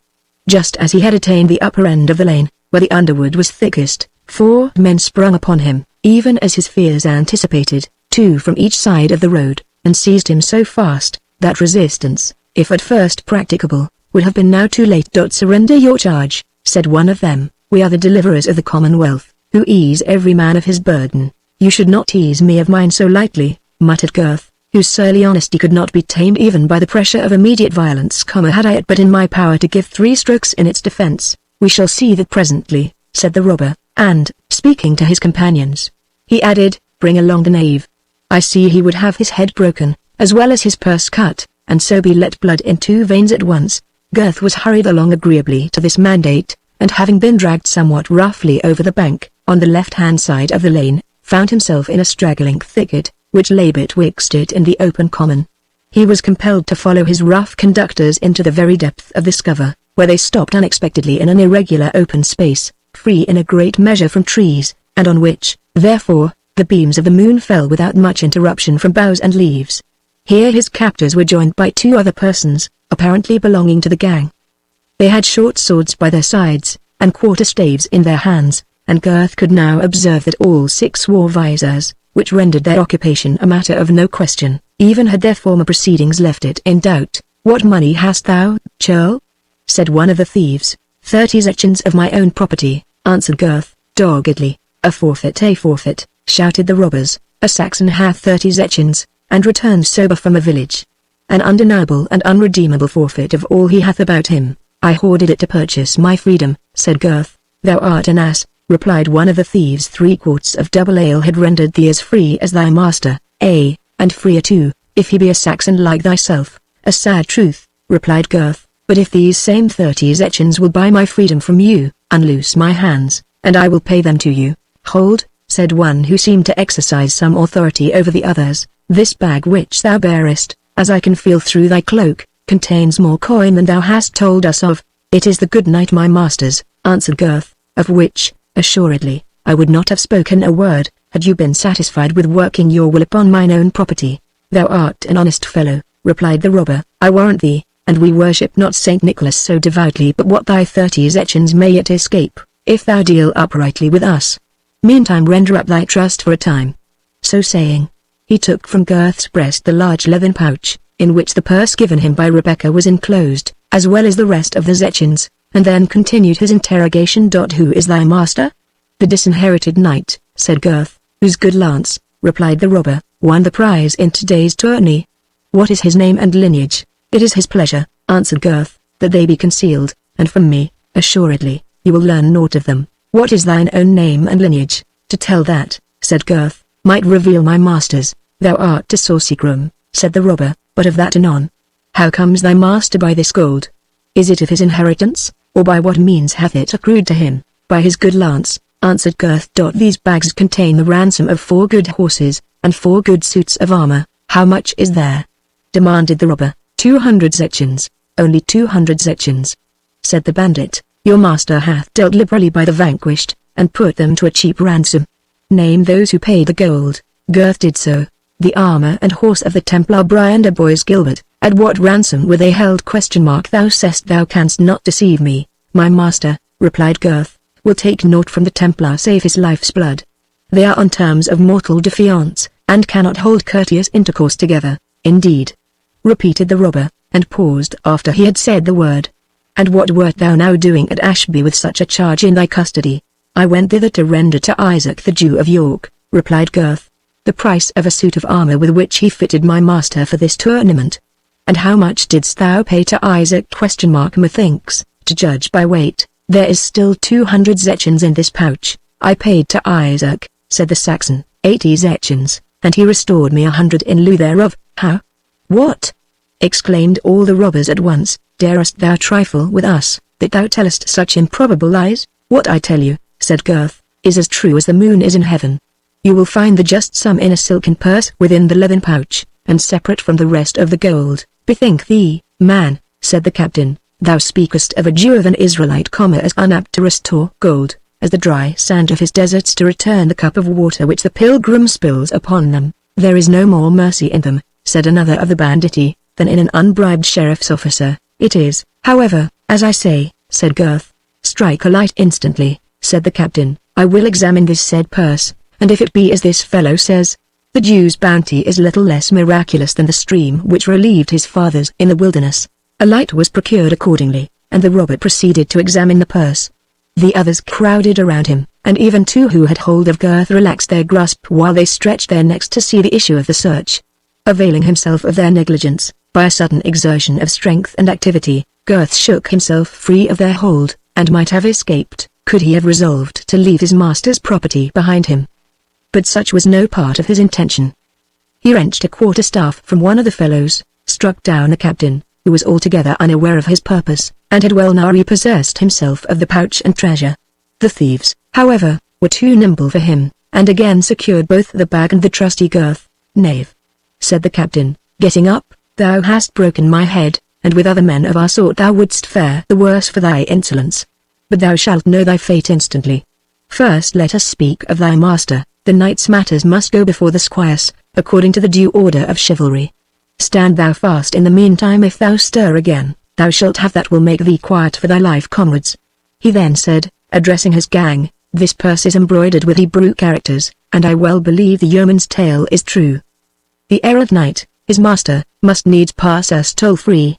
He is too like ourselves for us to make booty of him, since dogs should not worry dogs where wolves and foxes are to be found in abundance. Like us? Answered one of the gang. I should like to hear how that is made good. Why, thou fool, answered the captain, is he not poor and disinherited as we are? Doth he not win his substance at the sword's point as we do? Hath he not beaten Front de Boeuf and Malvoisin, even as we would beat them if we could? Is he not the enemy to life and death of Brian de Bois Gilbert, whom we have so much reason to fear? And were all this otherwise, wouldst thou have us show a worse conscience than an unbeliever, a Hebrew Jew? Nay, that were a shame, muttered the other fellow, and yet, when I served in the band of stout old Ganlin, we had no such scruples of conscience. And this insolent peasant, he too, I warrant me, is to be dismissed scatheless? "Not if thou canst scathe him," replied the captain. "Here, fellow," continued he, addressing Gurth, "canst thou use the staff, that thou starts to it so readily?"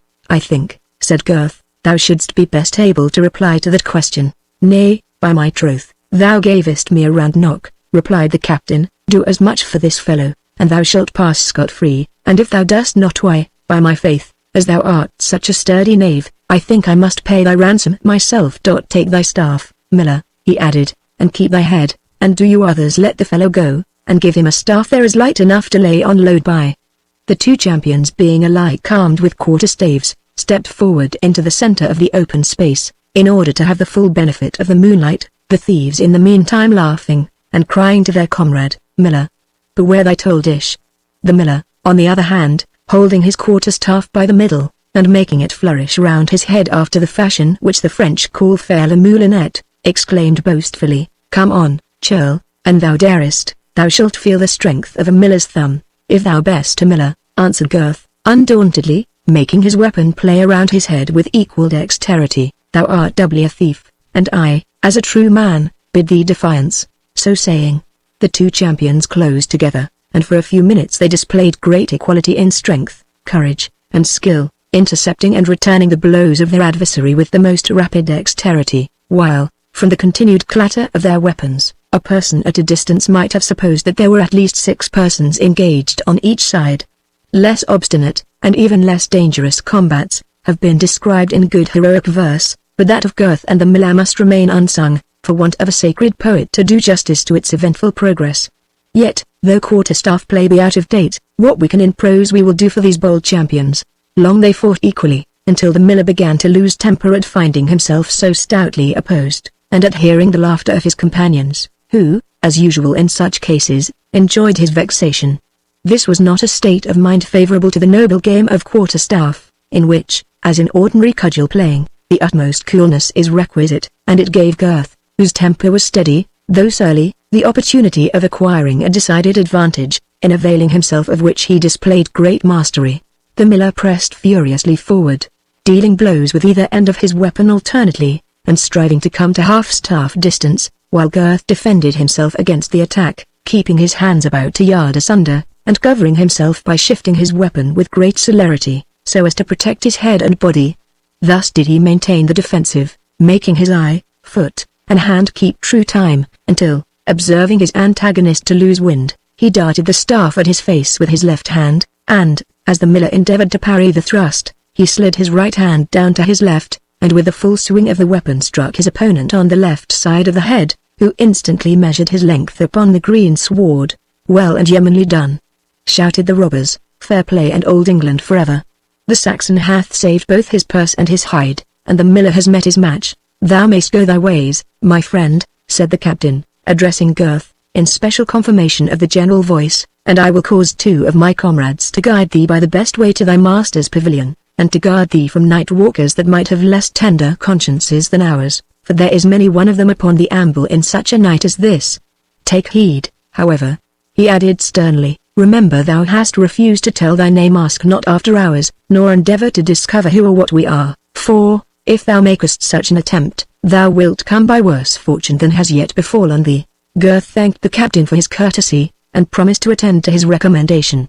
2 of the outlaws, taking up their quarterstaves, and desiring Gurth to follow close in the rear, walked roundly forward along a bypath, which traversed the thicket and the broken ground adjacent to it. On the very verge of the thicket 2 men spoke to his conductors, and receiving an answer in a whisper, withdrew into the wood, and suffered them to pass unmolested. This circumstance induced Gurth to believe both that the gang was strong in numbers, and that they kept regular guards around their place of rendezvous. When they arrived on the open heath, where Gurth might have had some trouble in finding his road, the thieves guided him straight forward to the top of a little eminence, whence he could see, spread beneath him in the moonlight, the palisades of the lists, the glimmering pavilions pitched at either end, with the pennons which adorned them fluttering in the moonbeams, and from which could be heard the hum of the song with which the sentinels were beguiling their night watch. Here the thieves stopped. "We go with you no farther," said they. "It were not safe that we should do so. Remember the warning you have received. Keep secret what has this night befallen you, and you will have no room to repent it. Neglect what is now told you, and the Tower of London shall not protect you against our revenge. Good night to you, kind sirs," said Gurth, I shall remember your orders, and trust that there is no offense in wishing you a safer and an honester trade." Thus they parted, the outlaws returning in the direction from whence they had come, and Gurth proceeding to the tent of his master, to whom, notwithstanding the injunction he had received, he communicated the whole adventures of the evening. The Disinherited Knight was filled with astonishment, no less at the generosity of Rebecca, by which, however, he resolved he would not profit, than that of the robbers, to whose profession such a quality seemed totally foreign. His course of reflections upon these singular circumstances was, however, interrupted by the necessity for taking repose, which the fatigue of the preceding day, and the propriety of refreshing himself for the morrow's encounter, rendered alike indispensable. The knight, therefore, stretched himself for repose upon a rich couch with which the tent was provided, and the faithful Gurth, extending his hardy limbs upon a bearskin which formed a sort of carpet to the pavilion, laid himself across the opening of the tent, so that no one could enter without awakening him. Chapter 12. The heralds left their pricking up and down.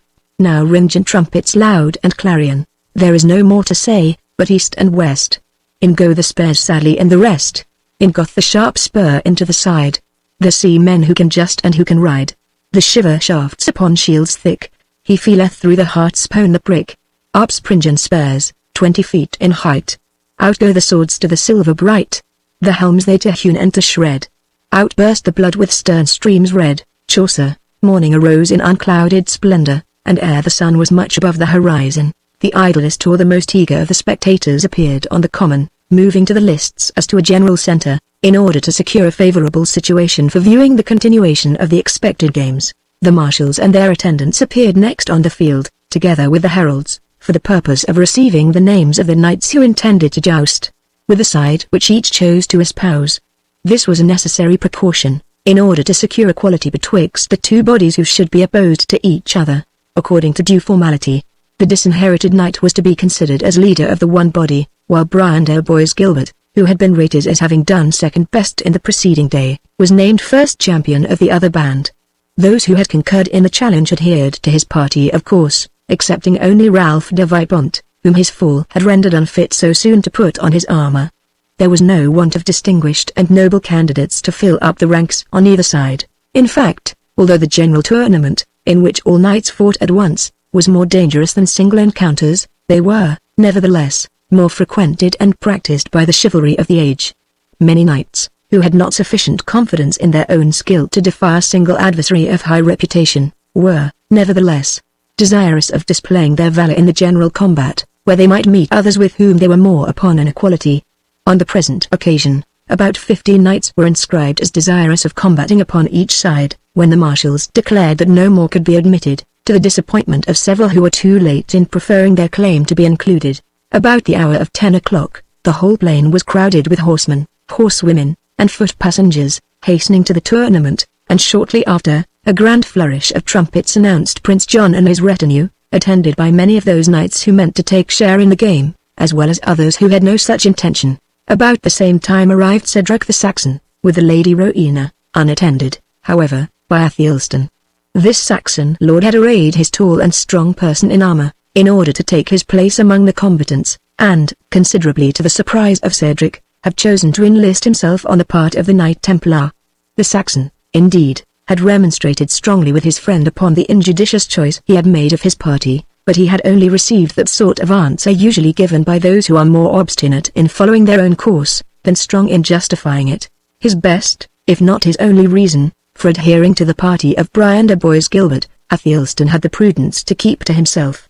Though his apathy of disposition prevented his taking any means to recommend himself to the Lady Rowena, he was, nevertheless, by no means insensible to her charms, and considered his union with her as a matter already fixed beyond doubt, by the assent of Cedric and her other friends.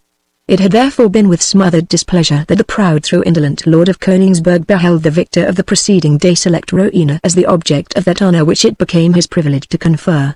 In order to punish him for a preference which seemed to interfere with his own suit, Athelstan, confident of his strength, and to whom his flatterers, at least, ascribed great skill in arms, had determined not only to deprive the Disinherited Knight of his powerful succor, but, if an opportunity should occur, to make him feel the weight of his battle-axe. De Bracy, and other knights attached to Prince John, in obedience to a hint from him, had joined the party of the challengers, John being desirous to secure, if possible, the victory to that side, On the other hand, many other knights, both English and Norman, natives and strangers, took part against the challengers, the more readily that the opposite band was to be led by so distinguished a champion as the disinherited knight had approved himself. As soon as Prince John observed that the destined queen of the day had arrived upon the field, assuming that air of courtesy which sat well upon him when he was pleased to exhibit it, he rode forward to meet her, doffed his bonnet, and, alighting from his horse, assisted the Lady Rowena from her saddle, while his followers uncovered at the same time, and one of the most distinguished dismounted to hold her palfrey. "It is thus," said Prince John, "that we set the dutiful example of loyalty to the Queen of Love and Beauty, and are ourselves her guide to the throne which she must this day occupy." "Ladies," he said, "attend your queen, as you wish in your turn to be distinguished by like honors." So saying, the prince marshalled Rowena to the seat of honor opposite his own, while the fairest and most distinguished ladies present crowded after her to obtain places as near as possible to their temporary sovereign. No sooner was Rowena seated, than a burst of music, half drowned by the shouts of the multitude, greeted her new dignity. Meantime, the sun shone fierce and bright upon the polished arms of the knights of either side, who crowded the opposite extremities of the lists, and held eager conference together concerning the best mode of arranging their line of battle, and supporting the conflict. The heralds then proclaimed silence until the laws of the tourney should be rehearsed. These were calculated in some degree to abate the dangers of the day, a precaution the more necessary, as the conflict was to be maintained with sharp swords and pointed lances. The champions were therefore prohibited to thrust with the sword, and were confined to striking. A knight, it was announced, might use a mace or battle-axe at pleasure, but the dagger was a prohibited weapon.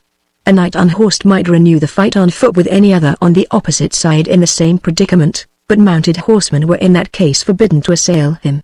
When any knight could force his antagonist to the extremity of the lists, so as to touch the palisade with his person or arms, such opponent was obliged to yield himself vanquished, and his armor and horse were placed at the disposal of the conqueror.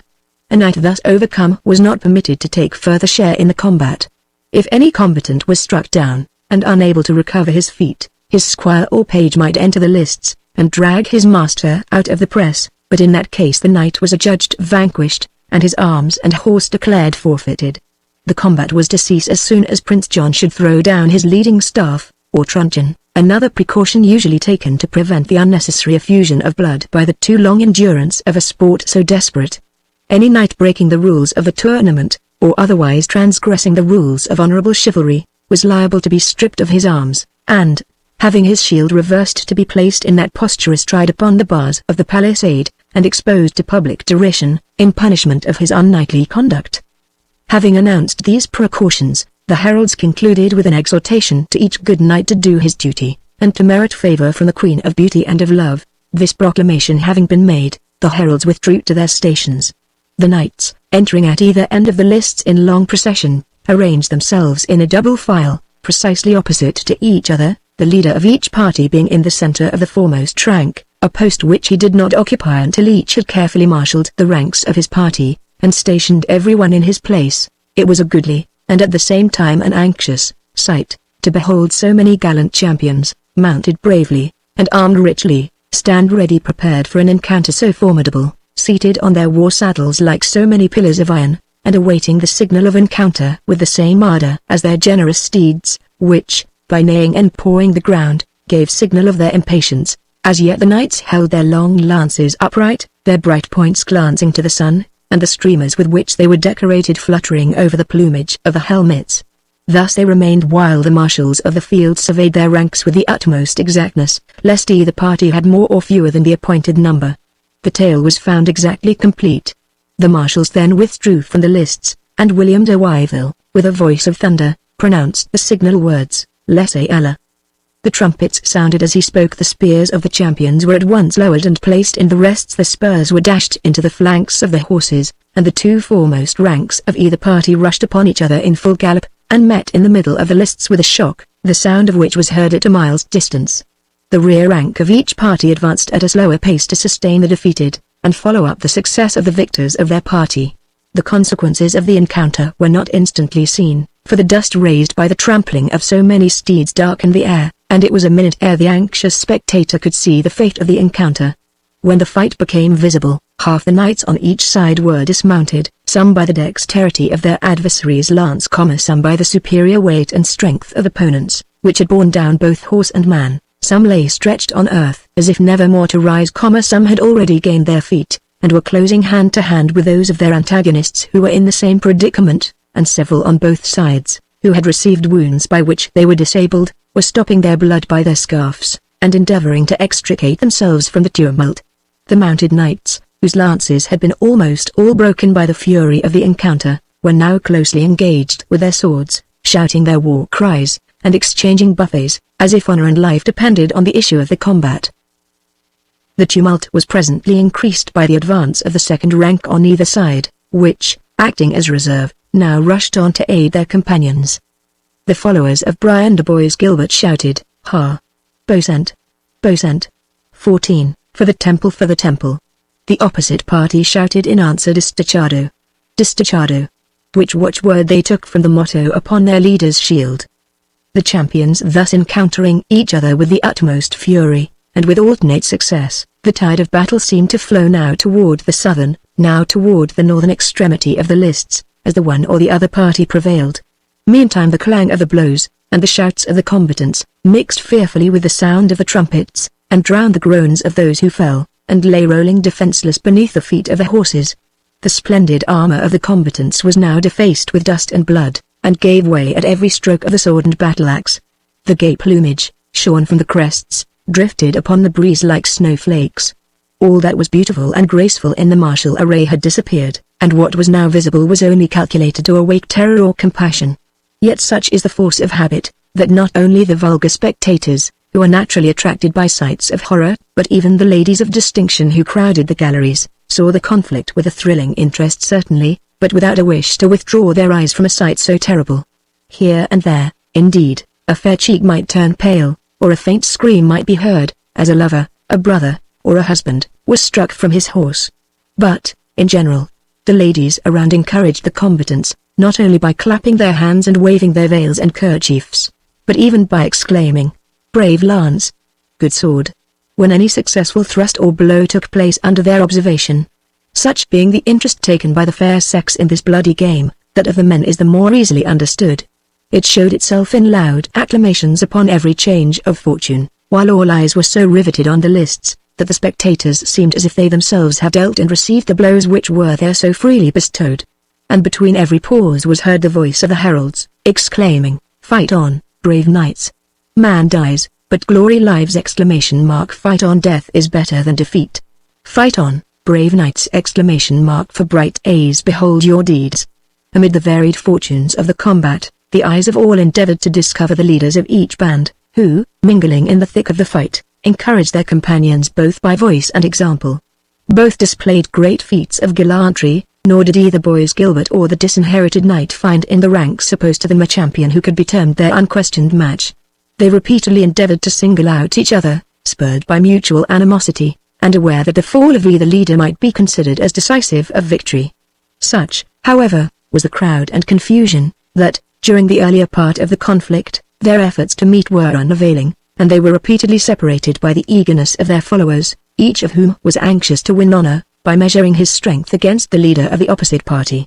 But when the field became thin by the numbers on either side who had yielded themselves vanquished, had been compelled to the extremity of the lists, or been otherwise rendered incapable of continuing the strife, the Templar and the Disinherited Knight at length encountered hand to hand, with all the fury that mortal animosity, joined to rivalry of honor, could inspire.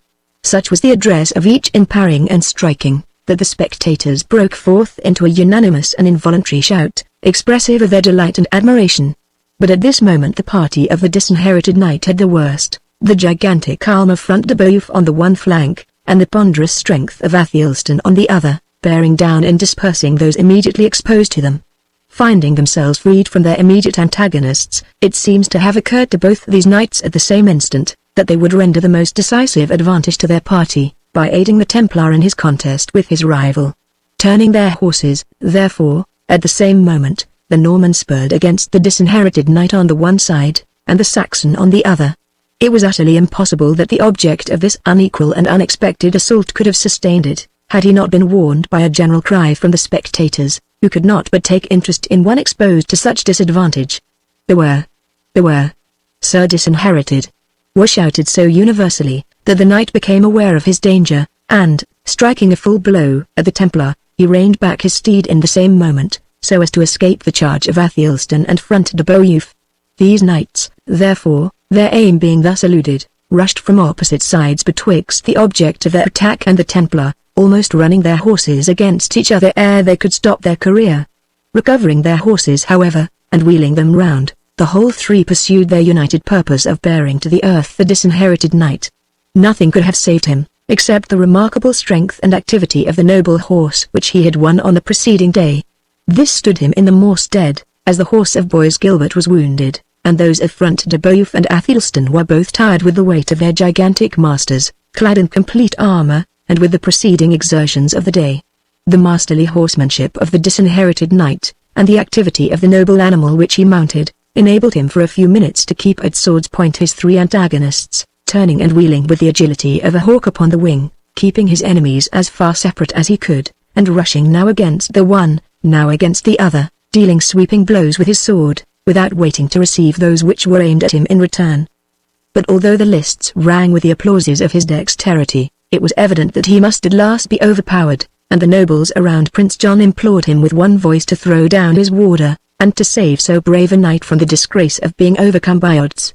"Not I, by the light of heaven," answered Prince John. "This same Springald, who conceals his name, and despises our proffered hospitality, hath already gained one prize, and may now afford to let others have their turn." As he spoke thus, an unexpected incident changed the fortune of the day. There was among the ranks of the disinherited knight a champion in black armor, mounted on a black horse, large of size, tall, and to all appearance powerful and strong, like the rider by whom he was mounted. This knight, who bore on his shield no device of any kind, had hitherto evinced very little interest in the event of the fight, beating off with seeming ease those combatants who attacked him, but neither pursuing his advantages, nor himself assailing anyone. In short, he had hitherto acted the part rather of a spectator than of a party in the tournament, a circumstance which procured him among the spectators the name of Lenoir Fainéant, or the Black Sluggard. At once this knight seemed to throw aside his apathy, when he discovered the leader of his party so hard bested, for, setting spurs to his horse, which was quite fresh, he came to his assistance like a thunderbolt, exclaiming, in a voice like a trumpet call, "Distachado, to the rescue!" It was high time, for, while the disinherited knight was pressing upon the Templar, Front de Beaujeu had got nigh to him with his uplifted sword, but ere the blow could descend, the sable knight dealt a stroke on his head, which, glancing from the polished helmet, lighted with violence scarcely abated on the chamfron of the steed, and Front de Beaujeu rolled on the ground, both horse and man equally stunned by the fury of the blow. Lenoir Fainéant then turned his horse upon Athelstan of Koningsberg, and his own sword having been broken in his encounter with Front de Beaujeu, he wrenched from the hand of the bulky Saxon the battle-axe which he wielded, and, like one familiar with the use of the weapon, bestowed him such a blow upon the crest, that Athelstan also lay senseless on the field. Having achieved this double feat, for which he was the more highly applauded that it was totally unexpected from him, the knight seemed to resume the sluggishness of his character, returning calmly to the northern extremity of the lists, leaving his leader to cope as he best could with Brian de Bois Gilbert. This was no longer matter of so much difficulty as formerly. The Templar's horse had bled much, and gave way under the shock of the disinherited knight's charge. Brian de Bois Gilbert rolled on the field, encumbered with a stirrup, from which he was unable to draw his foot. His antagonist sprung from horseback, waved his fatal sword over the head of his adversary, and commanded him to yield himself, when Prince John, more moved by the Templar's dangerous situation than he had been by that of his rival, saved him the mortification of confessing himself vanquished, by casting down his warder, and putting an end to the conflict. It was, indeed, only the relics and embers of the fight which continued to burn, for of the few knights who still continued in the lists, the greater part had, by tacit consent, forborne the conflict for some time, leaving it to be determined by the strife of the leaders. The squires, who had found it a matter of danger and difficulty to attend their masters during the engagement, now thronged into the lists to pay their dutiful attendance to the wounded, who were removed with the utmost care and attention to the neighboring pavilions, or to the quarters prepared for them in the adjoining village. Thus ended the memorable field of Ashby de la Zouch, one of the most gallantly contested tournaments of that age, for although only 4 knights, including one who was smothered by the heat of his armor, had died upon the field, yet upwards of 30 were desperately wounded, 4 or 5 of whom never recovered. Several more were disabled for life, and those who escaped best carried the marks of the conflict to the grave with them. Hence it is always mentioned in the old records, as the gentle and joyous passage of arms of Ashby. It being now the duty of Prince John to name the knight who had done best, he determined that the honour of the day remained with the knight whom the popular voice had termed Le Noir-Faineant. It was pointed out to the prince, in impeachment of this decree, that the victory had been in fact won by the disinherited knight, who, in the course of the day, had overcome 6 champions with his own hand, and who had finally unhorsed and struck down the leader of the opposite party. But Prince John adhered to his own opinion, on the ground that the disinherited knight and his party had lost the day, but for the powerful assistance of the knight of the black armour, to whom, therefore, he persisted in awarding the prize. To the surprise of all present, however, the knight thus preferred was nowhere to be found. He had left the lists immediately when the conflict ceased, and had been observed by some spectators to move down one of the forest glades with the same slow pace and listless and indifferent manner which had procured him the epithet of the Black Sluggard. After he had been summoned twice by sound of trumpet, and proclamation of the heralds, it became necessary to name another to receive the honours which had been assigned to him. Prince John had now no further excuse for resisting the claim of the disinherited knight, whom, therefore, he named the champion of the day. Through a field slippery with blood, and encumbered with broken armour and the bodies of slain and wounded horses, the marshals of the lists again conducted the victor to the foot of Prince John's throne. "Disinherited knight," said Prince John, "since by that title only you will consent to be known to us, we a second time award to you the honours of this tournament, and announce to you your right to claim and receive from the hands of the Queen of Love and Beauty, the chaplet of honour which your valour has justly deserved." The knight bowed low and gracefully, but returned no answer.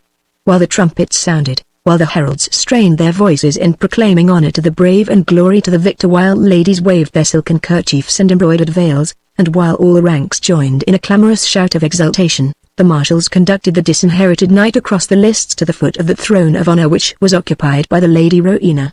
On the lower step of this throne the champion was made to kneel down. Indeed his whole action since the fight had ended, seemed rather to have been upon the impulse of those around him than from his own free will, and it was observed that he tottered as they guided him the second time across the lists.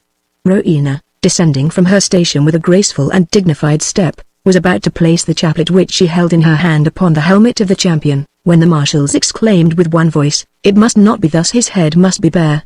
The knight muttered faintly a few words, which were lost in the hollow of his helmet, but their purport seemed to be a desire that his casque might not be removed.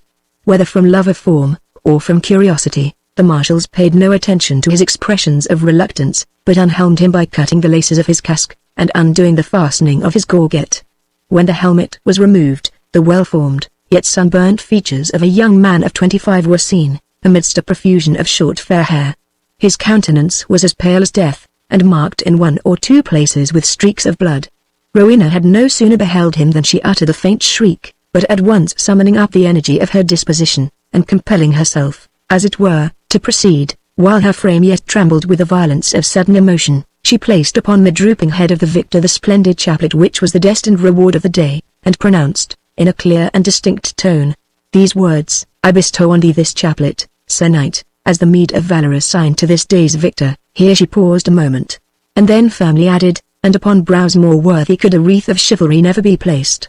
The knight stooped his head, and kissed the hand of the lovely sovereign by whom his valour had been rewarded, and then, sinking yet farther forward, lay prostrate at her feet. There was a general consternation. Cedric, who had been struck mute by the sudden appearance of his banished son, now rushed forward, as if to separate him from Rowena. But this had been already accomplished by the marshals of the field, who, guessing the cause of Ivanhoe's swoon, had hastened to undo his armour, and found that the head of a lance had penetrated his breastplate, and inflicted a wound in his side. Chapter 13. Heroes, approach. Atrides thus aloud. Stand forth distinguished from the circling crowd.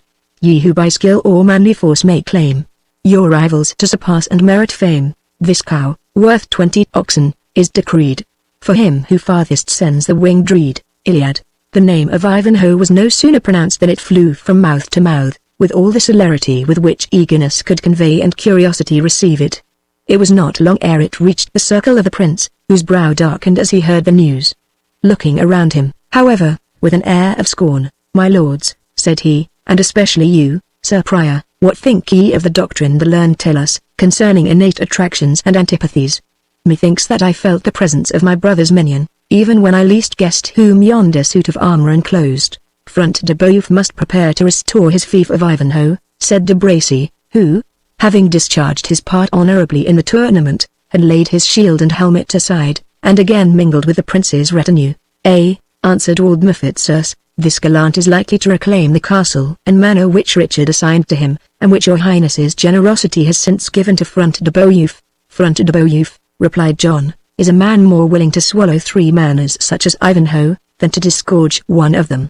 For the rest, sirs, I hope none here will deny my right to confer the fiefs of the crown upon the faithful followers who are around me, and ready to perform the usual military service, in the room of those who have wandered to foreign countries, and can neither render homage nor service when called upon.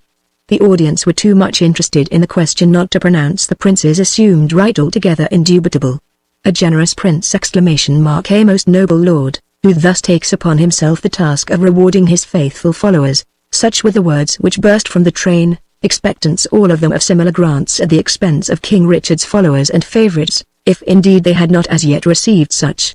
Prior Aymer also assented to the general proposition, observing, however, that the blessed Jerusalem could not indeed be termed a foreign country. She was commune's mate to the mother of all Christians. But he saw not, he declared, how the Knight of Ivanhoe could plead any advantage from this, since he, the prior, was assured that the Crusaders, under Richard, had never proceeded much farther than Ascalon, which, as all the world knew, was a town of the Philistines, and entitled to none of the privileges of the holy city. Waldemar, whose curiosity had led him towards the place where Ivanhoe had fallen to the ground, now returned. The gallant, said he, is likely to give your highness little disturbance, and to leave Front de Bœuf in the quiet possession of his gains. He is severely wounded. Whatever becomes of him, said Prince John, he is victor of the day, and were he tenfold our enemy, or the devoted friend of our brother, which is perhaps the same, his wounds must be looked to. Our own physician shall attend him. A stern smile curled the prince's lip as he spoke. Waldemar hastened to reply, that Ivanhoe was already removed from the lists, and in the custody of his friends. I was somewhat afflicted, he said, to see the grief of the Queen of Love and Beauty, whose sovereignty of a day this event has changed into mourning.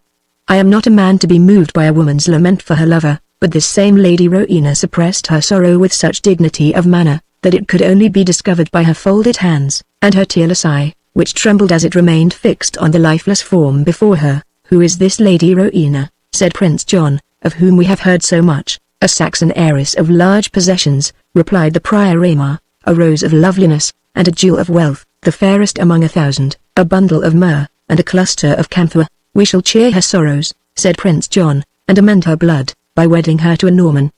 She seems a minor, and must therefore be at our royal disposal in marriage. How sayst thou, de Bracy? What thinkst thou of gaining fair lands and livings, by wedding a Saxon, after the fashion of the followers of the Conqueror? If the lands are to my liking, my lord, answered de Bracy, it will be hard to displease me with a bride, and deeply will I hold myself bound to your highness for a good deed, which will fulfill all promises made in favour of your servant and vassal.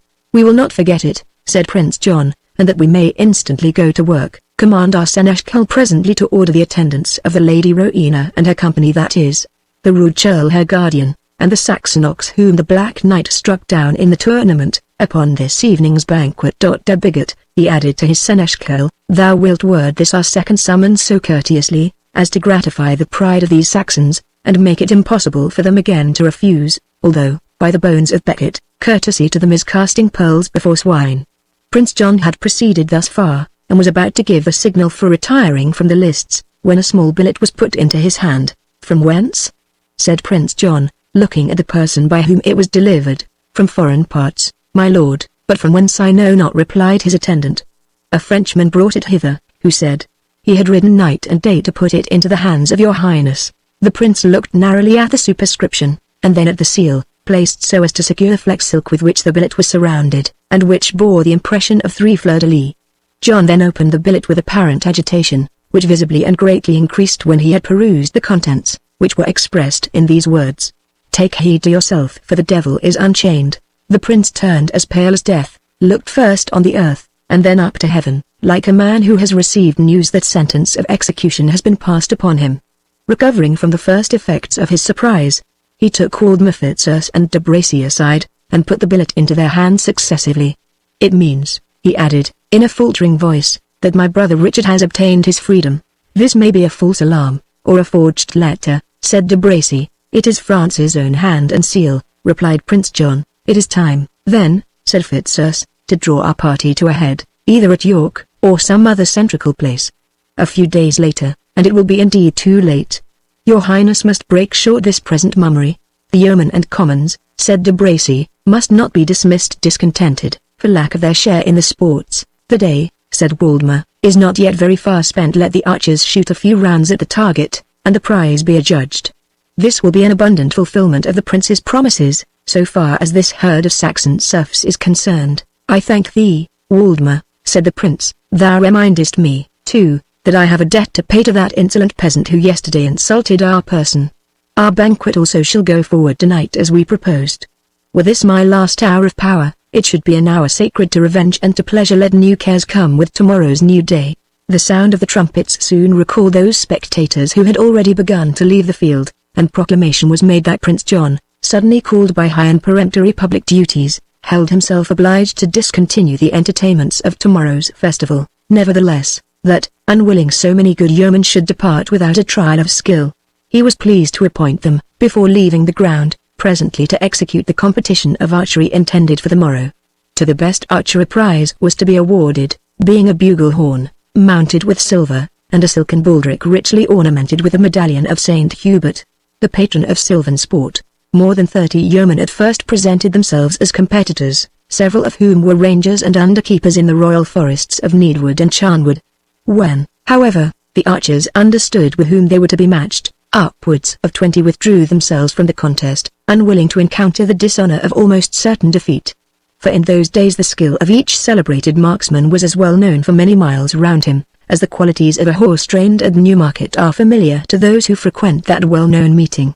The diminished list of competitors for sylvan fame still amounted to 8. Prince John stepped from his royal seat to view more nearly the persons of these chosen yeomen, several of whom wore the royal livery. Having satisfied his curiosity by this investigation, he looked for the object of his resentment, whom he observed standing on the same spot, and with the same composed countenance which he had exhibited upon the preceding day. "Fellow," said Prince John, "I guessed by thy insolent babble that thou wert no true lover of the longbow, and I see thou darest not adventure thy skill among such merry men as stand yonder, under favour." "Sir," replied the yeoman, "I have another reason for refraining to shoot, besides the fearing discomfiture and disgrace." "And what is thy other reason?" said Prince John, who, for some cause which perhaps he could not himself have explained, felt a painful curiosity respecting this individual. "Because," replied the woodsman, "I know not if these yeomen and I are used to shoot at the same marks, and because, moreover, I know not how your grace might relish the winning of a third prize by one who has unwittingly fallen under your displeasure." Prince John coloured as he put the question. "What is thy name, yeoman?" "Locksley," answered the yeoman. "Then, Locksley," said Prince John, "thou shalt shoot in thy turn, when these yeomen have displayed their skill. If thou carriest the prize, I will add to it 20 nobles, but if thou losest it, thou shalt be stripped of thy Lincoln green, and scourged out of the lists with bowstrings, for a wordy and insolent braggart." "And how if I refuse to shoot on such a wager?" said the yeoman.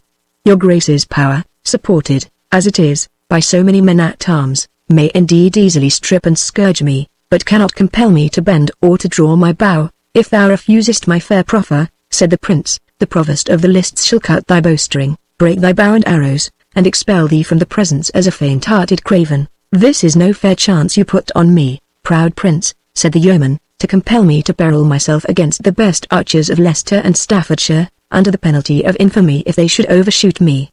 Nevertheless, I will obey your pleasure." "Look to him close, men-at-arms," said Prince John, "his heart is sinking. I am jealous lest he attempt to escape the trial. And do you, good fellows, shoot boldly round. A buck and a butt of wine are ready for your refreshment in yonder tent, when the prize is won." A target was placed at the upper end of the southern avenue which led to the lists. The contending archers took their station in turn, at the bottom of the southern access, the distance between that station and the mark allowing full distance for what was called a shot at rovers. The archers, having previously determined by lot their order of precedence, were to shoot each 3 shafts in succession. The sports were regulated by an officer of inferior rank, termed the provost of the games, for the higher rank of the marshals of the lists would have been held degraded, had they condescended to superintend the sports of the yeomanry. One by one the archers, stepping forward, delivered their shafts yeomanlike and bravely. of 24 arrows, shot in succession. 10 were fixed in the target, and the others ranged so near it, that, considering the distance of the mark, it was accounted good archery. Of the 10 shafts which hit the target, 2 within the inner ring were shot by Hubert, a forester in the service of Melvoy Eisen, who was accordingly pronounced victorious. "Now, Locksley," said Prince John to the bold yeoman, with a bitter smile, "wilt thou try conclusions with Hubert, or wilt thou yield up bow, baldric, and quiver, to the provost of the sports?" "Sith had been no better," said Locksley, "I am content to try my fortune, on condition that when I have shot 2 shafts at yonder mark of Hubert's, he shall be bound to shoot 1 at that which I shall propose." "That is but fair," answered Prince John, "and it shall not be refused thee. If thou dost beat this braggart, Hubert, I will fill the bugle with silver pennies for thee." "A man can do but his best," answered Hubert, "but my grandsire drew a good long bow at Hastings, and I trust not to dishonor his memory." The former target was now removed, and a fresh one of the same size placed in its room.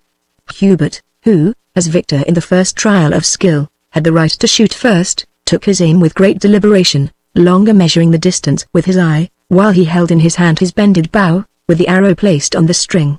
At length he made a step forward, and raising the bow at the full stretch of his left arm, till the center or grasping place was now level with his face, he drew his bowstring to his ear. The arrow whistled through the air, and lighted within the inner ring of the target, but not exactly in the center. "You have not allowed for the wind, Hubert," said his antagonist, bending his bow, "or that had been a better shot." So saying, and without showing the least anxiety to pause upon his aim, Locksley stepped to the appointed station, and shot his arrow as carelessly in appearance as if he had not even looked at the mark. He was speaking almost at the instant that the shaft left the bowstring, yet it alighted in the target 2 inches nearer to the white spot which marked the center than that of Hubert. "By the light of heaven," said Prince John to Hubert, "and thou suffer that runagate knave to overcome thee, thou art worthy of the gallows." Hubert had but one set speech for all occasions. "And your highness were to hang me," he said, "a man can but do his best." "Nevertheless, my grandsire drew a good bow, the foul fiend on thy grandsire and all his generation," interrupted John. "Shoot, knave, and shoot thy best, or it shall be the worse for thee." Thus exhorted, Hubert resumed his place, and not neglecting the caution which he had received from his adversary, he made the necessary allowance for a very light air of wind, which had just risen, and shot so successfully that his arrow alighted in the very center of the target. "A Hubert! A Hubert!" shouted the populace, more interested in a known person than in a stranger. In the clout! In the clout! "A Hubert forever! Thou canst not mend that shot, Locksley," said the prince, with an insulting smile. "I will notch his shaft for him, however," replied Locksley, and letting fly his arrow with a little more precaution than before, it lighted right upon that of his competitor, which it split to shivers. The people who stood around were so astonished at his wonderful dexterity, that they could not even give vent to their surprise in their usual clamor. "This must be the devil, and no man of flesh and blood," whispered the yeomen to each other. "Such archery was never seen since a bow was first bent in Britain." "And now," said Locksley, "I will crave your grace's permission to plant such a mark as is used in the North Country, and welcome every brave yeoman who shall try a shot at it to win a smile from the bonny lass he loves best." He then turned to leave the lists. "Let your guards attend me," he said, "if you please. I go but to cut a rod from the next willow bush." Prince John made a signal that some attendants should follow him in case of his escape, but the cry of "Shame! Shame!" which burst from the multitude, induced him to alter his ungenerous purpose. Locksley returned almost instantly with a willow wand about 6 feet in length, perfectly straight, and rather thicker than a man's thumb. He began to peel this with great composure, observing at the same time, that to ask a good woodsman to shoot at a target so broad as had hitherto been used, was to put shame upon his skill. For his own part, he said, and in the land where he was bred, men would as soon take for their mark King Arthur's round table, which held 60 knights around it. A child of 7 years old, he said, might hit yonder target with a headless shaft, but, added he, walking deliberately to the other end of the lists, and sticking the willow wand upright in the ground, he that hits that rod at 50 yards, I called him an archer fit to bear both bow and quiver before a king, and it were the stout King Richard himself. My grandsire, said Hubert, drew a good bow at the Battle of Hastings, and never shot at such a mark in his life, and neither will I. If this yeoman can cleave that rod, I give him the bucklers, or rather, I yield to the devil that is in his jerkin, and not to any human skill. A man can but do his best, and I will not shoot where I am sure to miss. I might as well shoot at the edge of our parson's whittle, or at a wheat straw, or at a sunbeam, as at a twinkling white streak which I can hardly see, cowardly dog. Said Prince John. Sarah Locksley, do thou shoot, but, if thou hittest such a mark, I will say thou art the first man ever did so. However it be, thou shalt not crow over us with a mere show of superior skill. I will do my best, as Hubert says, answered Locksley, no man can do more. So saying, he again bent his bow, but on the present occasion looked with attention to his weapon, and changed the string, which he thought was no longer truly round, having been a little frayed by the two former shots. He then took his aim with some deliberation, and the multitude awaited the event in breathless silence. The archer vindicated their opinion of his skill, his arrow split the willow rod against which it was aimed. A jubilee of acclamations followed, and even Prince John, in admiration of Locksley's skill, lost for an instant his dislike to his person. These 20 nobles, he said, which, with the bugle, thou hast fairly won, are thine own. We will make them 50, if thou wilt take livery and service with us as a yeoman of our bodyguard, and be near to our person. For never did so strong a hand bend a bow, or so true an eye direct a shaft. Pardon me, noble prince, said Locksley, but I have vowed, that if ever I take service, it should be with your royal brother King Richard. These 20 nobles I leave to Hubert, who has this day drawn as brave a bow as his grandsire did at Hastings. Had his modesty not refused the trial, he would have hit the wonders well. Hubert shook his head as he received with reluctance the bounty of the stranger, and Locksley, anxious to escape further observation, mixed with the crowd, and was seen no more. The victorious archer would not perhaps have escaped John's attention so easily, had not that prince had other subjects of anxious and more important meditation pressing upon his mind at that instant. He called upon his chamberlain as he gave the signal for retiring from the lists, and commanded him instantly to gallop to Ashby, and seek out Isaac the Jew. Tell the dog, he said, to send me, before sundown, 2,000 crowns. He knows the security, but thou mayst show him this ring for a token. The rest of the money must be paid at York within 6 days. If he neglects, I will have the unbelieving villain's head. Look that thou pass him not on the way, for the circumcised slave was displaying his stolen finery amongst us. So saying, the prince resumed his horse, and returned to Ashby, the whole crowd breaking up and dispersing upon his retreat. Chapter 14. In rough magnificence arrayed, when ancient chivalry displayed the pomp of her heroic games, and crested chiefs and tissue dames, assembled, at the clarion's call, in some proud castle's high-arched hall, Wharton. Prince John held his high festival in the castle of Ashby. This was not the same building of which the stately ruins still interest the traveller, and which was erected at a later period by the Lord Hastings, High Chamberlain of England, one of the first victims of the tyranny of Richard III, and yet better known as one of Shakespeare's characters than by his historical fame. The castle and town of Ashby, at this time, belonged to Roger de Quincey, Earl of Winchester, who, during the period of our history, was absent in the Holy Land.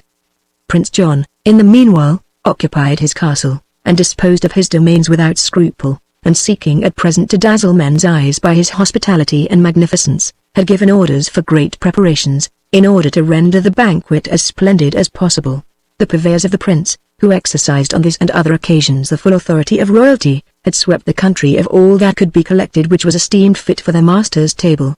Guests also were invited in great numbers, and in the necessity in which he then found himself of courting popularity, Prince John had extended his invitation to a few distinguished Saxon and Danish families, as well as to the Norman nobility and gentry of the neighborhood. However despised and degraded on ordinary occasions, the great numbers of the Anglo-Saxons must necessarily render them formidable in the civil commotions which seemed approaching, and it was an obvious point of policy to secure popularity with their leaders.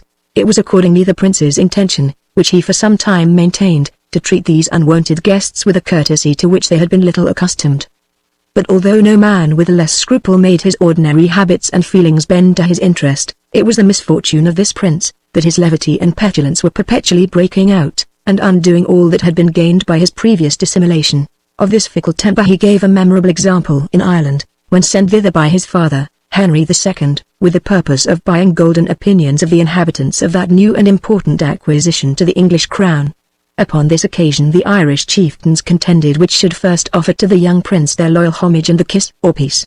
But, instead of receiving their salutations with courtesy, John and his petulant attendants could not resist the temptation of pulling the long beards of the Irish chieftains, a conduct which, as might have been expected, was highly resented by these insulted dignitaries. and produced fatal consequences to the English domination in Ireland. It is necessary to keep these inconsistencies of John's character in view, that the reader may understand his conduct during the present evening. In execution of the resolution which he had formed during his cooler moments, Prince John received Cedric and Athelstan with distinguished courtesy, and expressed his disappointment, without resentment, when the indisposition of Rowena was alleged by the former as a reason for her not attending upon his gracious summons. Cedric and Athelstan were both dressed in the ancient Saxon garb, which, although not unhandsome in itself, and in the present instance composed of costly materials, was so remote in shape and appearance from that of the other guests, that Prince John took great credit to himself with Waldemar Fitzurse for refraining from laughter at a sight which the fashion of the day rendered ridiculous. Yet, in the eye of sober judgment, the short close tunic and long mantle of the Saxons was a more graceful, as well as a more convenient dress, than the garb of the Normans, whose undergarment was a long doublet, so loose as to resemble a shirt or wagoner's frock, covered by a cloak of scanty dimensions, neither fit to defend the wearer from cold or from rain, and the only purpose of which appeared to be to display as much fur, embroidery, and jewelry work, as the ingenuity of the tailor could contrive to lay upon it. The Emperor Charlemagne, in whose reign they were first introduced, seems to have been very sensible of the inconveniences arising from the fashion of this garment. "In heaven's name," said he, "to what purpose serve these abridged cloaks? If we are in bed they are no cover, on horseback they are no protection from the wind and rain, and when seated, they do not guard our legs from the damp or the frost." Nevertheless, spite of this imperial objurgation, the short cloaks continued in fashion down to the time of which we treat, and particularly among the princes of the House of Anjou. They were therefore in universal use among Prince John's courtiers, and the long mantle, which formed the upper garment of the Saxons, was held in proportional derision. The guests were seated at a table which groaned under the quantity of good cheer. The numerous cooks who attended on the prince's progress, having exerted all their art in varying the forms in which the ordinary provisions were served up, had succeeded almost as well as the modern professors of the culinary art in rendering them perfectly unlike their natural appearance. Besides these dishes of domestic origin, there were various delicacies brought from foreign parts, and a quantity of rich pastry, as well as of the semel bread and wassail cakes, which were only used at the tables of the highest nobility.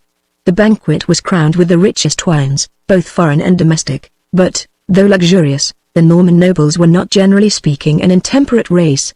While indulging themselves in the pleasures of the table, they aimed at delicacy, but avoided excess, and were apartment to attribute gluttony and drunkenness to the vanquished Saxons, as vices peculiar to their inferior station. Prince John, indeed, and those who courted his pleasure by imitating his foibles, were apartment to indulge to excess in the pleasures of the trencher and the goblet, and indeed it is well known that his death was occasioned by a surfeit upon peaches and new ale. His conduct, however, was an exception to the general manners of his countrymen. With sly gravity, interrupted only by private signs to each other, the Norman knights and nobles beheld the ruder demeanour of Athelstan and Cedric at a banquet, to the form and fashion of which they were unaccustomed. And while their manners were thus the subject of sarcastic observation, the untaught Saxons unwittingly transgressed several of the arbitrary rules established for the regulation of society. Now, it is well known, that a man may with more impunity be guilty of an actual breach either of real good breeding or of good morals, than appear ignorant of the most minute point of fashionable etiquette. Thus Cedric, who dried his hands with a towel, instead of suffering the moisture to exhale by waving them gracefully in the air, incurred more ridicule than his companion Athelstan, when he swallowed to his own single share the whole of a large pasty composed of the most exquisite foreign delicacies, and termed at that time a carom pie. When, however, it was discovered, by a serious cross-examination, that the Thane of Koningsberg, or Franklin, as the Normans termed him, had no idea what he had been devouring, and that he had taken the contents of the carom pie for larks and pigeons, whereas they were in fact bocaficos and nightingales, his ignorance brought him in for an ample share of the ridicule which would have been more justly bestowed on his gluttony. The long feast had at length its end, and, while the goblets circulated freely, men talked of the feats of the preceding tournament, of the unknown victor in the archery games, of the Black Knight, whose self-denial had induced him to withdraw from the honours he had won, and of the gallant Ivanhoe, who had so dearly bought the honours of the day. The topics were treated with military frankness, and the jest and laugh went round the hall. The brow of Prince John alone was overclouded during these discussions, some overpowering care seemed agitating his mind, and it was only when he received occasional hints from his attendants, that he seemed to take interest in what was passing around him. On such occasions he would start up, quaff a cup of wine as if to raise his spirits, and then mingle in the conversation by some observation made abruptly or at random. "We drink this beaker," said he, "to the health of Wilfred of Ivanhoe, champion of this passage of arms, and grieve that his wound renders him absent from our board. Let all fill to the pledge, and especially Cedric of Rotherwood, the worthy father of a son so promising." "No, my lord," replied Cedric, standing up, and placing on the table his untasted cup, "I yield not the name of son to the disobedient youth, who at once despises my commands, and relinquishes the manners and customs of his fathers." "'Tis impossible," cried Prince John, with well-feigned astonishment, "that so gallant a knight should be an unworthy or disobedient son." "Yet, my lord," answered Cedric, "so it is with this Wilfred. He left my homely dwelling to mingle with the gay nobility of your brother's court, where he learned to do those tricks of horsemanship which you prize so highly. He left it contrary to my wish and command, and in the days of Alfred that would have been termed disobedience, and a crime severely punishable." "Alas!"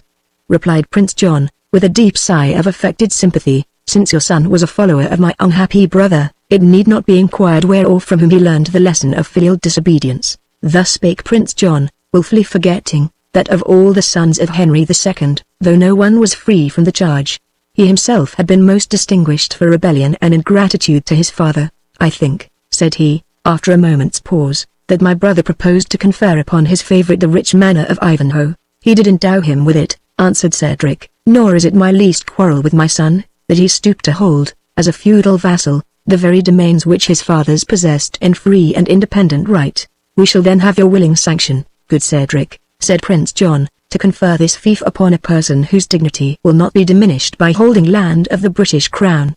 Sir Reginald Front de Beauf," he said, turning towards that baron, "I trust you will so keep the goodly barony of Ivanhoe, that Sir Wilfred shall not incur his father's further displeasure by again entering upon that fief." "By St. Anthony," answered the black-browed giant, "I will consent that your highness shall hold me a Saxon, if either Cedric or Wilfred, or the best that ever bore English blood, shall wrench from me the gift with which your highness has graced me." "Whoever shall call thee Saxon, Sir Baron," replied Cedric, offended at a mode of expression by which the Normans frequently expressed their habitual contempt of the English, "will do thee an honor as great as it is undeserved." Front de Beauf would have replied, but Prince John's petulance and levity got the start. "Assuredly," said my lords, "the noble Cedric speaks truth, and his race may claim precedence over us as much in the length of their pedigrees as in the longitude of their cloaks. They go before us indeed in the field as deer before dogs," said Malvoisin, "and with good right may they go before us. Forget not," said the Prior Aymar, "the superior decency and decorum of their manners, their singular abstemiousness and temperance," said de Bracy, forgetting the plan which promised him a Saxon bride, "together with the courage and conduct," said Brian de Bois Gilbert, "by which they distinguished themselves at Hastings and elsewhere." While, with smooth and smiling cheek, the courtiers, each in turn, followed their prince's example, and aimed a shaft of ridicule at Cedric. The face of the Saxon became inflamed with passion, and he glanced his eyes fiercely from one to another, as if the quick succession of so many injuries had prevented his replying to them in turn, or, like a baited bull, who, surrounded by his tormentors, is at a loss to choose from among them the immediate object of his revenge.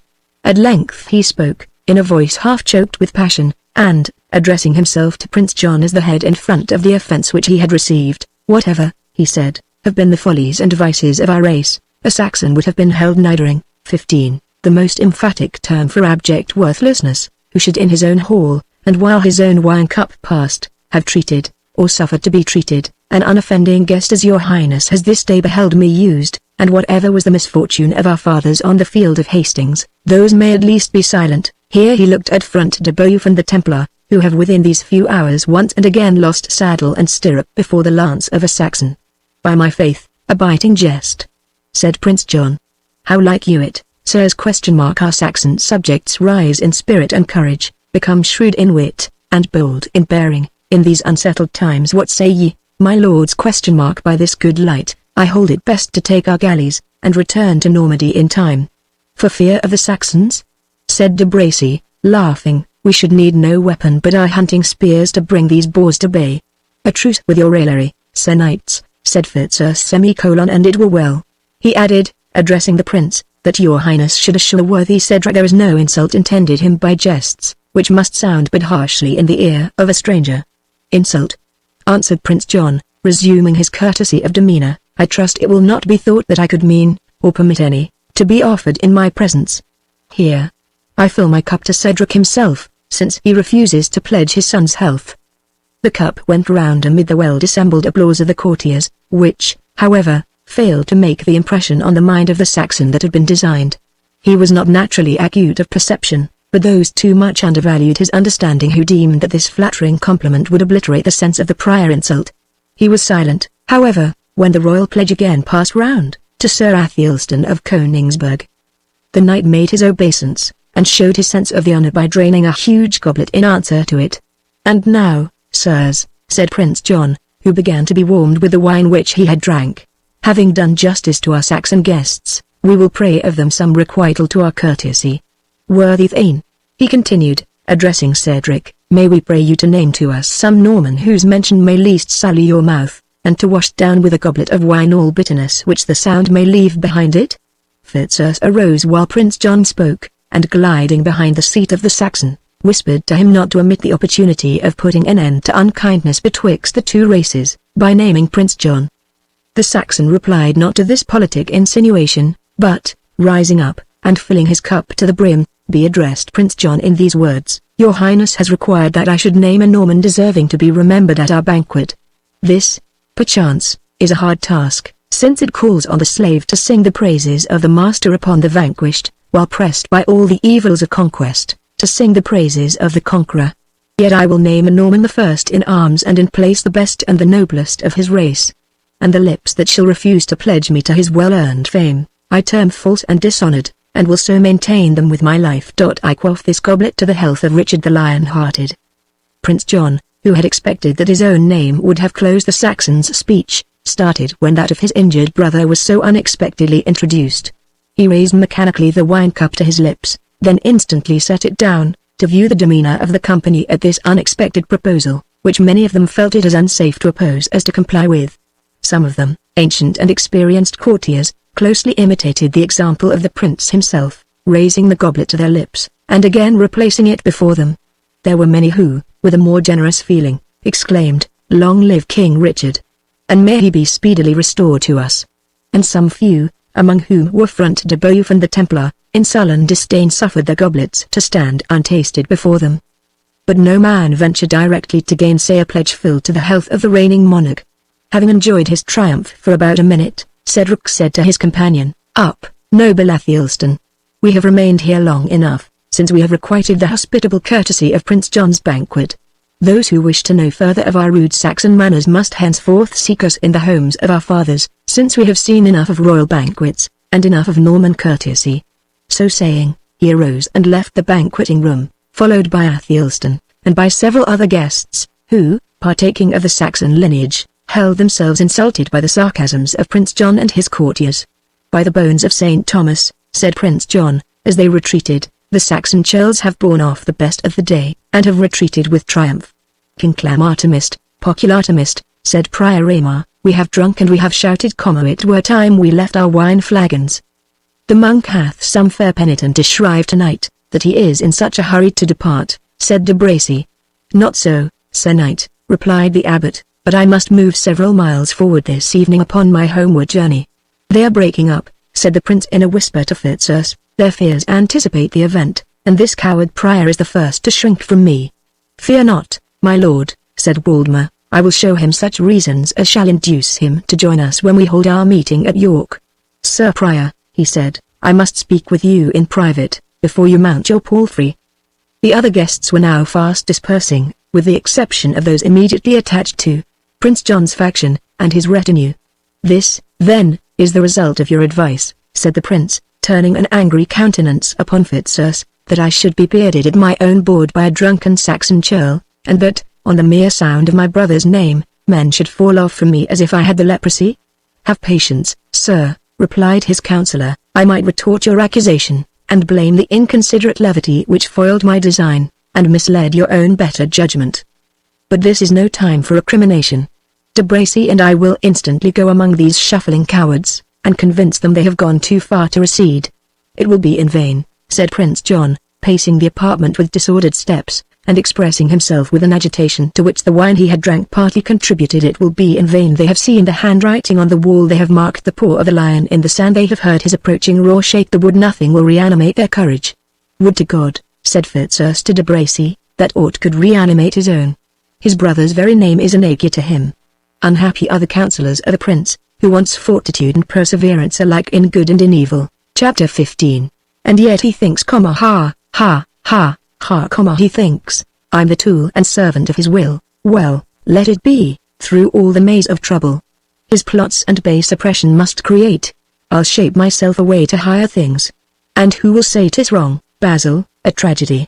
No spider ever took more pains to repair the shattered meshes of his web, than did Waldemar Fitzurse to reunite and combine the scattered members of Prince John's cabal. Few of these were attached to him from inclination, and none from personal regard. It was therefore necessary that Fitzurse should open to them new prospects of advantage, and remind them of those which they at present enjoyed. To the young and wild nobles, he held out the prospect of unpunished license and uncontrolled revelry; to the ambitious, that of power; and to the covetous, that of increased wealth and extended domains. The leaders of the mercenaries received a donation in gold, an argument the most persuasive to their minds, and without which all others would have proved in vain. Promises were still more liberally distributed than money by this active agent, and, in fine, nothing was left undone that could determine the wavering, or animate the disheartened. The return of King Richard he spoke of as an event altogether beyond the reach of probability, yet, when he observed, from the doubtful looks and uncertain answers which he received, that this was the apprehension by which the minds of his accomplices were most haunted, he boldly treated that event, should it really take place, as one which ought not to alter their political calculations. "If Richard returns," said Fitzurse, "he returns to enrich his needy and impoverished crusaders at the expense of those who did not follow him to the Holy Land. He returns to call to a fearful reckoning those who, during his absence, have done naught that can be construed offence or encroachment upon either the laws of the land or the privileges of the crown.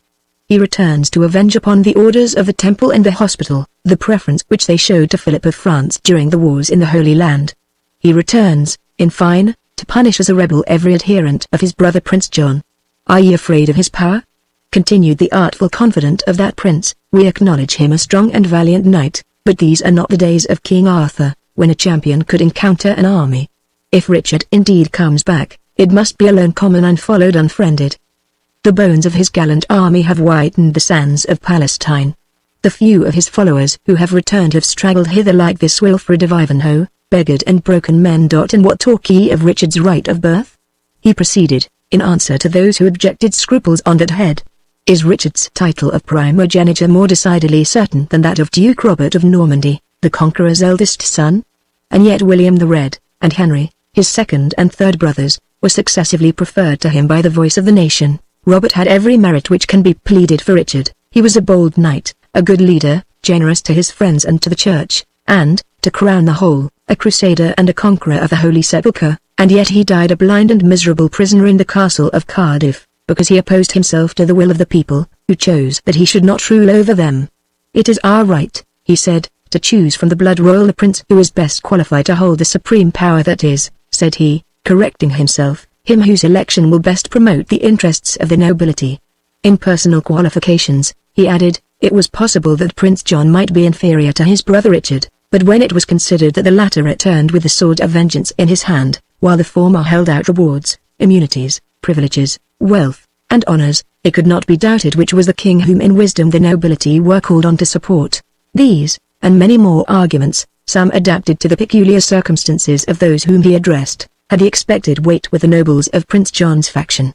Most of them consented to attend the proposed meeting at York, for the purpose of making general arrangements for placing the crown upon the head of Prince John.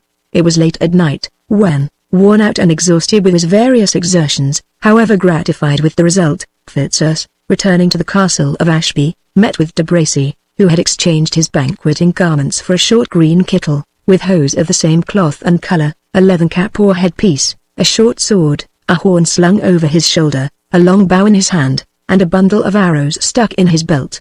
Had Fitzurse met this figure in an outer apartment, he would have passed him without notice, as one of the yeomen of the guard, but finding him in the inner hall, he looked at him with more attention, and recognized the Norman knight in the dress of an English yeoman. "What mummery is this, de Bracy?"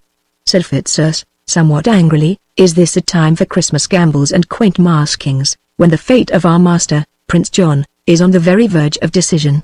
Why hast thou not been, like me, among these heartless cravens, whom the very name of King Richard terrifies, as it is said to do the children of the Saracens? I have been attending to mine own business, answered de Bracy calmly, as you, Fitzurse, have been minding yours. I minding mine own business, echoed Waldemar. I have been engaged in that of Prince John, our joint patron. As if thou hadst any other reason for that, Waldemar, said de Bracy, than the promotion of thine own individual interest?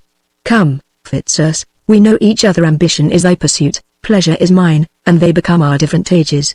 Of Prince John thou thinkest as I do, that he is too weak to be a determined monarch, too tyrannical to be an easy monarch, too insolent and presumptuous to be a popular monarch, and too fickle and timid to be long a monarch of any kind. But he is a monarch by whom Fitzurse and de Bracy hope to rise and thrive, and therefore you aid him with your policy, and I with the lances of my free companions. A hopeful auxiliary, said Fitzurse impatiently, playing the fool in the very moment of utter necessity. What on earth dost thou purpose by this absurd disguise at a moment so urgent? To get me a wife, answered de Bracy coolly, after the manner of the tribe of Benjamin. The tribe of Benjamin? Said Fitzurse, I comprehend thee not. Wert thou not in presence yestereven, said de Bracy, when we heard the Prior Aymer tell us a tale in reply to the romance which was sung by the minstrel? He told how, long since in Palestine, a deadly feud arose between the tribe of Benjamin and the rest of the Israelitish nation, and how they cut to pieces well nigh all the chivalry of that tribe, and how they swore by our blessed Lady, that they would not permit those who remained to marry in their lineage, and how they became grieved for their vow, and sent to consult His Holiness the Pope how they might be absolved from it, and how, by the advice of the Holy Father, the youth of the tribe of Benjamin carried off from a superb tournament all the ladies who were present, and thus won them wives without the consent either of their brides or their brides' families. I have heard the story, said Fitzurse, though either the prior or thou has made some singular alterations in date and circumstances. I tell thee, said de Bracy, that I mean to purvey me a wife after the fashion of the tribe of Benjamin, which is as much as to say, that in this same equipment I will fall upon that herd of Saxon bullocks, who have this night left the castle, and carry off from them the lovely Rowena. Art thou mad, de Bracy? Said Fitzurse. Bethink thee that, though the men be Saxons, they are rich and powerful, and regarded with the more respect by their countrymen, that wealth and honour are but the lot of few of Saxon descent, and should belong to none. Said de Bracy, the work of the conquest should be completed. This is no time for it. At least, said Fitzurse, the approaching crisis renders the favour of the multitude indispensable, and Prince John cannot refuse justice to anyone who injures their favourites. Let him grant it, if he dare, said de Bracy. He will soon see the difference betwixt the support of such a lusty lot of spears as mine, and that of a heartless mob of Saxon churls. Yet I mean no immediate discovery of myself. Seem I not in this garb as bold a forester as ever blew horn? The blame of the violence shall rest with the outlaws of the Yorkshire forests. I have sure spies on the Saxons' motions tonight. They sleep in the convent of St. Whittle, or Withold, or whatever they call that churl of a Saxon saint at Burton-on-Trent. Next day's march brings them within our reach, and, falcon ways, we swoop on them at once. Presently after I will appear in mine own shape, play the courteous knight, rescue the unfortunate and afflicted fair one from the hands of the rude ravishers, conduct her to Front de Beauf's castle, or to Normandy, if it should be necessary, and produce her not again to her kindred until she be the bride and dame of Maurice de Bracy. A marvellously sage plan, said Fitzurse, and, as I think, not entirely of thine own device. Be frank, de Bracy, who aided thee in the invention, and who is to assist in the execution. For, as I think, thine own band lies as far off as York. Marry, if thou must needs know, said de Bracy, it was the Templar Brian de Bois Gilbert that shaped out the enterprise, which the adventure of the men of Benjamin suggested to me. He is to aid me in the onslaught, and he and his followers will personate the outlaws, from whom my valorous arm is, after changing my garb, to rescue the lady. By my halidome, said Fitzurse, the plan was worthy of your united wisdom. And thy prudence, de Bracy, is most especially manifested in the project of leaving the lady in the hands of thy worthy confederate.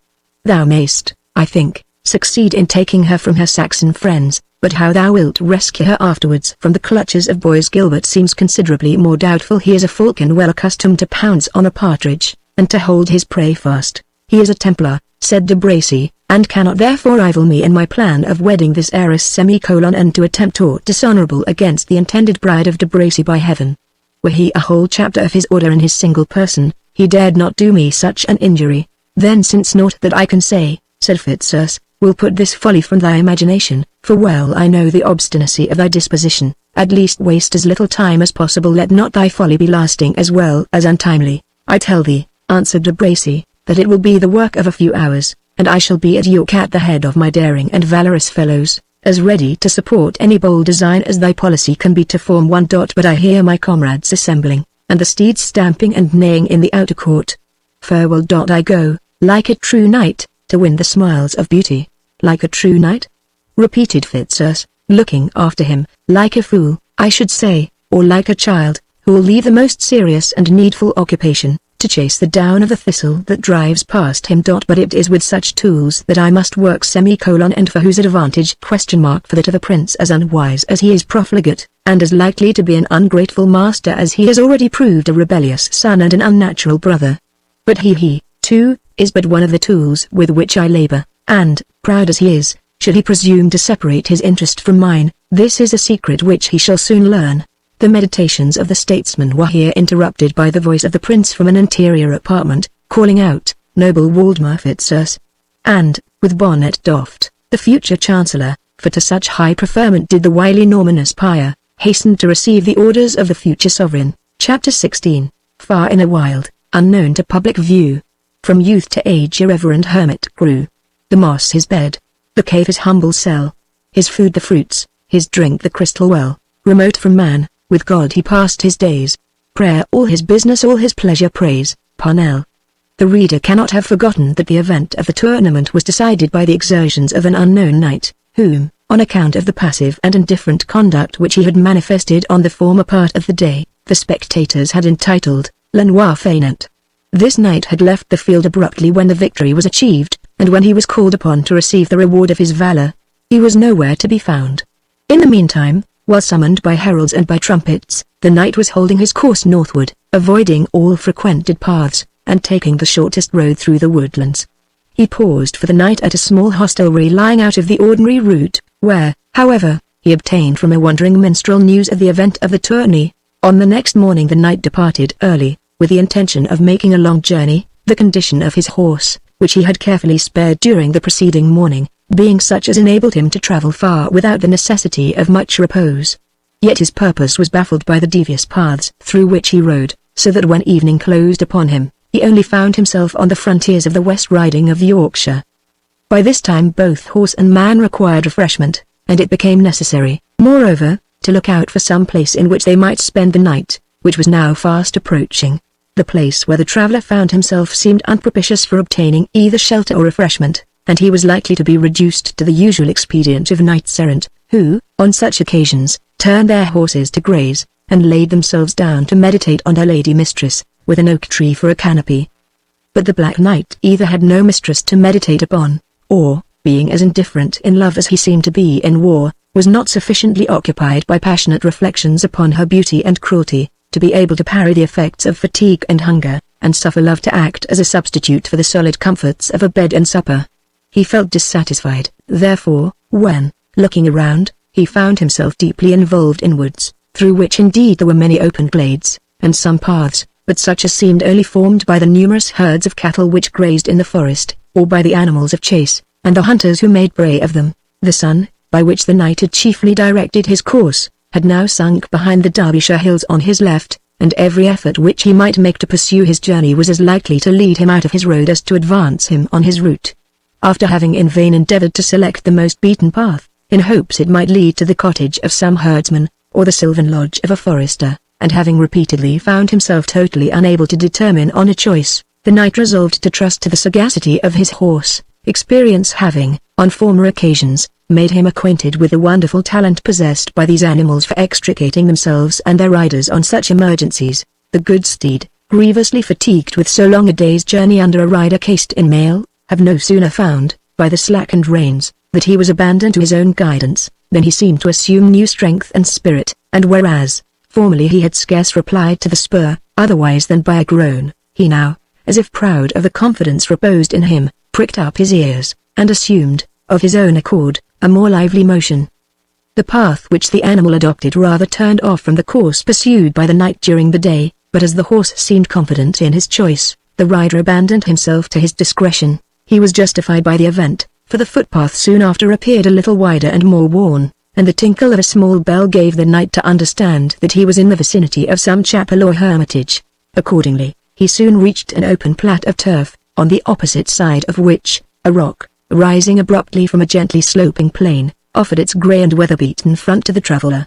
Ivy mantled its sides in some places, and in others oaks and holly bushes, whose roots found nourishment in the cliffs of the crag, waved over the precipices below, like the plumage of the warrior over his steel helmet, giving grace to that whose chief expression was terror. At the bottom of the rock, and leaning, as it were, against it, was constructed a rude hut, built chiefly of the trunks of trees felled in the neighbouring forest, and secured against the weather by having its crevices stuffed with moss mingled with clay. The stem of a young fir tree lopped of its branches, with a piece of wood tied across near the top, was planted upright by the door, as a rude emblem of the Holy Cross. At a little distance on the right hand, a fountain of the purest water trickled out of the rock, and was received in a hollow stone, which labour had formed into a rustic basin. Escaping from thence, the stream murmured down the descent by a channel which its course had long worn, and so wandered through the little plain to lose itself in the neighbouring wood. Beside this fountain were the ruins of a very small chapel, of which the roof had partly fallen in. The building, when entire, had never been above 16 feet long by 12 feet in breadth, and the roof, low in proportion, rested upon 4 concentric arches which sprung from the 4 corners of the building, each supported upon a short and heavy pillar. The ribs of 2 of these arches remained, though the roof had fallen down betwixt them; over the others it remained entire. The entrance to this ancient place of devotion was under a very low round arch, ornamented by several courses of that zigzag moulding, resembling shark's teeth, which appears so often in the more ancient Saxon architecture. A belfry rose above the porch on 4 small pillars, within which hung the green and weather-beaten bell, the feeble sounds of which had been some time before heard by the Black Knight. The whole peaceful and quiet scene lay glimmering in twilight before the eyes of the traveller, giving him good assurance of lodging for the night, since it was a special duty of those hermits who dwelt in the woods, to exercise hospitality towards benighted or bewildered passengers. Accordingly, the knight took no time to consider minutely the particulars which we have detailed, but thanking Saint Julian, the patron of travellers, who had sent him good harbourage, he leapt from his horse and assailed the door of the hermitage with the butt of his lance, in order to arouse attention and gain admittance. It was some time before he obtained any answer, and the reply, when made, was unpropitious. "Pass on, whosoever thou art," was the answer given by a deep hoarse voice from within the hut, "and disturb not the servant of God and St. Dunstan in his evening devotions." "Worthy father," answered the knight, "here is a poor wanderer bewildered in these woods, who gives thee the opportunity of exercising thy charity and hospitality." "Good brother," replied the inhabitant of the hermitage, "it has pleased Our Lady and St. Dunstan to destine me for the object of those virtues, instead of the exercise thereof. I have no provisions here which even a dog would share with me, and a horse of any tenderness of nurture would despise my couch. Pass therefore on thy way, and God speed thee." "But how," replied the knight, "is it possible for me to find my way through such a wood as this, when darkness is coming on? I pray you, reverend father, as you are a Christian, to undo your door, and at least point out to me my road." "And I pray you, good Christian brother," replied the anchorite, "to disturb me no more. You have already interrupted 1 pater, 2 aves, and a credo, which I, miserable sinner that I am, should, according to my vow, have said before moonrise. The road, vociferated the knight, "give me directions for the road, if I am to expect no more from thee." "The road," replied the hermit, "is easy to hit. The path from the wood leads to a morass, and from thence to a ford, which, as the rains have abated, may now be passable. When thou hast crossed the ford, thou wilt take care of thy footing up the left bank, as it is somewhat precipitous, and the path, which hangs over the river, has lately, as I learn, for I seldom leave the duties of my chapel, given way in sundry places. Thou wilt then keep straight forward, a broken path, a precipice, a ford, and a morass." Said the knight, interrupting him, "Sir hermit, if you were the holiest that ever wore beard or told bead, you shall scarce prevail on me to hold this road tonight. I tell thee, that thou, who livest by the charity of the country ill-deserved, as I doubt it is, hast no right to refuse shelter to the wayfarer when in distress. Either open the door quickly, or, by the rood, I will beat it down and make entry for myself, "Friend wayfarer," replied the hermit, "be not importunate. If thou puttest me to use the carnal weapon in mine own defense, it will be e'en the worse for you." At this moment a distant noise of barking and growling, which the traveller had for some time heard, became extremely loud and furious, and made the knight suppose that the hermit, alarmed by his threat of making forcible entry, had called the dogs who made this clamour to aid him in his defence, out of some inner recess in which they had been kennelled. Incensed at this preparation on the hermit's part for making good his inhospitable purpose, the knight struck the door so furiously with his foot, that posts as well as staples shook with violence. The anchorite, not caring again to expose his door to a similar shock, now called out aloud, "Patience, patience, spare thy strength, good traveller, and I will presently undo the door, though, it may be, my doing so will be little to thy pleasure." The door accordingly was opened, and the hermit, a large, strong-built man, in his sackcloth gown and hood, girt with a rope of rushes, stood before the knight. He had in one hand the lighted torch, or link, and in the other a batten of crab-tree, so thick and heavy, that it might well be termed a club. Two large shaggy dogs, half greyhound half mastiff, stood ready to rush upon the traveller as soon as the door should be opened. But when the torch glanced upon the lofty crest and golden spurs of the knight, who stood without, the hermit, altering probably his original intentions, repressed the rage of his auxiliaries, and, changing his tone to a sort of churlish courtesy, invited the knight to enter his hut, making excuse for his unwillingness to open his lodge after sunset, by alleging the multitude of robbers and outlaws who were abroad, and who gave no honour to Our Lady or St. Dunstan, nor to those holy men who spent life in their service. "The poverty of your cell, good father," said the knight, looking around him, and seeing nothing but a bed of leaves, a crucifix rudely carved in oak, a missal, with a rough-hewn table and 2 stools, and 1 or 2 clumsy articles of furniture. "The poverty of your cell should seem a sufficient defence against any risk of thieves, not to mention the aid of 2 trusty dogs, large and strong enough, I think, to pull down a stag, and of course, to match with most men. The good keeper of the forest," said the hermit, "hath allowed me the use of these animals, to protect my solitude until the times shall mend." Having said this, he fixed his torch in a twisted branch of iron which served for a candlestick, and, placing the oaken trivet before the embers of the fire, which he refreshed with some dry wood, he placed a stool upon one side of the table, and beckoned to the knight to do the same upon the other. They sat down, and gazed with great gravity at each other, each thinking in his heart that he had seldom seen a stronger or more athletic figure than was placed opposite to him. "Reverend hermit," said the knight, after looking long and fixedly at his host, "were it not to interrupt your devout meditations, I would pray to know 3 things of your holiness. First, where I am to put my horse? Secondly, what I can have for supper? Thirdly, where I am to take up my couch for the night." "I will reply to you," said the hermit, "with my finger, it being against my rule to speak by words where signs can answer the purpose." So saying, he pointed successively to 2 corners of the hut. "Your stable," said he, "is your bed there?" And, reaching down a platter with 2 handfuls of parched peas upon it from the neighbouring shelf, and placing it upon the table, he added, "Your supper is here." The knight shrugged his shoulders, and leaving the hut, brought in his horse, which in the interim he had fastened to a tree, unsaddled him with much attention, and spread upon the steed's weary back his own mantle. The hermit was apparently somewhat moved to compassion by the anxiety as well as address which the stranger displayed in tending his horse, for, muttering something about provender left for the keeper's palfrey, he dragged out of a recess a bundle of forage, which he spread before the knight's charger, and immediately afterwards shook down a quantity of dried fern in the corner which he had assigned for the rider's couch. The knight returned him thanks for his courtesy, and, this duty done, both resumed their seats by the table, whereon stood the trencher of peas placed between them. The hermit, after a long grace, which had once been Latin, but of which original language few traces remained, excepting here and there the long rolling termination of some word or phrase, set example to his guest, by modestly putting into a very large mouth, furnished with teeth which might have ranked with those of a boar both in sharpness and whiteness, some 3 or 4 dried peas, a miserable grist as it seemed for so large and able a meal.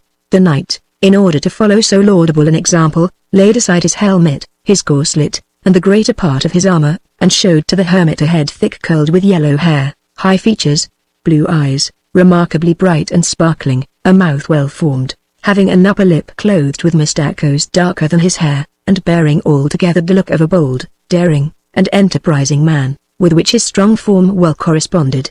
The hermit, as if wishing to answer to the confidence of his guest, threw back his cowl, and showed a round bullet head belonging to a man in the prime of life. His close-shaven crown, surrounded by a circle of stiff-curled black hair, had something the appearance of a parish pinfold begirt by its high hedge. The features expressed nothing of monastic austerity, or of ascetic privations. On the contrary, it was a bold bluff countenance, with broad black eyebrows, a well-turned forehead, and cheeks as round and vermilion as those of a trumpeter, from which descended a long and curly black beard. Such a visage, joined to the brawny form of the holy man, spoke rather of sirloins and haunches, than of peas and pulse. This incongruity did not escape the guest. After he had with great difficulty accomplished the mastication of a mouthful of the dried peas, he found it absolutely necessary to request his pious entertainer to furnish him with some liquor, who replied to his request by placing before him a large can of the purest water from the fountain. "It is from the well of St. Dunstan," said he, "in which, betwixt sun and sun, he baptized 500 heathen Danes and Britons, blessed be his name."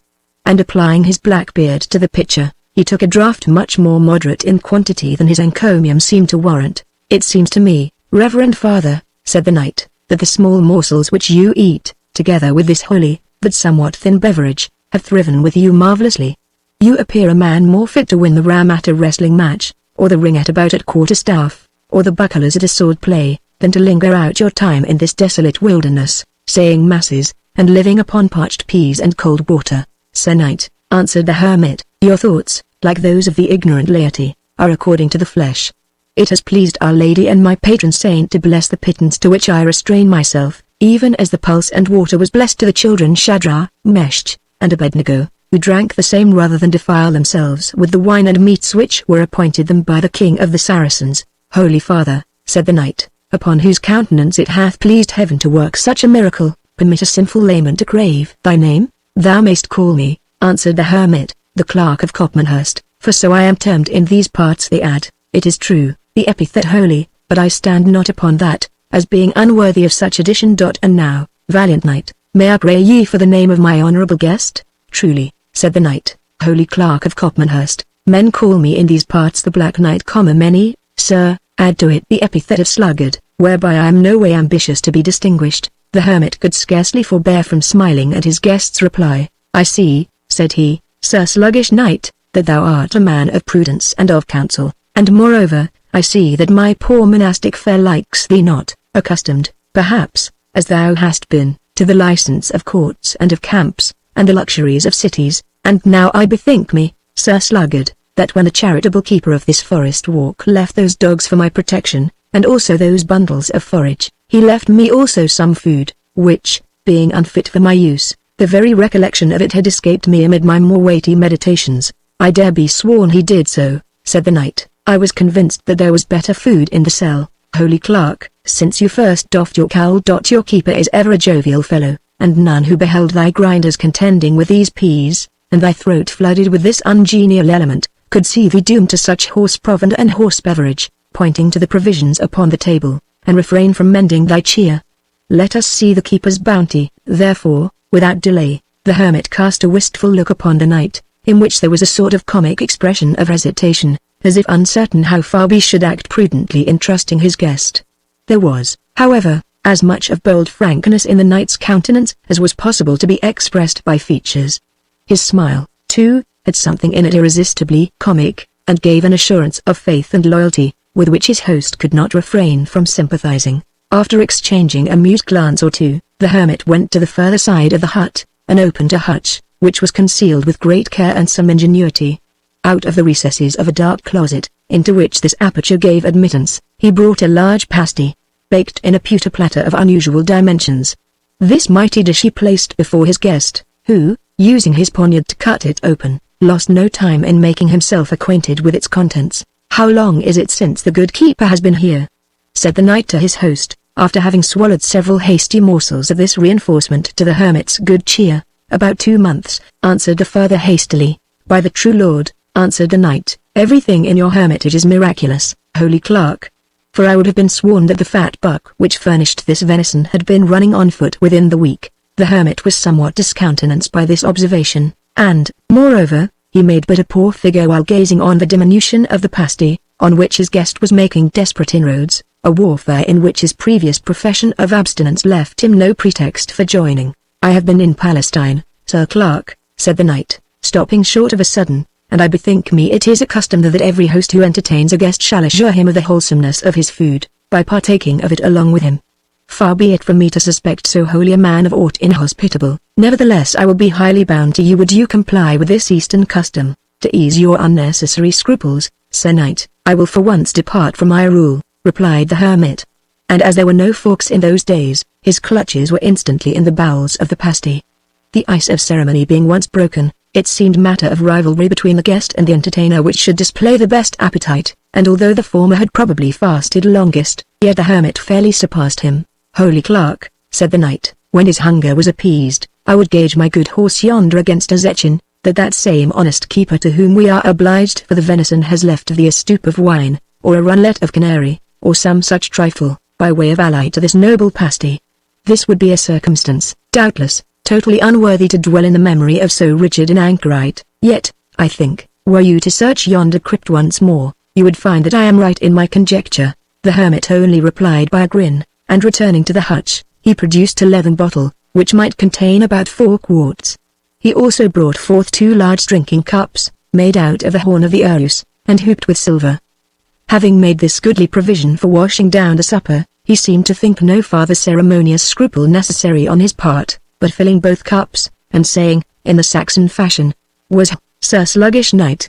he emptied his own at a draught. "Drink, Holy Clerk of Copmanhurst," answered the warrior, and did his host reason in a similar brimmer. "Holy Clerk," said the stranger, after the first cup was thus swallowed, "I cannot but marvel that a man possessed of such thews and sinews as thine, and who withal shows the talent of so goodly a trencherman, should think of abiding by himself in this wilderness. In my judgment, you are fitter to keep a castle or a fort, eating of the fat and drinking of the strong, than to live here upon pulse and water, or even upon the charity of the keeper. At least, were I as thou, I should find myself both disport and plenty out of the king's deer. There is many a goodly herd in these forests, and a buck will never be missed that goes to the use of St. Dunstan's chaplain." "Sir Sluggish Knight," replied the clerk, "these are dangerous words, and I pray you to forbear them. I am true hermit to the king and law, and were I to spoil my liege's game, I should be sure of the prison, and my gown saved me not, were in some peril of hanging. Nevertheless, were I as thou," said the knight, "I would take my walk by moonlight, when foresters and keepers were warm in bed, and ever and anon, as I pattered my prayers, I would let fly a shaft among the herds of dun deer that feed in the glades. Resolve me, Holy Clerk, hast thou never practiced such a pastime?" "Friend sluggard," answered the hermit, "thou hast seen all that can concern thee of my housekeeping, and something more than he deserves who takes up his quarters by violence. Credit me, it is better to enjoy the good which God sends thee, than to be impertinently curious how it comes. Fill thy cup, and welcome, and do not, I pray thee, by further impertinent inquiries, put me to show that thou couldst hardly have made good thy lodging had I been earnest to oppose thee." "By my faith," said the knight, "thou makest me more curious than ever. Thou art the most mysterious hermit I ever met, and I will know more of thee ere we part.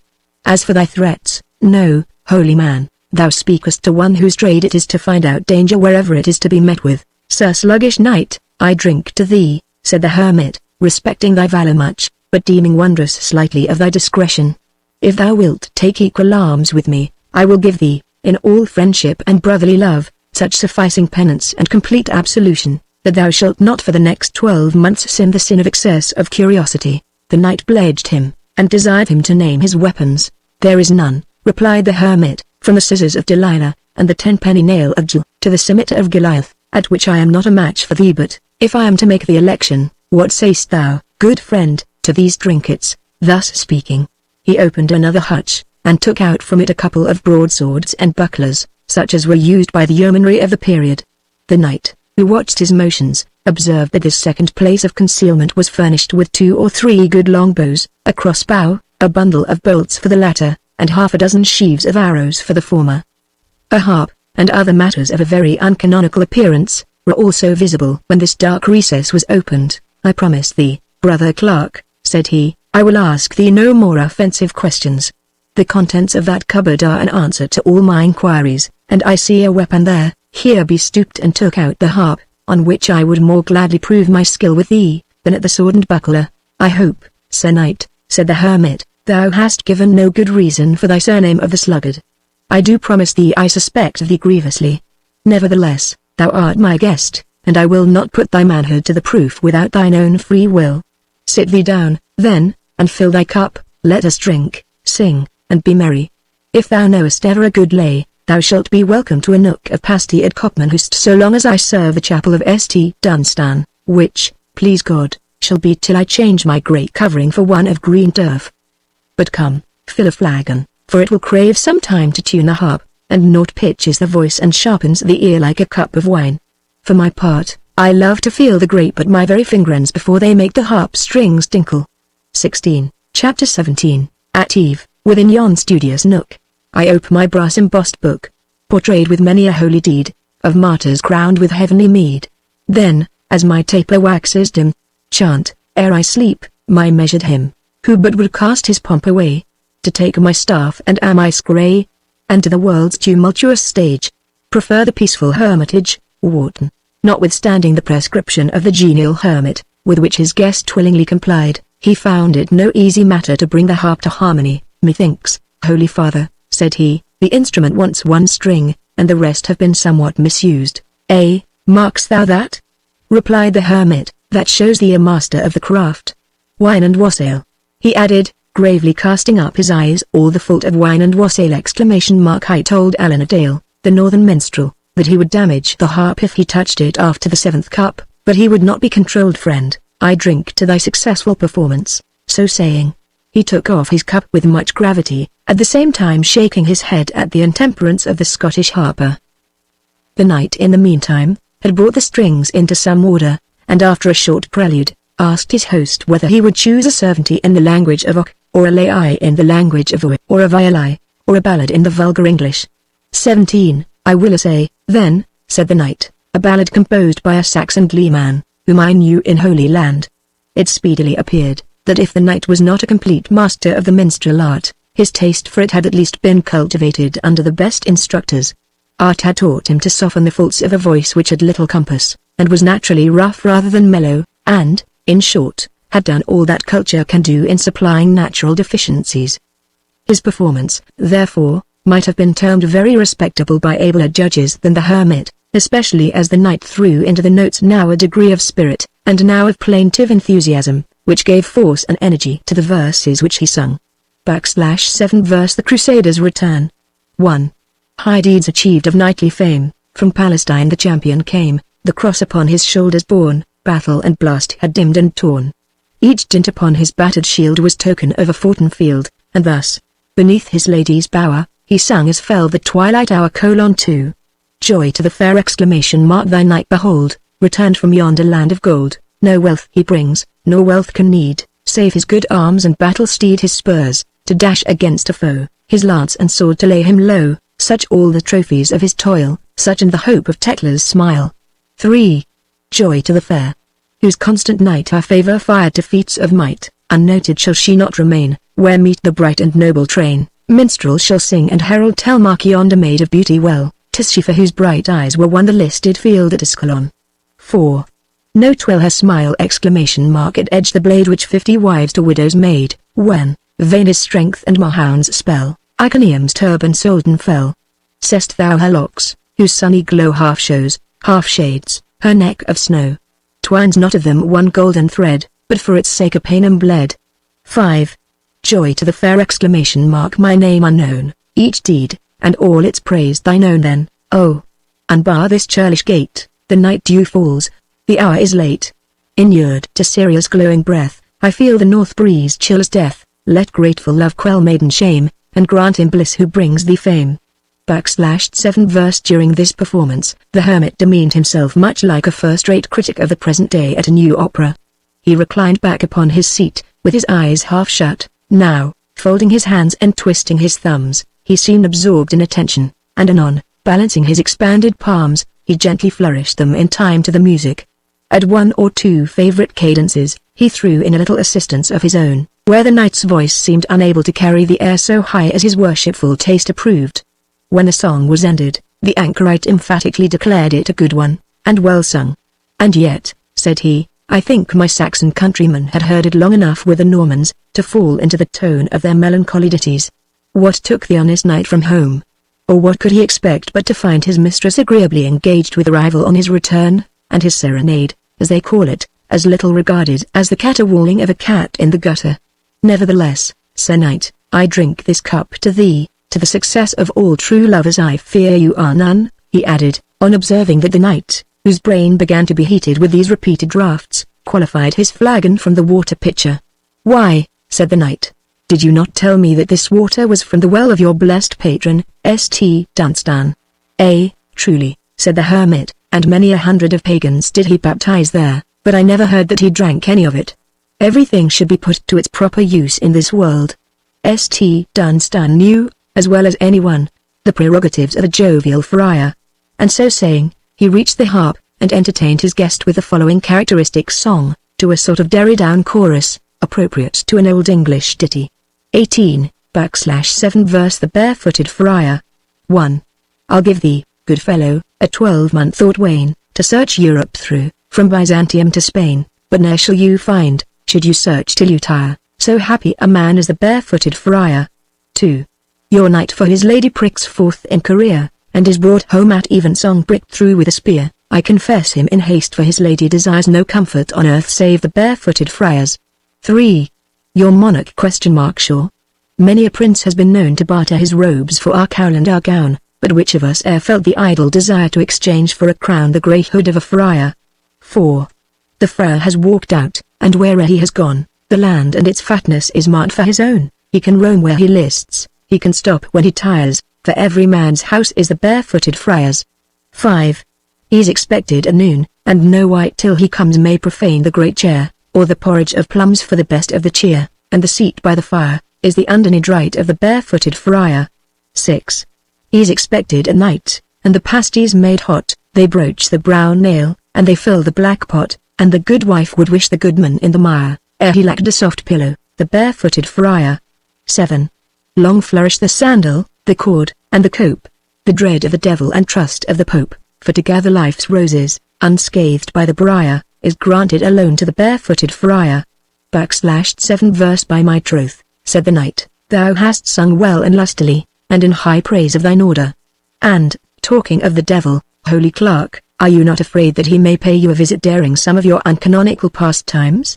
I uncanonical, answered the hermit, I scorn the charge, I scorn it with my heels! I serve the duty of my chapel duly and truly, 2 masses daily, morning and evening, primes, noons, and vespers, aves, credos, paters, excepting moonlight nights, when the venison is in season, said his guest.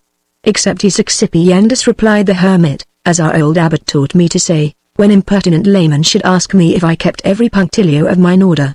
True, holy father, said the knight, but the devil is apartment to keep an eye on such exceptions. He goes about, thou knowest, like a roaring lion.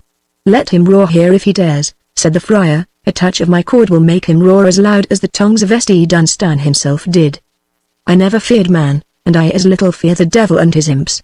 St. Dunstan, St. Dubrake, St. Winipold, St. Winifred, St. Swibert, St. Willick, not forgetting St. Thomas a Kent, and my own poor merits to speed, I defy every devil of them. Come cut and long-tailed, but to let you into a secret, I never speak upon such subjects, my friend, until after morning vespers. He changed the conversation, fast and furious grew the mirth of the parties, and many a song was exchanged betwixt them, when their revels were interrupted by a loud knocking at the door of the hermitage. The occasion of this interruption we can only explain by resuming the adventures of another set of our characters, for, like old Ariosto, we do not pique ourselves upon continuing uniformly to keep company with any one personage of our drama. Chapter 18, Away. Our journey lies through dell and dingle, where the blithe fawn trips by its timid mother, where the broad oak, with intercepting boughs, checkers the sunbeam in the green sward alley. Up and away! For lovely paths are these, to tread, when the glad sun is on his throne, less pleasant, and less safe, when Cynthia's lamp, with doubtful glimmer lights the dreary forest, Ettrick Forest. When Cedric the Saxon saw his son drop down senseless in the lists at Ashby, his first impulse was to order him into the custody and care of his own attendants, but the words choked in his throat. He could not bring himself to acknowledge, in presence of such an assembly, the son whom he had renounced and disinherited, He ordered, however, Oswald to keep an eye upon him, and directed that officer, with 2 of his serfs, to convey Ivanhoe to Ashby as soon as the crowd had dispersed. Oswald, however, was anticipated in this good office. The crowd dispersed, indeed, but the knight was nowhere to be seen. It was in vain that Cedric's cupbearer looked around for his young master. He saw the bloody spot on which he had lately sunk down, but himself he saw no longer. It seemed as if the fairies had conveyed him from the spot. Perhaps Oswald, for the Saxons were very superstitious, might have adopted some such hypothesis, to account for Ivanhoe's disappearance, had he not suddenly cast his eye upon a person attired like a squire, in whom he recognized the features of his fellow servant Gurth.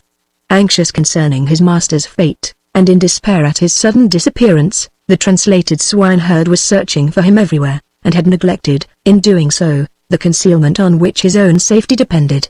Oswald deemed it his duty to secure Gurth, as a fugitive of whose fate his master was to judge. Renewing his inquiries concerning the fate of Ivanhoe, the only information which the cupbearer could collect from the bystanders was, that the knight had been raised with care by certain well-attired grooms, and placed in a litter belonging to a lady among the spectators, which had immediately transported him out of the press. Oswald, on receiving this intelligence, resolved to return to his master for farther instructions, carrying along with him Gurth, whom he considered in some sort as a deserter from the service of Cedric. The Saxon had been under very intense and agonizing apprehensions concerning his son, for nature had asserted the rights, in spite of the patriotic stoicism which labored to disown her. But no sooner was he informed that Ivanhoe was in careful, and probably in friendly hands, than the paternal anxiety which had been excited by the jeopardy of his fate, gave way anew to the feeling of injured pride and resentment, at what he termed Wilfred's filial disobedience. "Let him wander his way," said he, "let those leech his wounds for whose sake he encountered them. He is fitter to do the juggling tricks of the Norman chivalry than to maintain the fame and honor of his English ancestry with the glaive and brown bill, the good old weapons of his country. If to maintain the honor of ancestry," said Rowena, who was present, "it is sufficient to be wise in council and brave in execution, to be boldest among the bold, and gentlest among the gentle. I know no voice, save his father's." "Be silent, Lady Rowena!" On this subject only I hear you not. Prepare yourself for the prince's festival. We have been summoned thither with unwonted circumstance of honor and of courtesy, such as the haughty Normans have rarely used to our race since the fatal day of Hastings. Thither will I go, rooted only to show these proud Normans how little the fate of a son, who could defeat their bravest, can affect a Saxon. "Thither," said Rowena. "Do I not go, and I pray you to beware, lest what you mean for courage and constancy, shall be accounted hardness of heart. Remain at home, then, ungrateful lady," answered Cedric. "Thine is the hard heart, which can sacrifice the weal of an oppressed people to an idle and unauthorized attachment. I seek the noble Athelstan, and with him attend the banquet of John of Anjou." He went accordingly to the banquet, of which we have already mentioned the principal events. Immediately upon retiring from the castle, the Saxon thanes, with their attendants, took horse, and it was during the bustle which attended their doing so, that Cedric, for the first time, cast his eyes upon the deserter Gurth. The noble Saxon had returned from the banquet, as we have seen, in no very placid humor, and wanted but a pretext for wreaking his anger upon someone. "The gyves," he said, "the gyves!" Oswald Hundibert! "Dogs and villains!"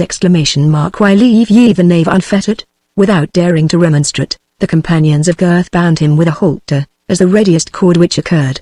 He submitted to the operation without remonstrance, except that, darting a reproachful look at his master, he said, "This comes of loving your flesh and blood better than mine own. To horse, and forward," said Cedric. "It is indeed full time," said the noble Athelstan, "for, if we ride not the faster, the worthy Abbot Waltheoff's preparations for a re-supper 19, will be altogether spoiled."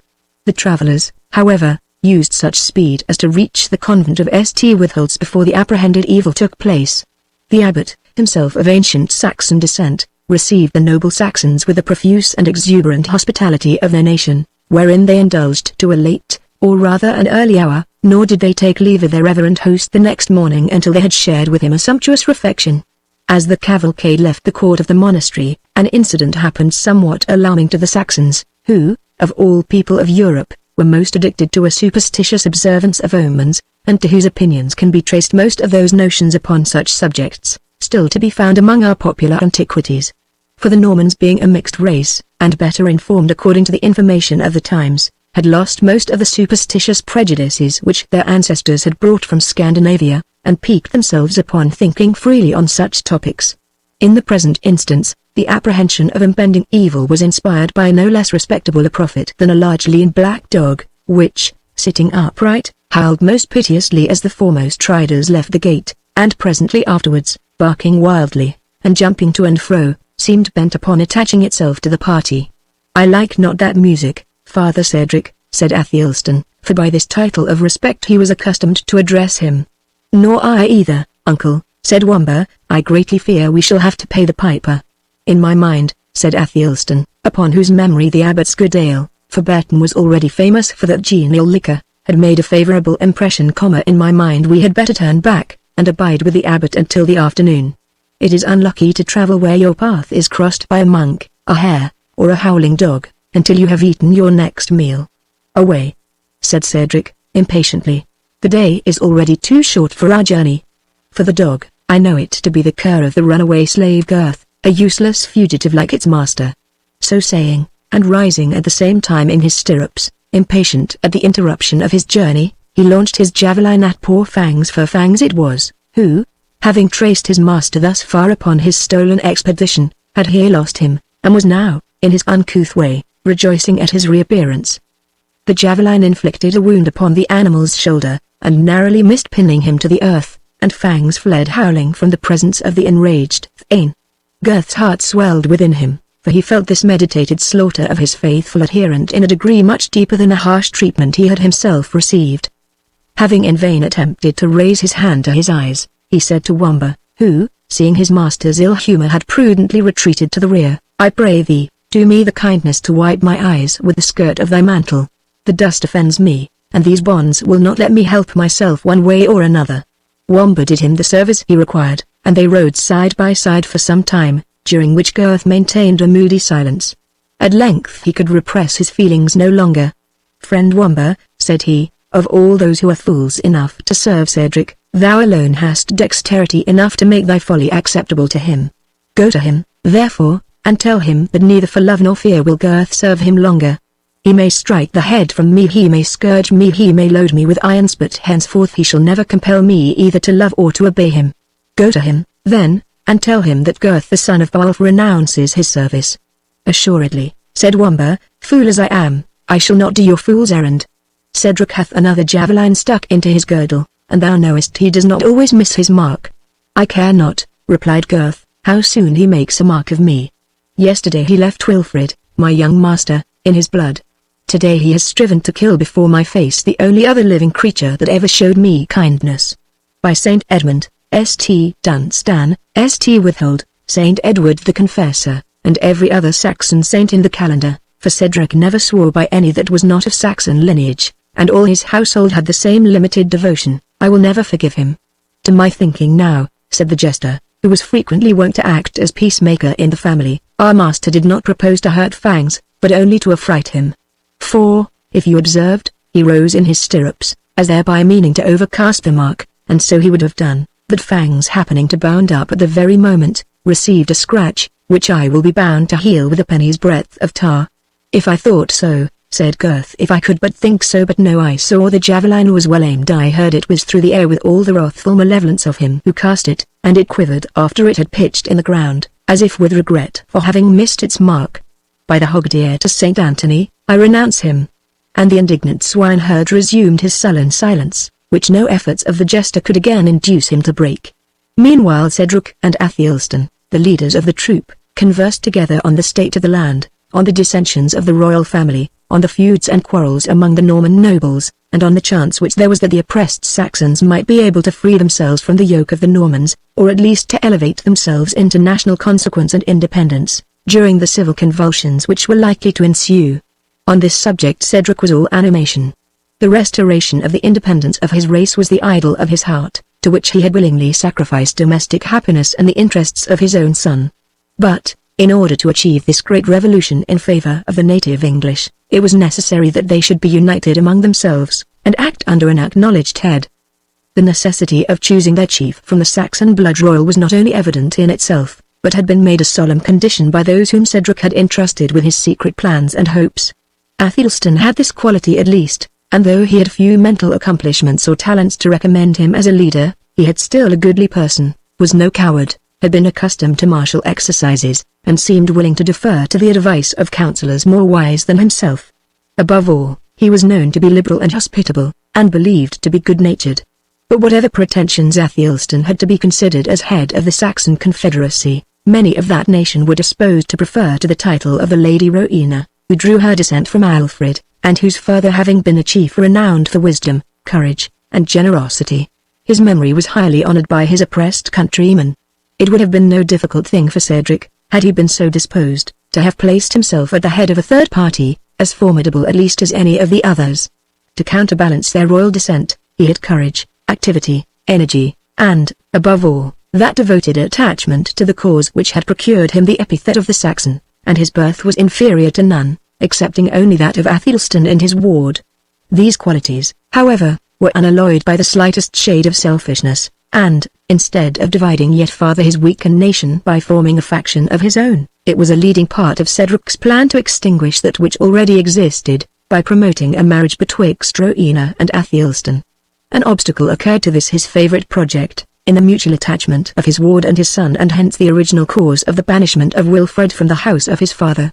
This stern measure Cedric had adopted, in hopes that, during Wilfred's absence, Rowena might relinquish her preference, but in this hope he was disappointed, a disappointment which might be attributed in part to the mode in which his ward had been educated.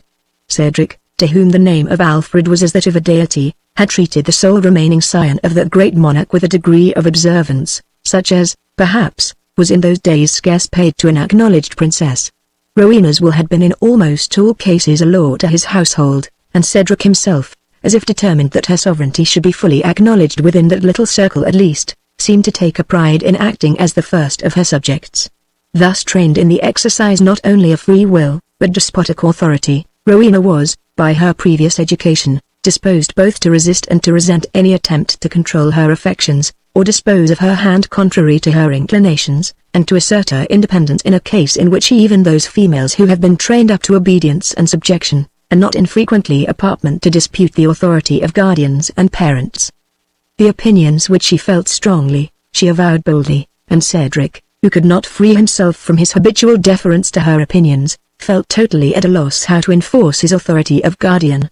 It was in vain that he attempted to dazzle her with the prospect of a visionary throne. Rowena, who possessed strong sense, neither considered his plan as practicable, nor as desirable, so far as she was concerned, could it have been achieved. Without attempting to conceal her avowed preference of Wilfred of Ivanhoe, she declared that, were that favoured knight out of question, she would rather take refuge in a convent, than share a throne with Athelstan, whom, having always despised, she now began, on account of the trouble she received on his account, thoroughly to detest. Nevertheless, Cedric, whose opinions of women's constancy was far from strong, persisted in using every means in his power to bring about the proposed match, in which he conceived he was rendering an important service to the Saxon cause. The sudden and romantic appearance of his son in the lists at Ashby, he had justly regarded as almost a death's blow to his hopes. His paternal affection, it is true, had for an instant gained the victory over pride and patriotism, but both had returned in full force, and under their joint operation, he was now bent upon making a determined effort for the union of Athelstan and Rowena, together with expediting those other measures which seemed necessary to forward the restoration of Saxon independence. On this last subject, he was now labouring with Athelstan, not without having reason, every now and then, to lament, like Hotspur, that he should have moved such a dish of skimmed milk to so honourable an action. Athelstan, it is true, was vain enough, and loved to have his ears tickled with tales of his high descent, and of his right by inheritance to homage and sovereignty. But his petty vanity was sufficiently gratified by receiving this homage at the hands of his immediate attendants, and of the Saxons who approached him. If he had the courage to encounter danger, he at least hated the trouble of going to seek it, and while he agreed in the general principles laid down by Cedric concerning the claim of the Saxons to independence, and was still more easily convinced of his own title to reign over them when that independence should be attained, yet when the means of asserting these rights came to be discussed, he was still Athelstan the unready, slow, irresolute, procrastinating, and unenterprising. The warm and impassioned exhortations of Cedric had as little effect upon his impassive temper, as red-hot balls alighting in the water, which produce a little sound and smoke, and are instantly extinguished. If, Leaving this task, which might be compared to spurring a tired jade, or to hammering upon cold iron, Cedric fell back to his ward Rowena. He received little more satisfaction from conferring with her. For, as his presence interrupted the discourse between the lady and her favourite attendant upon the gallantry and fate of Wilfred, Elgitha failed not to revenge both her mistress and herself, by recurring to the overthrow of Athelstan in the lists, the most disagreeable subject which could greet the ears of Cedric. To this sturdy Saxon, therefore, the day's journey was fraught with all manner of displeasure and discomfort, so that he more than once internally cursed the tournament, and him who had proclaimed it, together with his own folly in ever thinking of going thither. At noon, upon the motion of Athelstan, the travellers paused in a woodland shade by a fountain, to repose their horses and partake of some provisions, with which the hospitable abbot had loaded a sumpter mule. Their repast was a pretty long one, and these several interruptions rendered it impossible for them to hope to reach Rotherwood without travelling all night, a conviction which induced them to proceed on their way at a more hasty pace than they had hitherto used. Chapter 19. A train of armed men, some noble dame, escorting, so their scattered words discovered. As unperceived I hung upon their ear. A close at hand, and mean to pass the night, within the castle. Horror, a tragedy. The travellers had now reached the verge of the wooded country, and were about to plunge into its recesses, held dangerous at that time from the number of outlaws whom oppression and poverty had driven to despair, and who occupied the forests in such large bands as could easily bid defiance to the feeble police of the period. From these rovers, however, notwithstanding the lateness of the hour, Cedric and Athelstan accounted themselves secure, as they had in attendance 10 servants, besides Wamba and Gurth, whose aid could not be counted upon, the one being a jester and the other a captive. It may be added, that in travelling thus late through the forest, Cedric and Athelstan relied on their descent and character, as well as their courage. The outlaws, whom the severity of the forest laws had reduced to this roving and desperate mode of life, were chiefly peasants and yeomen of Saxon descent, and were generally supposed to respect the persons and property of their countrymen. As the travellers journeyed on their way, they were alarmed by repeated cries for assistance, and when they rode up to the place from whence they came, they were surprised to find a horse litter placed upon the ground, beside which sat a young woman, richly dressed in the Jewish fashion, while an old man, whose yellow cap proclaimed him to belong to the same nation, walked up and down with gestures expressive of the deepest despair, and wrung his hands, as if affected by some strange disaster. To the inquiries of Athelstan and Cedric, the old Jew could for some time only answer by invoking the protection of all the patriarchs of the Old Testament successively against the sons of Ishmael, who were coming to smite them, hip and thigh, with the edge of the sword. When he began to come to himself out of this agony of terror, Isaac of York, for it was our old friend, was at length able to explain that he had hired a bodyguard of 6 men at Ashby, together with mules for carrying the litter of a sick friend. This party had undertaken to escort him as far as Doncaster.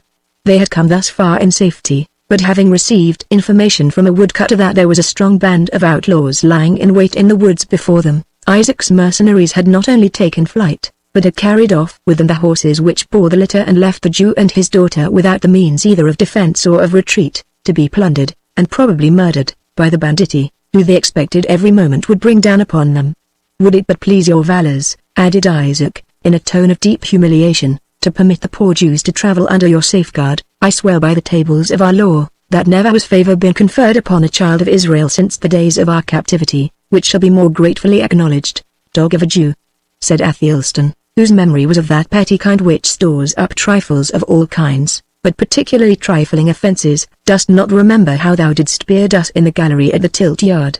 Fight or flee, or compound with the outlaws as thou dost list, ask neither aid nor company from us, and if they rob only such as thee, who rob all the world, I, for mine own share, shall hold them right honest folk. Cedric did not assent to the severe proposal of his companion. We shall do better, said B, to leave them 2 of our attendants and 2 horses to convey them back to the next village. It will diminish our strength but little, and with your good sword, noble Athelstan, and the aid of those who remain, it will be light work for us to face 20 of those renegades. Rowena, somewhat alarmed by the mention of outlaws in force, and so near them, strongly seconded the proposal of her guardian. But Rebecca, suddenly quitting her dejected posture, and making her way through the attendants to the palfrey of the Saxon lady, knelt down, and, after the oriental fashion in addressing superiors, kissed the hem of Rowena's garment. Then rising, and throwing back her veil, she implored her in the great name of the God whom they both worshipped, and by that revelation of the law upon Mount Sinai, in which they both believed that she would have compassion upon them, and suffer them to go forward under their safeguard. "It is not for myself that I pray this favor," said Rebecca, "nor is it even for that poor old man. I know that to wrong and to spoil our nation is a light fault, if not a merit, with the Christians, and what is it to us whether it be done in the city, in the desert, or in the field? But it is in the name of one dear to many, and dear even to you, that I beseech you to let this sick person be transported with care and tenderness under your protection. For, if evil chance him, the last moment of your life would be embittered with regret for denying that which I ask of you." The noble and solemn air with which Rebecca made this appeal, gave it double weight with the fair Saxon. "The man is old and feeble," she said to her guardian, "the maiden young and beautiful, their friend sick and in peril of his life. Jews though they be, we cannot as Christians leave them in this extremity. Let them unload 2 of the sumpter mules, and put the baggage behind 2 of the serfs. The mules may transport the litter, and we have led horses for the old man and his daughter." Cedric readily assented to what she proposed, and Athelstan only added the condition that they should travel in the rear of the whole party, where Wamba, he said, might attend them with his shield of boar's brawn. "I have left my shield in the tilt yard," answered the jester, "as has been the fate of many a better knight than myself." Athelstan coloured deeply, for such had been his own fate on the last day of the tournament, while Rowena, who was pleased in the same proportion, as if to make amends for the brutal jest of her unfeeling suitor, requested Rebecca to ride by her side. "It were not fit I should do so," answered Rebecca, with proud humility, "where my society might be held a disgrace to my protectress." By this time the change of baggage was hastily achieved, for the single word outlaws rendered everyone sufficiently alert, and the approach of twilight made the sound yet more impressive.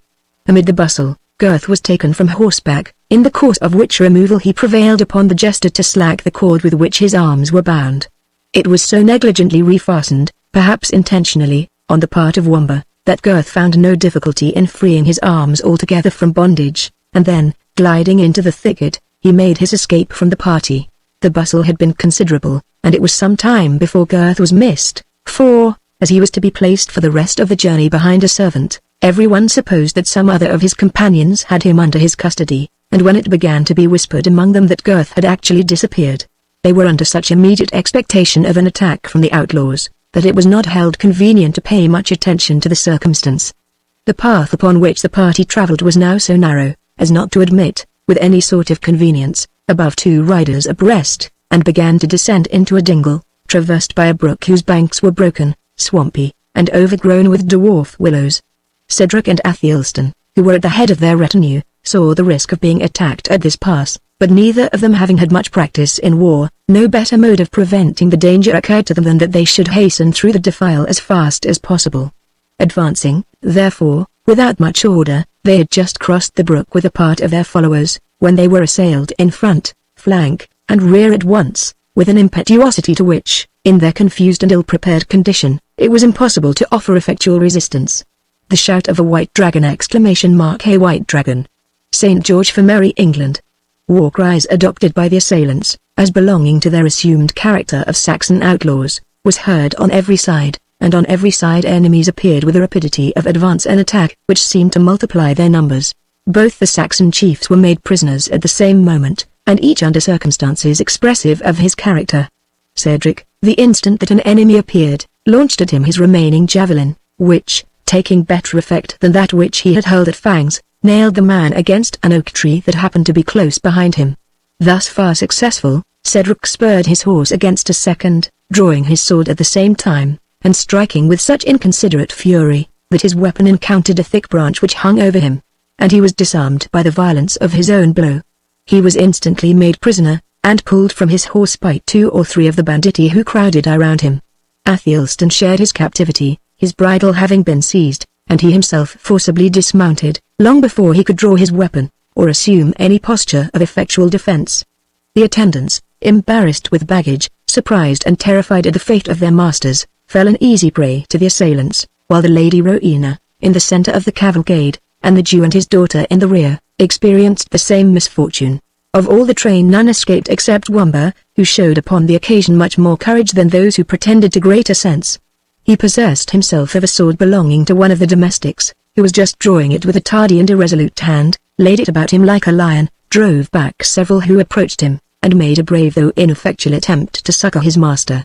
Finding himself overpowered, the jester at length threw himself from his horse, plunged into the thicket, and, favored by the general confusion, escaped from the scene of action. Yet the valiant jester, as soon as he found himself safe, hesitated more than once whether he should not turn back and share the captivity of a master to whom he was sincerely attached. "I have heard men talk of the blessings of freedom," he said to himself, "but I wish any wise man would teach me what use to make of it now that I have it." As he pronounced these words aloud, a voice very near him called out in a low and cautious tone, "Wamba!" And, at the same time, a dog, which he recognized to be Fangs, jumped up and fawned upon him. "Girth," answered Wamba, with the same caution, and the swineherd immediately stood before him. "What is the matter?" said he eagerly. "What mean these cries, and that clashing of swords?" "Only a trick of the times," said Wamba. "They are all prisoners." "Who are prisoners?" exclaimed Girth, impatiently. "My lord, and my lady, and Athelstan, and Hundibert, and Oswald." "In the name of God," said Girth, "how came they prisoners?" "And to whom?" "Our master was too ready to fight," said the jester, "and Athelstan was not ready enough, and no other person was ready at all. And they are prisoners to green cassocks, and black visors. And they lie all tumbled about on the green, like the crab apples that you shake down to your swine." "And I would laugh at it," said the honest jester, "if I could for weeping." And he shed tears of unfeigned sorrow. Girth's countenance kindled. "Wamba," he said, "thou hast a weapon, and thy heart was ever stronger than thy brain, we are only too but a sudden attack from men of resolution will do much. Follow me." With a question mark. "And for what purpose?" said the jester. "To rescue Cedric." "But you have renounced his service." "But now," said Wamba. "That," said Girth, "was but while he was fortunate. Follow me." As the jester was about to obey, a third person suddenly made his appearance, and commanded them both to halt. From his dress and arms, Wamba would have conjectured him to be one of those outlaws who had just assailed his master, but, besides that he wore no mask, the glittering baldric across his shoulder, with the rich bugle horn which it supported, as well as the calm and commanding expression of his voice and the manner, made him, notwithstanding the twilight, recognize Locksley the yeoman, who had been victorious, under such disadvantageous circumstances, in the contest for the prize of archery. "What is the meaning of all this?" said he, "or who is it that rifle, and ransom, and make prisoners, in these forests?" "You may look at their cassocks close by," said Wamba, "and see whether they be thy children's coats or no, for they are as like thine own, as one green peacock is to another." "I will learn that presently," answered Locksley, "and I charge ye, on peril of your lives, not to stir from the place where ye stand, until I have returned. Obey me, and it shall be the better for you and your masters. Yet stay, I must render myself as like these men as possible." So saying, he unbuckled his baldric with a bugle, took a feather from his cap, and gave them to Wamba, then drew a vizard from his pouch, and, repeating his charges to them to stand fast, went to execute his purposes of reconnoitering. "Shall we stand fast, Girth?" said Wamba, "or shall we e'en give him leg bail?"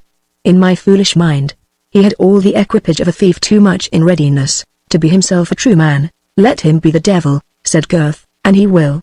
We can be no worse of waiting his return. If he belonged to that party, he must already have given them the alarm, and it will avail nothing either to fight or fly. Besides, I have late experience, that errant thieves are not the worst men in the world to have to deal with."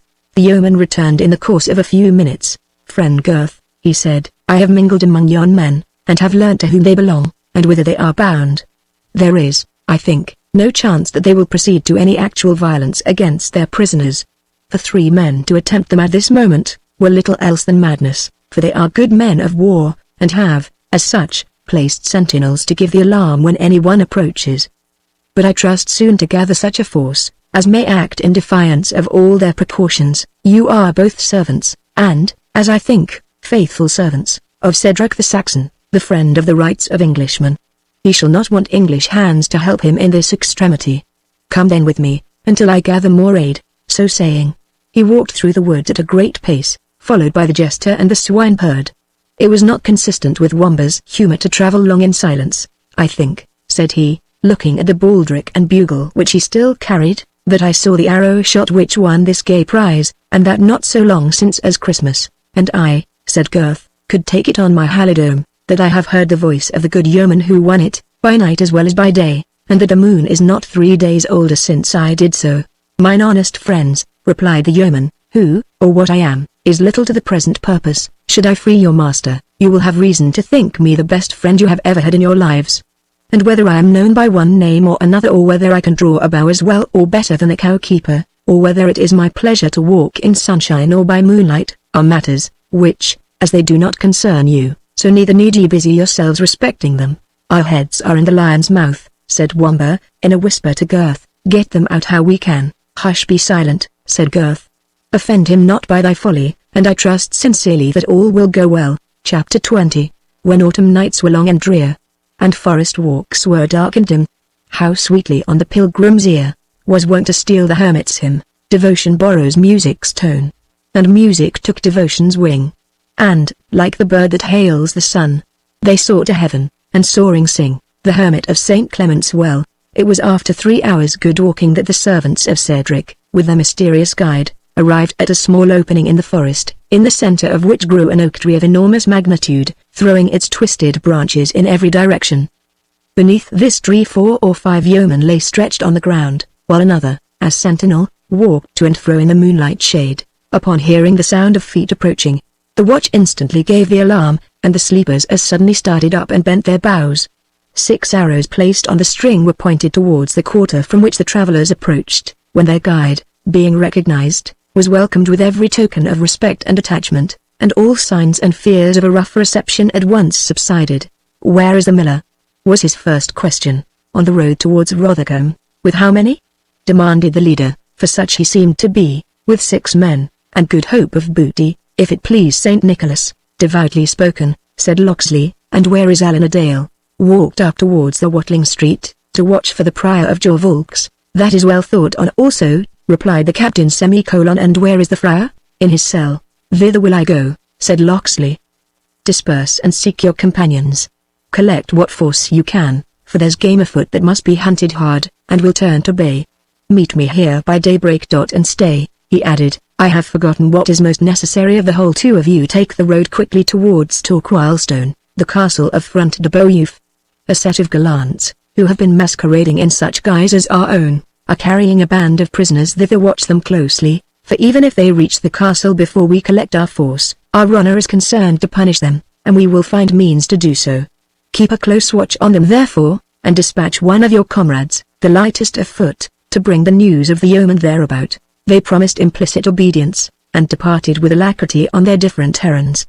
In the meanwhile, their leader and his 2 companions, who now looked upon him with great respect, as well as some fear, pursued their way to the chapel of Copmanhurst. When they had reached the little moonlight glade, having in front the reverend, though ruinous chapel, and the rude hermitage, so well suited to ascetic devotion, Wamba whispered to Gurth, "If this be the habitation of a thief, it makes good the old proverb, the nearer the church the farther from God. And by my coxcomb," he added, "I think it be even so. Hearken but to the black sancters which they are singing in the hermitage." In fact the anchorite and his guest were performing, at the full extent of their very powerful lungs, an old drinking song, of which this was the burden: "Come, drowl the brown bull to me.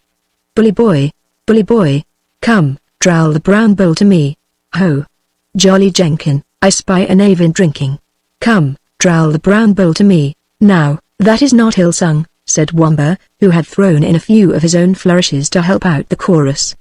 "But who, in the saint's name, ever expected to have heard such a jolly chant come from out a hermit's cell at midnight?" "Marry, that should I," said Gurth, "for the jolly clerk of Copmanhurst is a known man, and kills half the deer that are stolen in this walk. Men say that the keeper has complained to his official, and that he will be stripped of his cowl and cope altogether, if he keeps not better order." While they were thus speaking, Locksley's loud and repeated knocks had at length disturbed the anchorite and his guest. "By my beads," said the hermit, stopping short in a grand flourish, "here come more benighted guests. I would not for my cowl that they found us in this goodly exercise. All men have their enemies, good Sir Sluggard, and there be those malignant enough to construe the hospitable refreshment which I have been offering to you, a weary traveller, for the matter of 3 short hours, into sheer drunkenness and debauchery, vices alike alien to my profession and my disposition, base calumniators," replied the knight. "I would I had the chastising of them.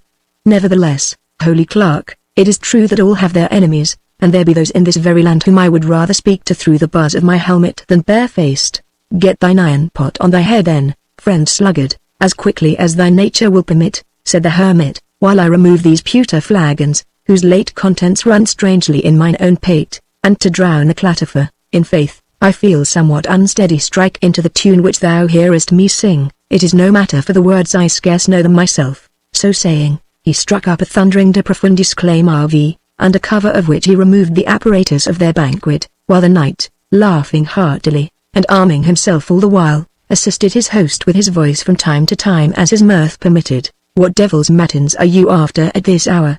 said a voice from without. "Heaven forgive you, Sir Traveller," said the hermit, whose own noise, and perhaps his nocturnal potations, prevented from recognizing accents which were tolerably familiar to him. "Wend on your way, in the name of God and Saint Dunstan, and disturb not the devotions of me and my holy brother." "Mad priest," answered the voice from without, "open to Locksley." "All's safe, all's right," said the hermit to his companion.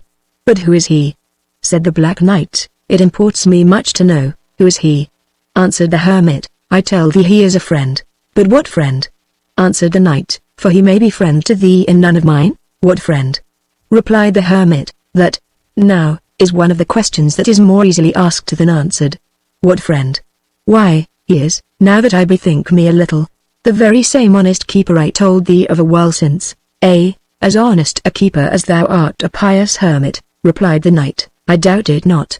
But undo the door to him before he beat it from its hinges." The dogs, in the meantime, which had made a dreadful baying at the commencement of the disturbance, seemed now to recognize the voice of him who stood without, for, totally changing their manner, they scratched and whined at the door, as if interceding for his admission. The hermit speedily unbolted his portal, and admitted Locksley, with his two companions. "Why, hermit," was the yeoman's first question as soon as he beheld the knight, "what boon companion hast thou here?" "A brother of our order," replied the friar, shaking his head. "We have been at our orisons all night." "He is a monk of the church militant, I think," answered Locksley, "and there be more of them abroad. I tell thee, friar, thou must lay down the rosary and take up the quarterstaff. We shall need every one of our merry men, whether clerk or layman. But," he added, taking him a step aside, "art thou mad? To give admittance to a knight thou dost not know? Hast thou forgot our articles?" "Not know him," replied the friar, boldly. "I know him as well as the beggar knows his dish." "And what is his name, then?" demanded Locksley. "His name," said the hermit, "his name is Sir Anthony of Scrobblestone." "As if I would drink with a man, and did not know his name." "Thou hast been drinking more than enough, friar," said the woodsman, "and, I fear, prating more than enough too." "Good yeoman," said the knight, coming forward, "be not wroth with my merry host. He did but afford me the hospitality which I would have compelled from him if he had refused it." "Thou compel," said the friar. "Wait but till have changed this grey gown for a green cassock, and if I make not a quarterstaff ring 12 upon thy pate, I am neither true clerk nor good woodsman." While he spoke thus, he stripped off his gown, and appeared in a close black buckram doublet and drawers, over which he speedily did on a cassock of green, and hose of the same colour.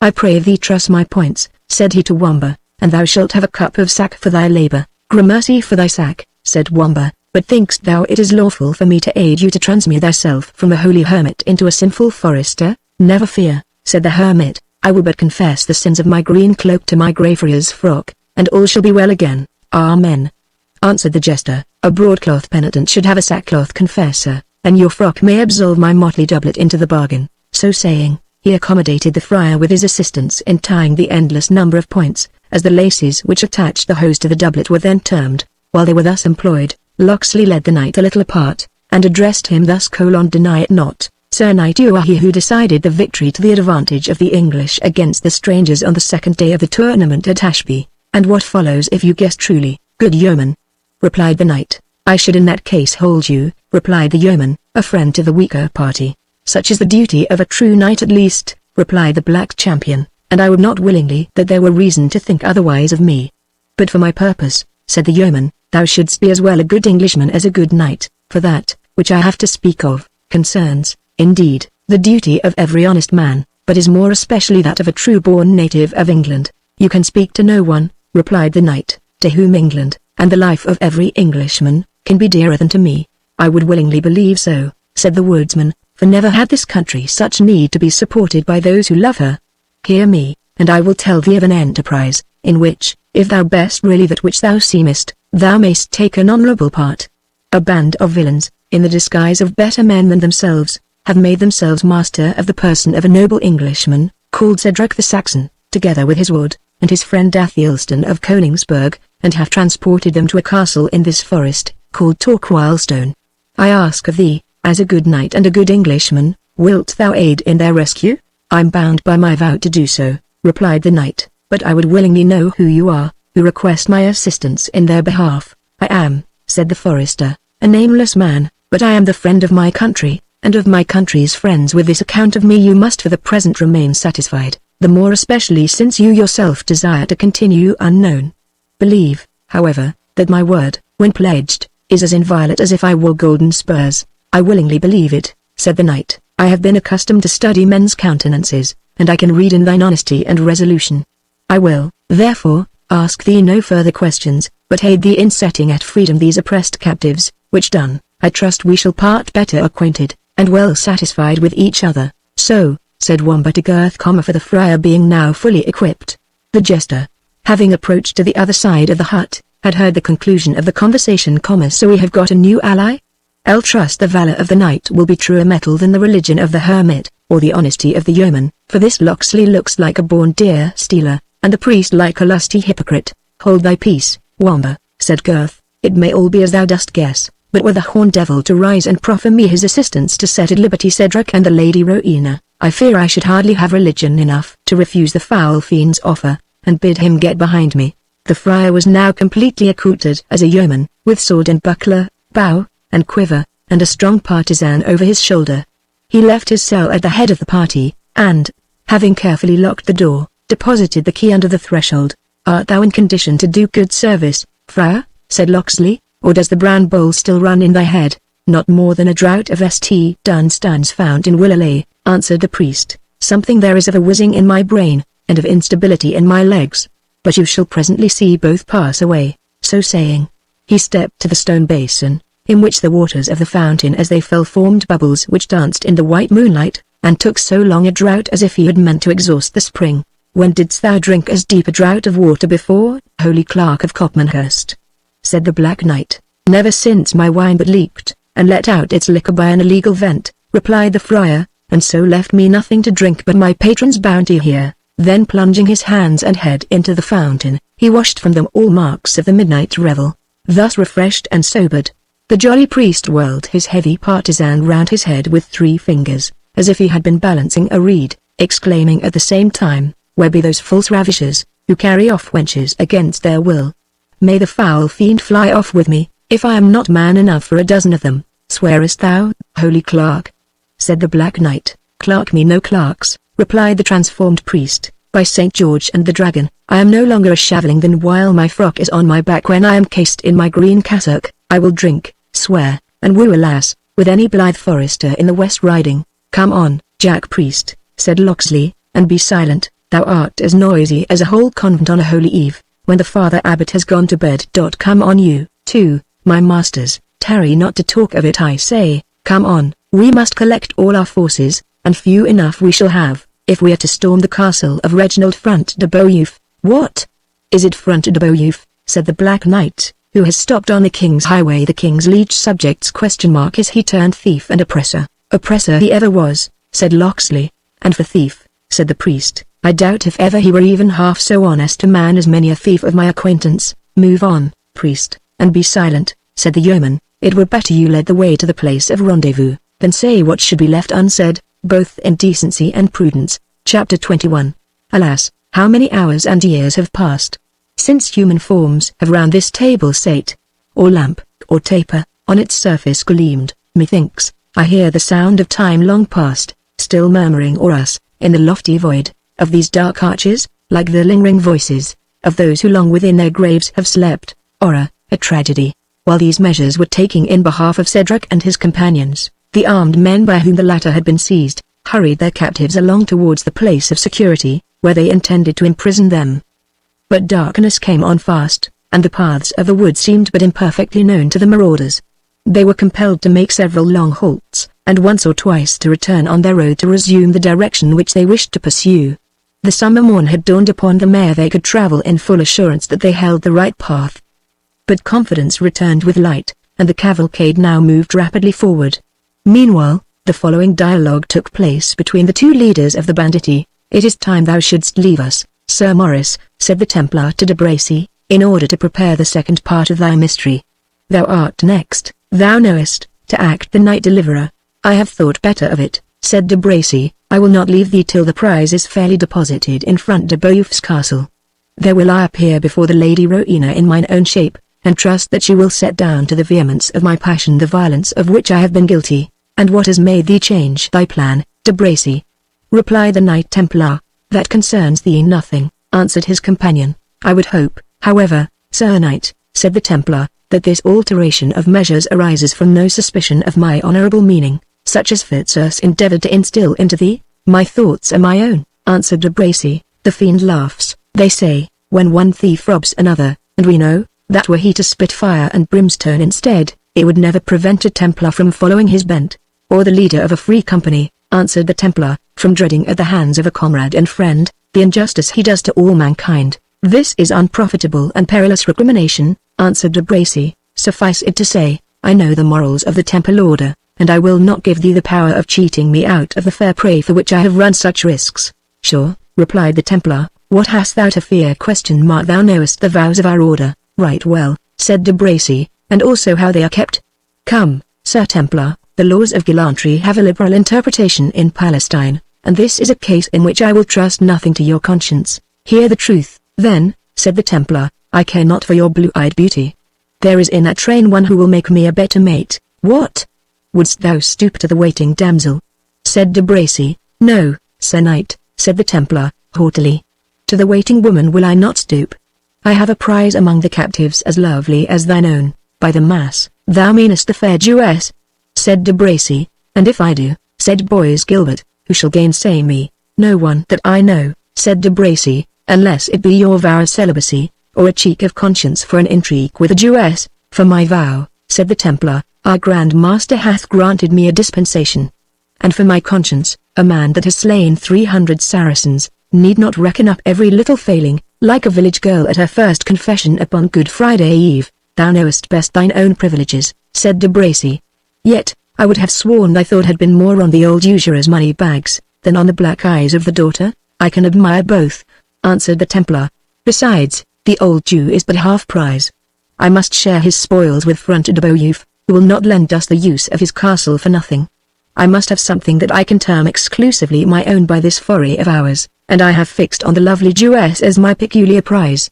But, now thou knowest my drift, thou wilt resume thine own original plan, wilt thou not? Thou hast nothing, thou sayest, to fear from my interference." "No," replied de Bracy, "I will remain beside my prize. What thou sayest is passing true, but I like not the privileges acquired by the dispensation of the Grand Master, and the merit acquired by the slaughter of 300 Saracens. You have too good a right to a free pardon, to render you very scrupulous about peccadilloes." While this dialogue was proceeding, Cedric was endeavouring to wring out of those who guarded him an avowal of their character and purpose. "You should be Englishmen," said he, "and yet, sacred heaven, you prey upon your countrymen as if you were very Normans.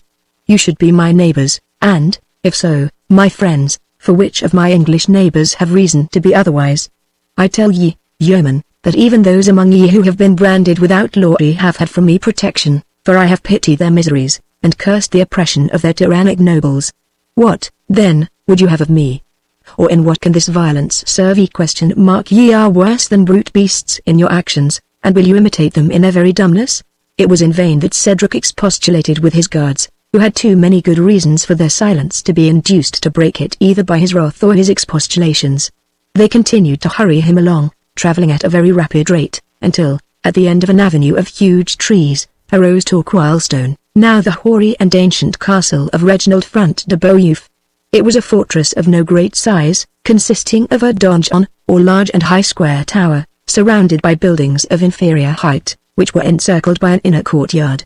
Around the exterior wall was a deep moat, supplied with water from a neighbouring rivulet.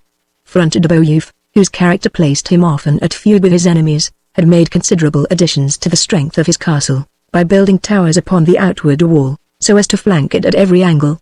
The access, as usual in castles of the period, lay through an arched barbican, or outwork, which was terminated and defended by a small turret at each corner.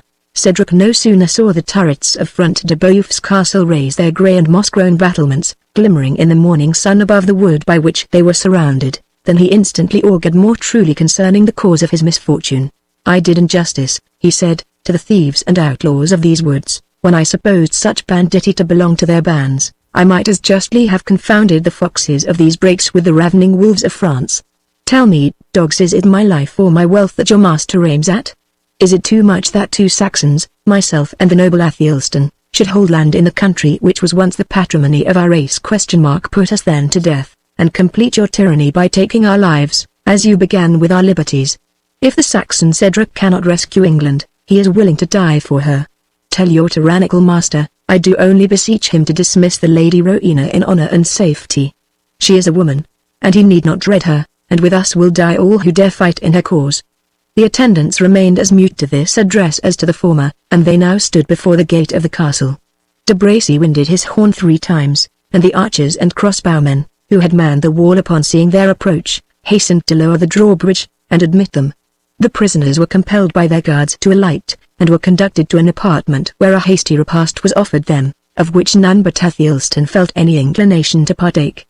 Neither had the descendant of the confessor much time to do justice to the good cheer placed before them, for their guards gave him and Cedric to understand that they were to be imprisoned in a chamber apart from Rowena. Resistance was vain, and they were compelled to follow to a large room, which, rising on clumsy Saxon pillars, resembled those refectories and chapter houses which may be still seen in the most ancient parts of our most ancient monasteries.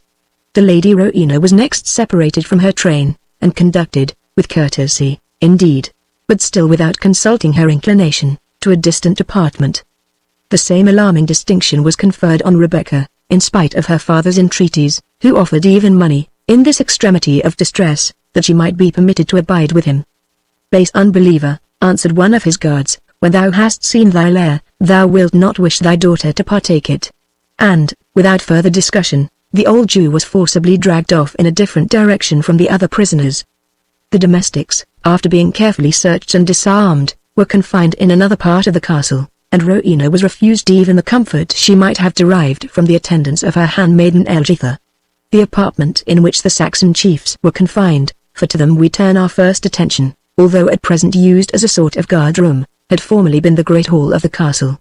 It was now abandoned to meaner purposes, because the present lord, among other additions to the convenience, security, and beauty of his baronial residence, had erected a new and noble hall, whose vaulted roof was supported by lighter and more elegant pillars, and fitted up with that higher degree of ornament, which the Normans had already introduced into architecture.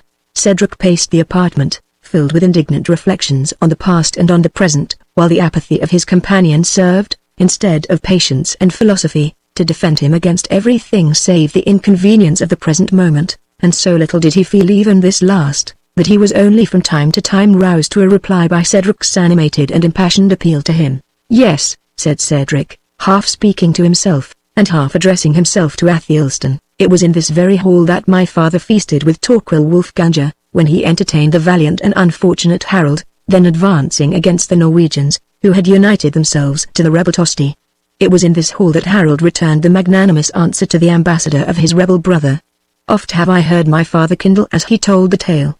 The envoy of Tosti was admitted, when this ample room could scarce contain the crowd of noble Saxon leaders, who were quaffing the blood-red wine around their monarch. I hope," said Athelstan, somewhat moved by this part of his friend's discourse, "they will not forget to send us some wine and refactions at noon." We had scarce a breathing space allowed to break our fast, and I never have the benefit of my food when I eat immediately after dismounting from horseback, though the leeches recommend that practice. Cedric went on with his story without noticing this interjectional observation of his friend. "The envoy of Tosti," he said, moved up the hall, undismayed by the frowning countenances of all around him, until he made his obeisance before the throne of King Harold. "What terms," he said, "Lord King, hath thy brother Tosti to hope, if he should lay down his arms, and crave peace at thy hands?" "A brother's love," cried the generous Harold, "and the fair earldom of Northumberland. But should Tosti accept these terms," continued the envoy, "what lands shall be assigned to his faithful ally, Hardrada, King of Norway?" 7 feet of English ground," answered Harold, fiercely, "or, as Hardrada is said to be a giant, perhaps we may allow him 12 inches more." The hall rung with acclamations, and cup and horn was filled to the Norwegian, who should be speedily in possession of his English territory, I could have pledged him with all my soul, said Athelstan, for my tongue cleaves to my palate. The baffled envoy, continued Cedric, pursuing with animation his tale, though it interested not the listener, retreated, to carry to Tosti and his ally the ominous answer of his injured brother. It was then that the distant towers of York, and the bloody streams of the Derwent, 20, beheld that direful conflict, in which, after displaying the most undaunted valor, the King of Norway, and Tosti, both fell, with 10,000 of their bravest followers. Who would have thought that upon the proud day when this battle was won, the very gale which waved the Saxon banners in triumph, was filling the Norman sails, and impelling them to the fatal shores of Sussex? Who would have thought that Harold, within a few brief days, would himself possess no more of his kingdom, than the share which he allotted in his wrath to the Norwegian invader? Who would have thought that you, noble Athelstan, that you, descended of Harold's blood, and that I, whose father was not the worst defender of the Saxon crown, should be prisoners to a vile Norman, in the very hall in which our ancestors held such high festival? It is sad enough, replied Athelstan, but I trust they will hold us to a moderate ransom. At any rate, it cannot be their purpose to starve us outright, and yet, although it is high noon, I see no preparations for serving dinner. Look up at the window, noble Cedric, and judge by the sunbeams if it is not on the verge of noon. It may be so, answered Cedric, but I cannot look on that stained lattice without its awakening other reflections than those which concern the passing moment, or its privations. When that window was wrought, my noble friend, our hardy fathers knew not the art of making glass, or of staining it. The pride of Wolfgangus further brought an artist from Normandy to adorn his hall with this new species of emblazonment, that breaks the golden light of God's blessed day into so many fantastic hues. The foreigner came here poor, beggarly, cringing, and subservient, ready to doff his cap to the meanest native of the household. He returned pampered and proud, to tell his rapacious countrymen of the wealth and the simplicity of the Saxon nobles. A folly, oh, Athelstan, foreboded of old, as well as foreseen, by those descendants of Hengist and his hardy tribes, who retained the simplicity of their manners. We made these strangers our bosom friends, our confidential servants, we borrowed their artists and their arts, and despised the honest simplicity and hardihood with which our brave ancestors supported themselves, and we became enervated by Norman arts long ere we fell under Norman arms. Far better was our homely diet, eaten in peace and liberty, than the luxurious dainties, the love of which hath delivered us as bondsmen to the foreign conqueror. I should, replied Athelstan, hold very humble diet a luxury at present, and it astonishes me, noble Cedric, that you can bear so truly in mind the memory of past deeds, when it appeareth you forget the very hour of dinner. It is time lost, muttered Cedric apart and impatiently, to speak to him of aught else but that which concerns his appetite. The soul of Hardicanute hath taken possession of him, and he hath no pleasure save to fill, to swill, and to call for more. Alas, said he, looking at Athelstan with compassion, that so dull a spirit should be lodged in so goodly a form. Alas, that such an enterprise as the regeneration of England should turn on a hinge so imperfect. Wedded to Rowena, indeed, her nobler and more generous soul may yet awake the better nature which is torpid within him. Yet how should this be, while Rowena, Athelstan, and I myself, remain the prisoners of this brutal marauder, and have been made so perhaps from a sense of the dangers which our liberty might bring to the usurped power of his nation? While the Saxon was plunged in these painful reflections, the door of their prison opened, and gave entrance to a sewer, holding his white rod of office. This important person advanced into the chamber with a grave pace, followed by 4 attendants, bearing in a table covered with dishes, the sight and smell of which seemed to be an instant compensation to Athelstan for all the inconvenience he had undergone. The persons who attended on the feast were masked and cloaked. What mummery is this? Said Cedric. Think you that we are ignorant whose prisoners we are, when we are in the castle of your master? Tell him, he continued, willing to use this opportunity to open a negotiation for his freedom. Tell your master, Reginald Front de Beauf, that we know no reason he can have for withholding our liberty, excepting his unlawful desire to enrich himself at our expense. Tell him that we yield to his rapacity, as in similar circumstances we should do to that of a literal robber. Let him name the ransom at which he rates our liberty, and it shall be paid, providing the exaction is suited to our means. The sewer made no answer, but bowed his head. And tell Sir Reginald Front de Beauf, said Athelstan, that I send him my mortal defiance, and challenge him to combat with me, on foot or horseback, at any secure place, within 8 days after our liberation, which, if he be a true knight, he will not, under these circumstances, venture to refuse or to delay. "I shall deliver to the knight your defiance," answered the sewer. "Meanwhile I leave you to your food." The challenge of Athelstan was delivered with no good grace, for a large mouthful, which required the exercise of both jaws at once, added to a natural hesitation, considerably damped the effect of the bold defiance it contained. Still, however, his speech was hailed by Cedric as an incontestable token of reviving spirit in his companion, whose previous indifference had begun, notwithstanding his respect for Athelstan's descent, to wear out his patience. But he now cordially shook hands with him in token of his approbation, and was somewhat grieved when Athelstan observed that he would fight a dozen such men as fronted a Beowulf, if, by so doing, he could hasten his departure from a dungeon where they put so much garlic into their pottage. Notwithstanding this intimation of a relapse into the apathy of sensuality, Cedric placed himself opposite to Athelstan, and soon showed that if the distresses of his country could banish the recollection of food while the table was uncovered, yet no sooner were the victuals put there, than he proved that the appetite of his Saxon ancestors had descended to him along with their other qualities. The captives had not long enjoyed their refreshment, however, ere their attention was disturbed even from this most serious occupation by the blast of a horn winded before the gate. It was repeated 3 times, with as much violence as if it had been blown before an enchanted castle by the destined knight, at whose summons halls and towers, barbican and battlement, were to roll off like a morning vapour. The Saxons started from the table, and hastened to the window. But their curiosity was disappointed, for these outlets only looked upon the court of the castle, and the sound came from beyond its precincts. The summons, however, seemed of importance, for a considerable degree of bustle instantly took place in the castle. Chapter 22.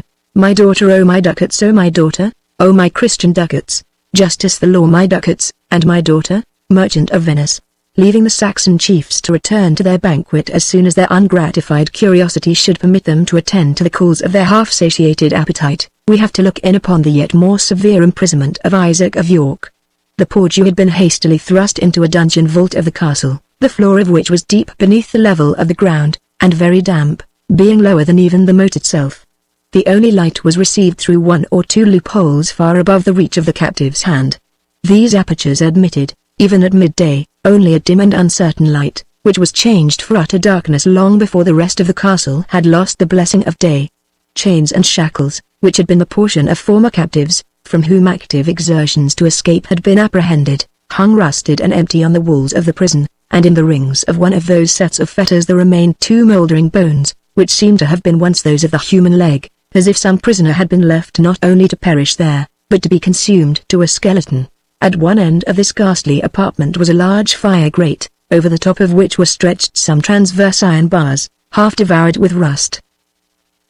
The whole appearance of the dungeon might have appalled a stouter heart than that of Isaac, who, nevertheless, was more composed under the imminent pressure of danger, than he had seemed to be while affected by terrors, of which the cause was as yet remote and contingent.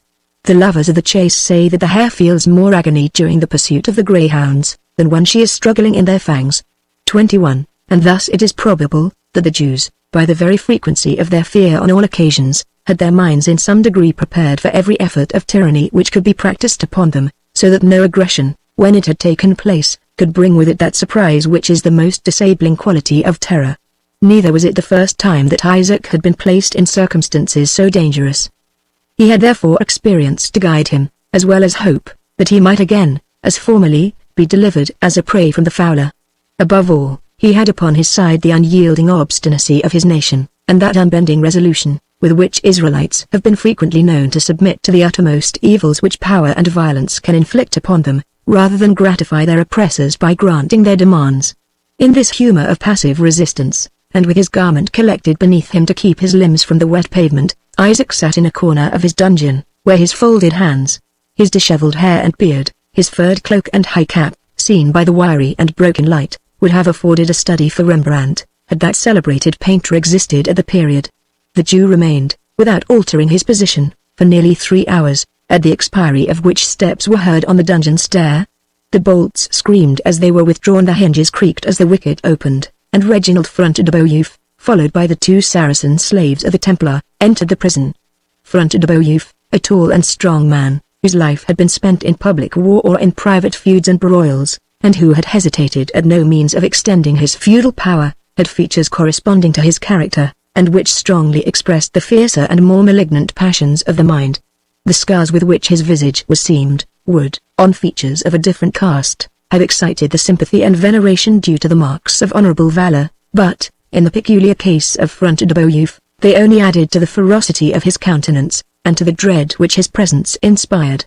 This formidable baron was clad in a leathern doublet, fitted close to his body, which was frayed and soiled with the stains of his armor. He had no weapon, excepting a poniard at his belt, which served to counterbalance the weight of the bunch of rusty keys that hung at his right side.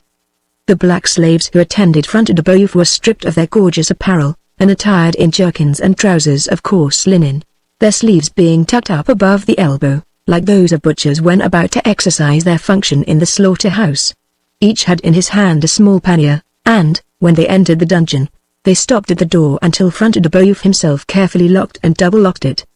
Having taken this precaution, he advanced slowly up the apartment towards the Jew, upon whom he kept his eye fixed, as if he wished to paralyze him with his glance, as some animals are said to fascinate their prey. It seemed indeed as if the sullen and malignant eye of Front de Beaulieu possessed some portion of that supposed power over his unfortunate prisoner. The Jew sat with his mouth agape, and his eyes fixed on the savage baron with such earnestness of terror, that his frame seemed literally to shrink together, and to diminish in size while encountering the fierce Norman's fixed and baleful gaze.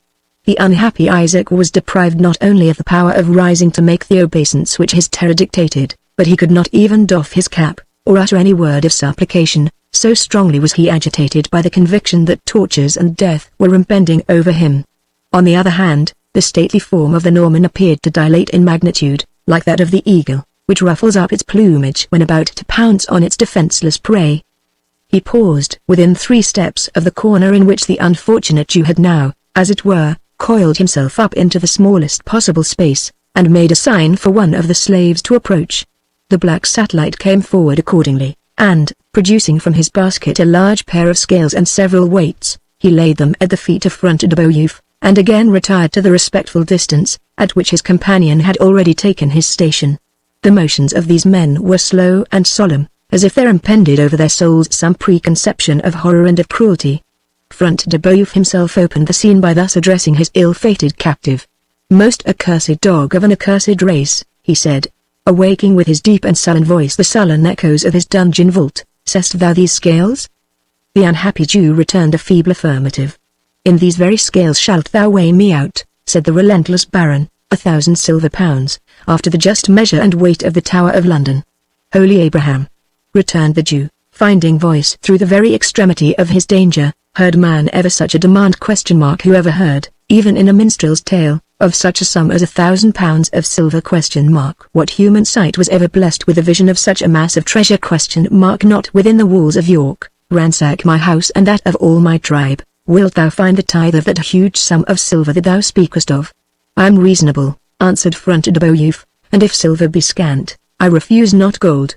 At the rate of a mark of gold for each 6 pounds of silver, thou shalt free thy unbelieving carcass from such punishment as thy heart has never even conceived."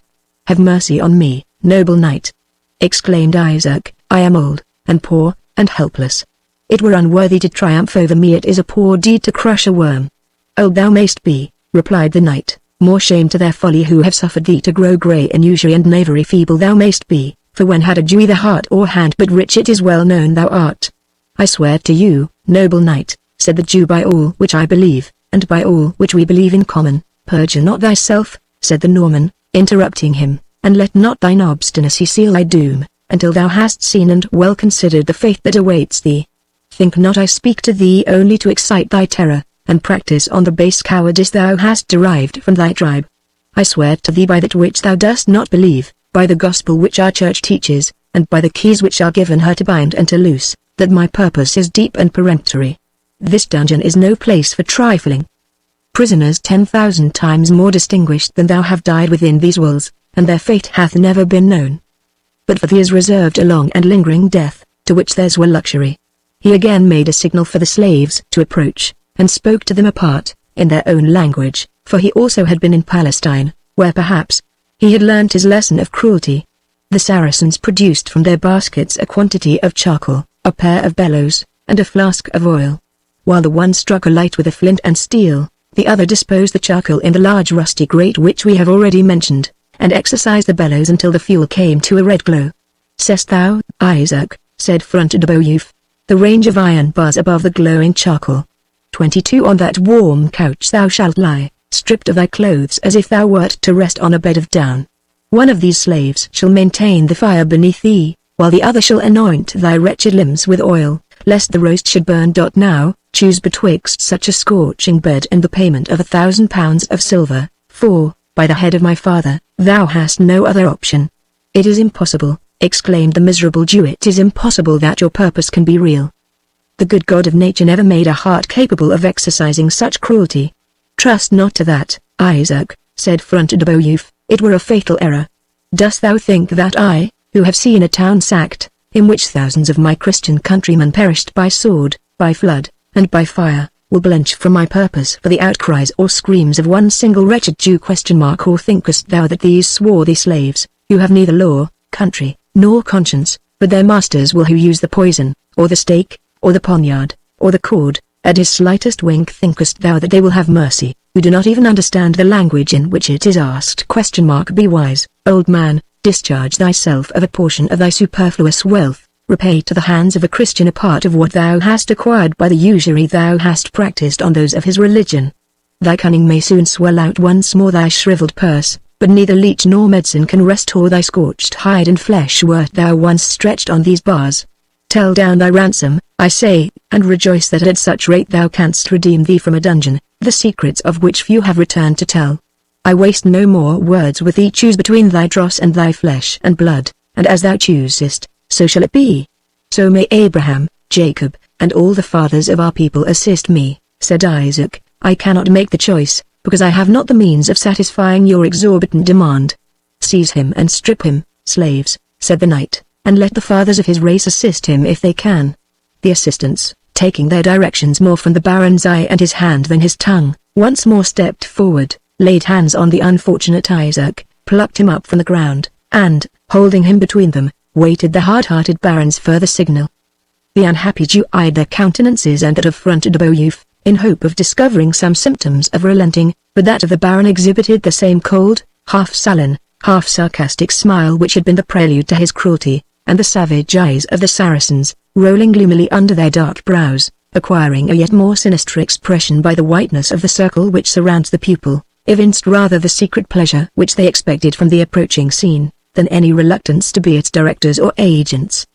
The Jew then looked at the glowing furnace, over which he was presently to be stretched, and seeing no chance of his tormentors relenting, his resolution gave way. I will pay, he said. The 1,000 pounds of silver, that is, he added, after a moment's pause, I will pay it with the help of my brethren, for I must beg as a mendicant at the door of our synagogue ere I make up so unheard of a sum. When and where must it be delivered? Here, replied fronted Beowulf, here it must be delivered. It must be weighed and told down on this very dungeon floor. Thinkest thou I will part with thee until thy ransom is secure? And what is to be my surety, said the Jew, that I shall be at liberty after this ransom is paid? The word of a Norman noble, thou pawnbroking slave, answered fronted Beowulf, the faith of a Norman nobleman, more pure than the gold and silver of thee and all thy tribe. I crave pardon, noble lord, said Isaac timidly, but wherefore should I rely wholly on the word of one who will trust nothing to mine? Because thou canst not help it, Jew, said the knight, sternly. Wert thou now in thy treasure chamber at York, and were I craving a loan of thy shekels, it would be thine to dictate the time of payment, and the pledge of security. This is my treasure chamber. Here I have thee at advantage, nor will I again deign to repeat the terms on which I grant thee liberty. The Jew groaned deeply. Grant me, he said, at least with my own liberty, that of the companions with whom I travel. They scorned me as a Jew, yet they pitied my desolation, and because they tarried to aid me by the way, a share of my evil hath come upon them. Moreover, they may contribute in some sort to my ransom. If thou meanest yonder Saxon churls, said fronted Beowulf, their ransom will depend upon other terms than thine. Mind thine own concerns, Jew, I warn thee, and meddle not with those of others. I am, then, said Isaac, only to be set at liberty, together with mine wounded friend? Shall I twice recommend it, said fronted Beowulf, to a son of Israel, to meddle with his own concerns, and leave those of others alone? Since thou hast made thy choice, it remains but that thou payest down thy ransom, and that at a short day. Yet hear me, said the Jew, for the sake of that very wealth which thou wouldst obtain at the expense of thy. Here he stopped short, afraid of irritating the savage Norman. But Front de Beauf only laughed, and himself filled up the blank at which the Jew had hesitated. At the expense of my conscience, thou wouldst say, Isaac, speak it out. I tell thee, I am reasonable. I can bear the reproaches of a loser, even when that loser is a Jew. Thou wert not so patient, Isaac, when thou didst invoke justice against Jacques Fitz-Dotterel, for calling thee a usurious bloodsucker, when thy exactions had devoured his patrimony. I swear by the Talmud, said the Jew, that your valour has been misled in that matter. Fitz-Dotterel drew his poniard upon me in mine own chamber, because I craved him for mine own silver. The term of payment was due at the Passover. I care not what he did, said Front de Beauf, the question is, when shall I have mine own ? When shall I have the shekels, Isaac? Let my daughter Rebecca go forth to York, answered Isaac, with your safe conduct, noble knight, and so soon as man and horse can return. The treasure, here he groaned deeply, but added, after the pause of a few seconds, the treasure shall be told down on this very floor. Thy daughter? Said Front de Beauf, as if surprised, by heavens, Isaac, I would I had known of this. I deemed that yonder black-browed girl had been thy concubine, and I gave her to be a handmaiden to Sir Brian de Bois Gilbert, after the fashion of patriarchs and heroes of the days of old, who set us in these matters a wholesome example. The yell which Isaac raised at this unfeeling communication made the very vault to ring, and astounded the two Saracens so much that they let go their hold of the Jew. He availed himself of his enlargement to throw himself on the pavement, and clasped the knees of Front de Beauf. Take all that you have asked, said he, Sir Knight, take 10 times more, reduce me to ruin and to beggary, if thou wilt, nay, pierce me with thy poniard, broil me on that furnace, but spare my daughter, deliver her in safety and honour! As thou art born of woman, spare the honour of a helpless maiden. She is the image of my deceased Rachel, she is the last of 6 pledges of her love. Will you deprive a widowed husband of his sole remaining comfort? Will you reduce a father to wish that his only living child were laid beside her dead mother, in the tomb of our fathers? I would, said the Norman, somewhat relenting, that I had known of this before. I thought your race had loved nothing save their money-bags. Think not so vilely of us, Jews though we be, said Isaac, eager to improve the moment of apparent sympathy. The hunted fox, the tortured wildcat loves its young. The despised and persecuted race of Abraham love their children. Be it so, said Front de Beauf, I will believe it in future, Isaac, for thy very sake, but it aids us not now. I cannot help what has happened, or what is to follow. My word is passed to my comrade in arms, nor would I break it for 10 Jews and Jewesses to boot. Besides, why shouldst thou think evil is to come to the girl, even if she became Bois Gilbert's booty? The will, the must, exclaimed Isaac, wringing his hands in agony. When did Templars breathe aught but cruelty to men, and dishonour to women? Dog of an infidel, said Front de Beauf, with sparkling eyes, and not sorry, perhaps, to seize a pretext for working himself into a passion. Blaspheme not the holy order of the Temple of Zion, but take thought instead to pay me the ransom thou hast promised, or woe betide thy Jewish throat. Robber and villain, said the Jew, retorting the insults of his oppressor with passion, which, however impotent, he now found it impossible to bridle. I will pay thee nothing, not 1 silver penny will I pay thee, unless my daughter is delivered to me in safety and honour. Art thou in thy senses, Israelite? Said the Norman, sternly. Has thy flesh and blood a charm against heated iron and scalding oil?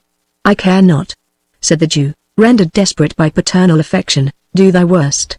My daughter is my flesh and blood, dearer to me 1,000 times than those limbs which thy cruelty threatens. No silver will I give thee, unless I were to pour it molten down thy avaricious throat. No, not a silver penny will I give thee, Nazarene, were it to save thee from the deep damnation thy whole life has merited. Take my life if thou wilt, and say, the Jew, amidst his tortures, knew how to disappoint the Christian. We shall see that, said Front de Beauf, for by the blessed rood, which is the abomination of thy accursed tribe, thou shalt feel the extremities of fire and steel! Strip him, slaves, and chain him down upon the bars. In spite of the feeble struggles of the old man, the Saracens had already torn from him his upper garment, and were proceeding totally to disrobe him, when the sound of a bugle, twice winded without the castle, penetrated even to the recesses of the dungeon, and immediately after loud voices were heard calling for Sir Reginald Front de Beauf. Unwilling to be found engaged in his hellish occupation, the savage baron gave the slaves a signal to restore Isaac's garment, and, quitting the dungeon with his attendants, he left the Jew to thank God for his own deliverance, or to lament over his daughter's captivity, and probable fate, as his personal or parental feelings might prove strongest.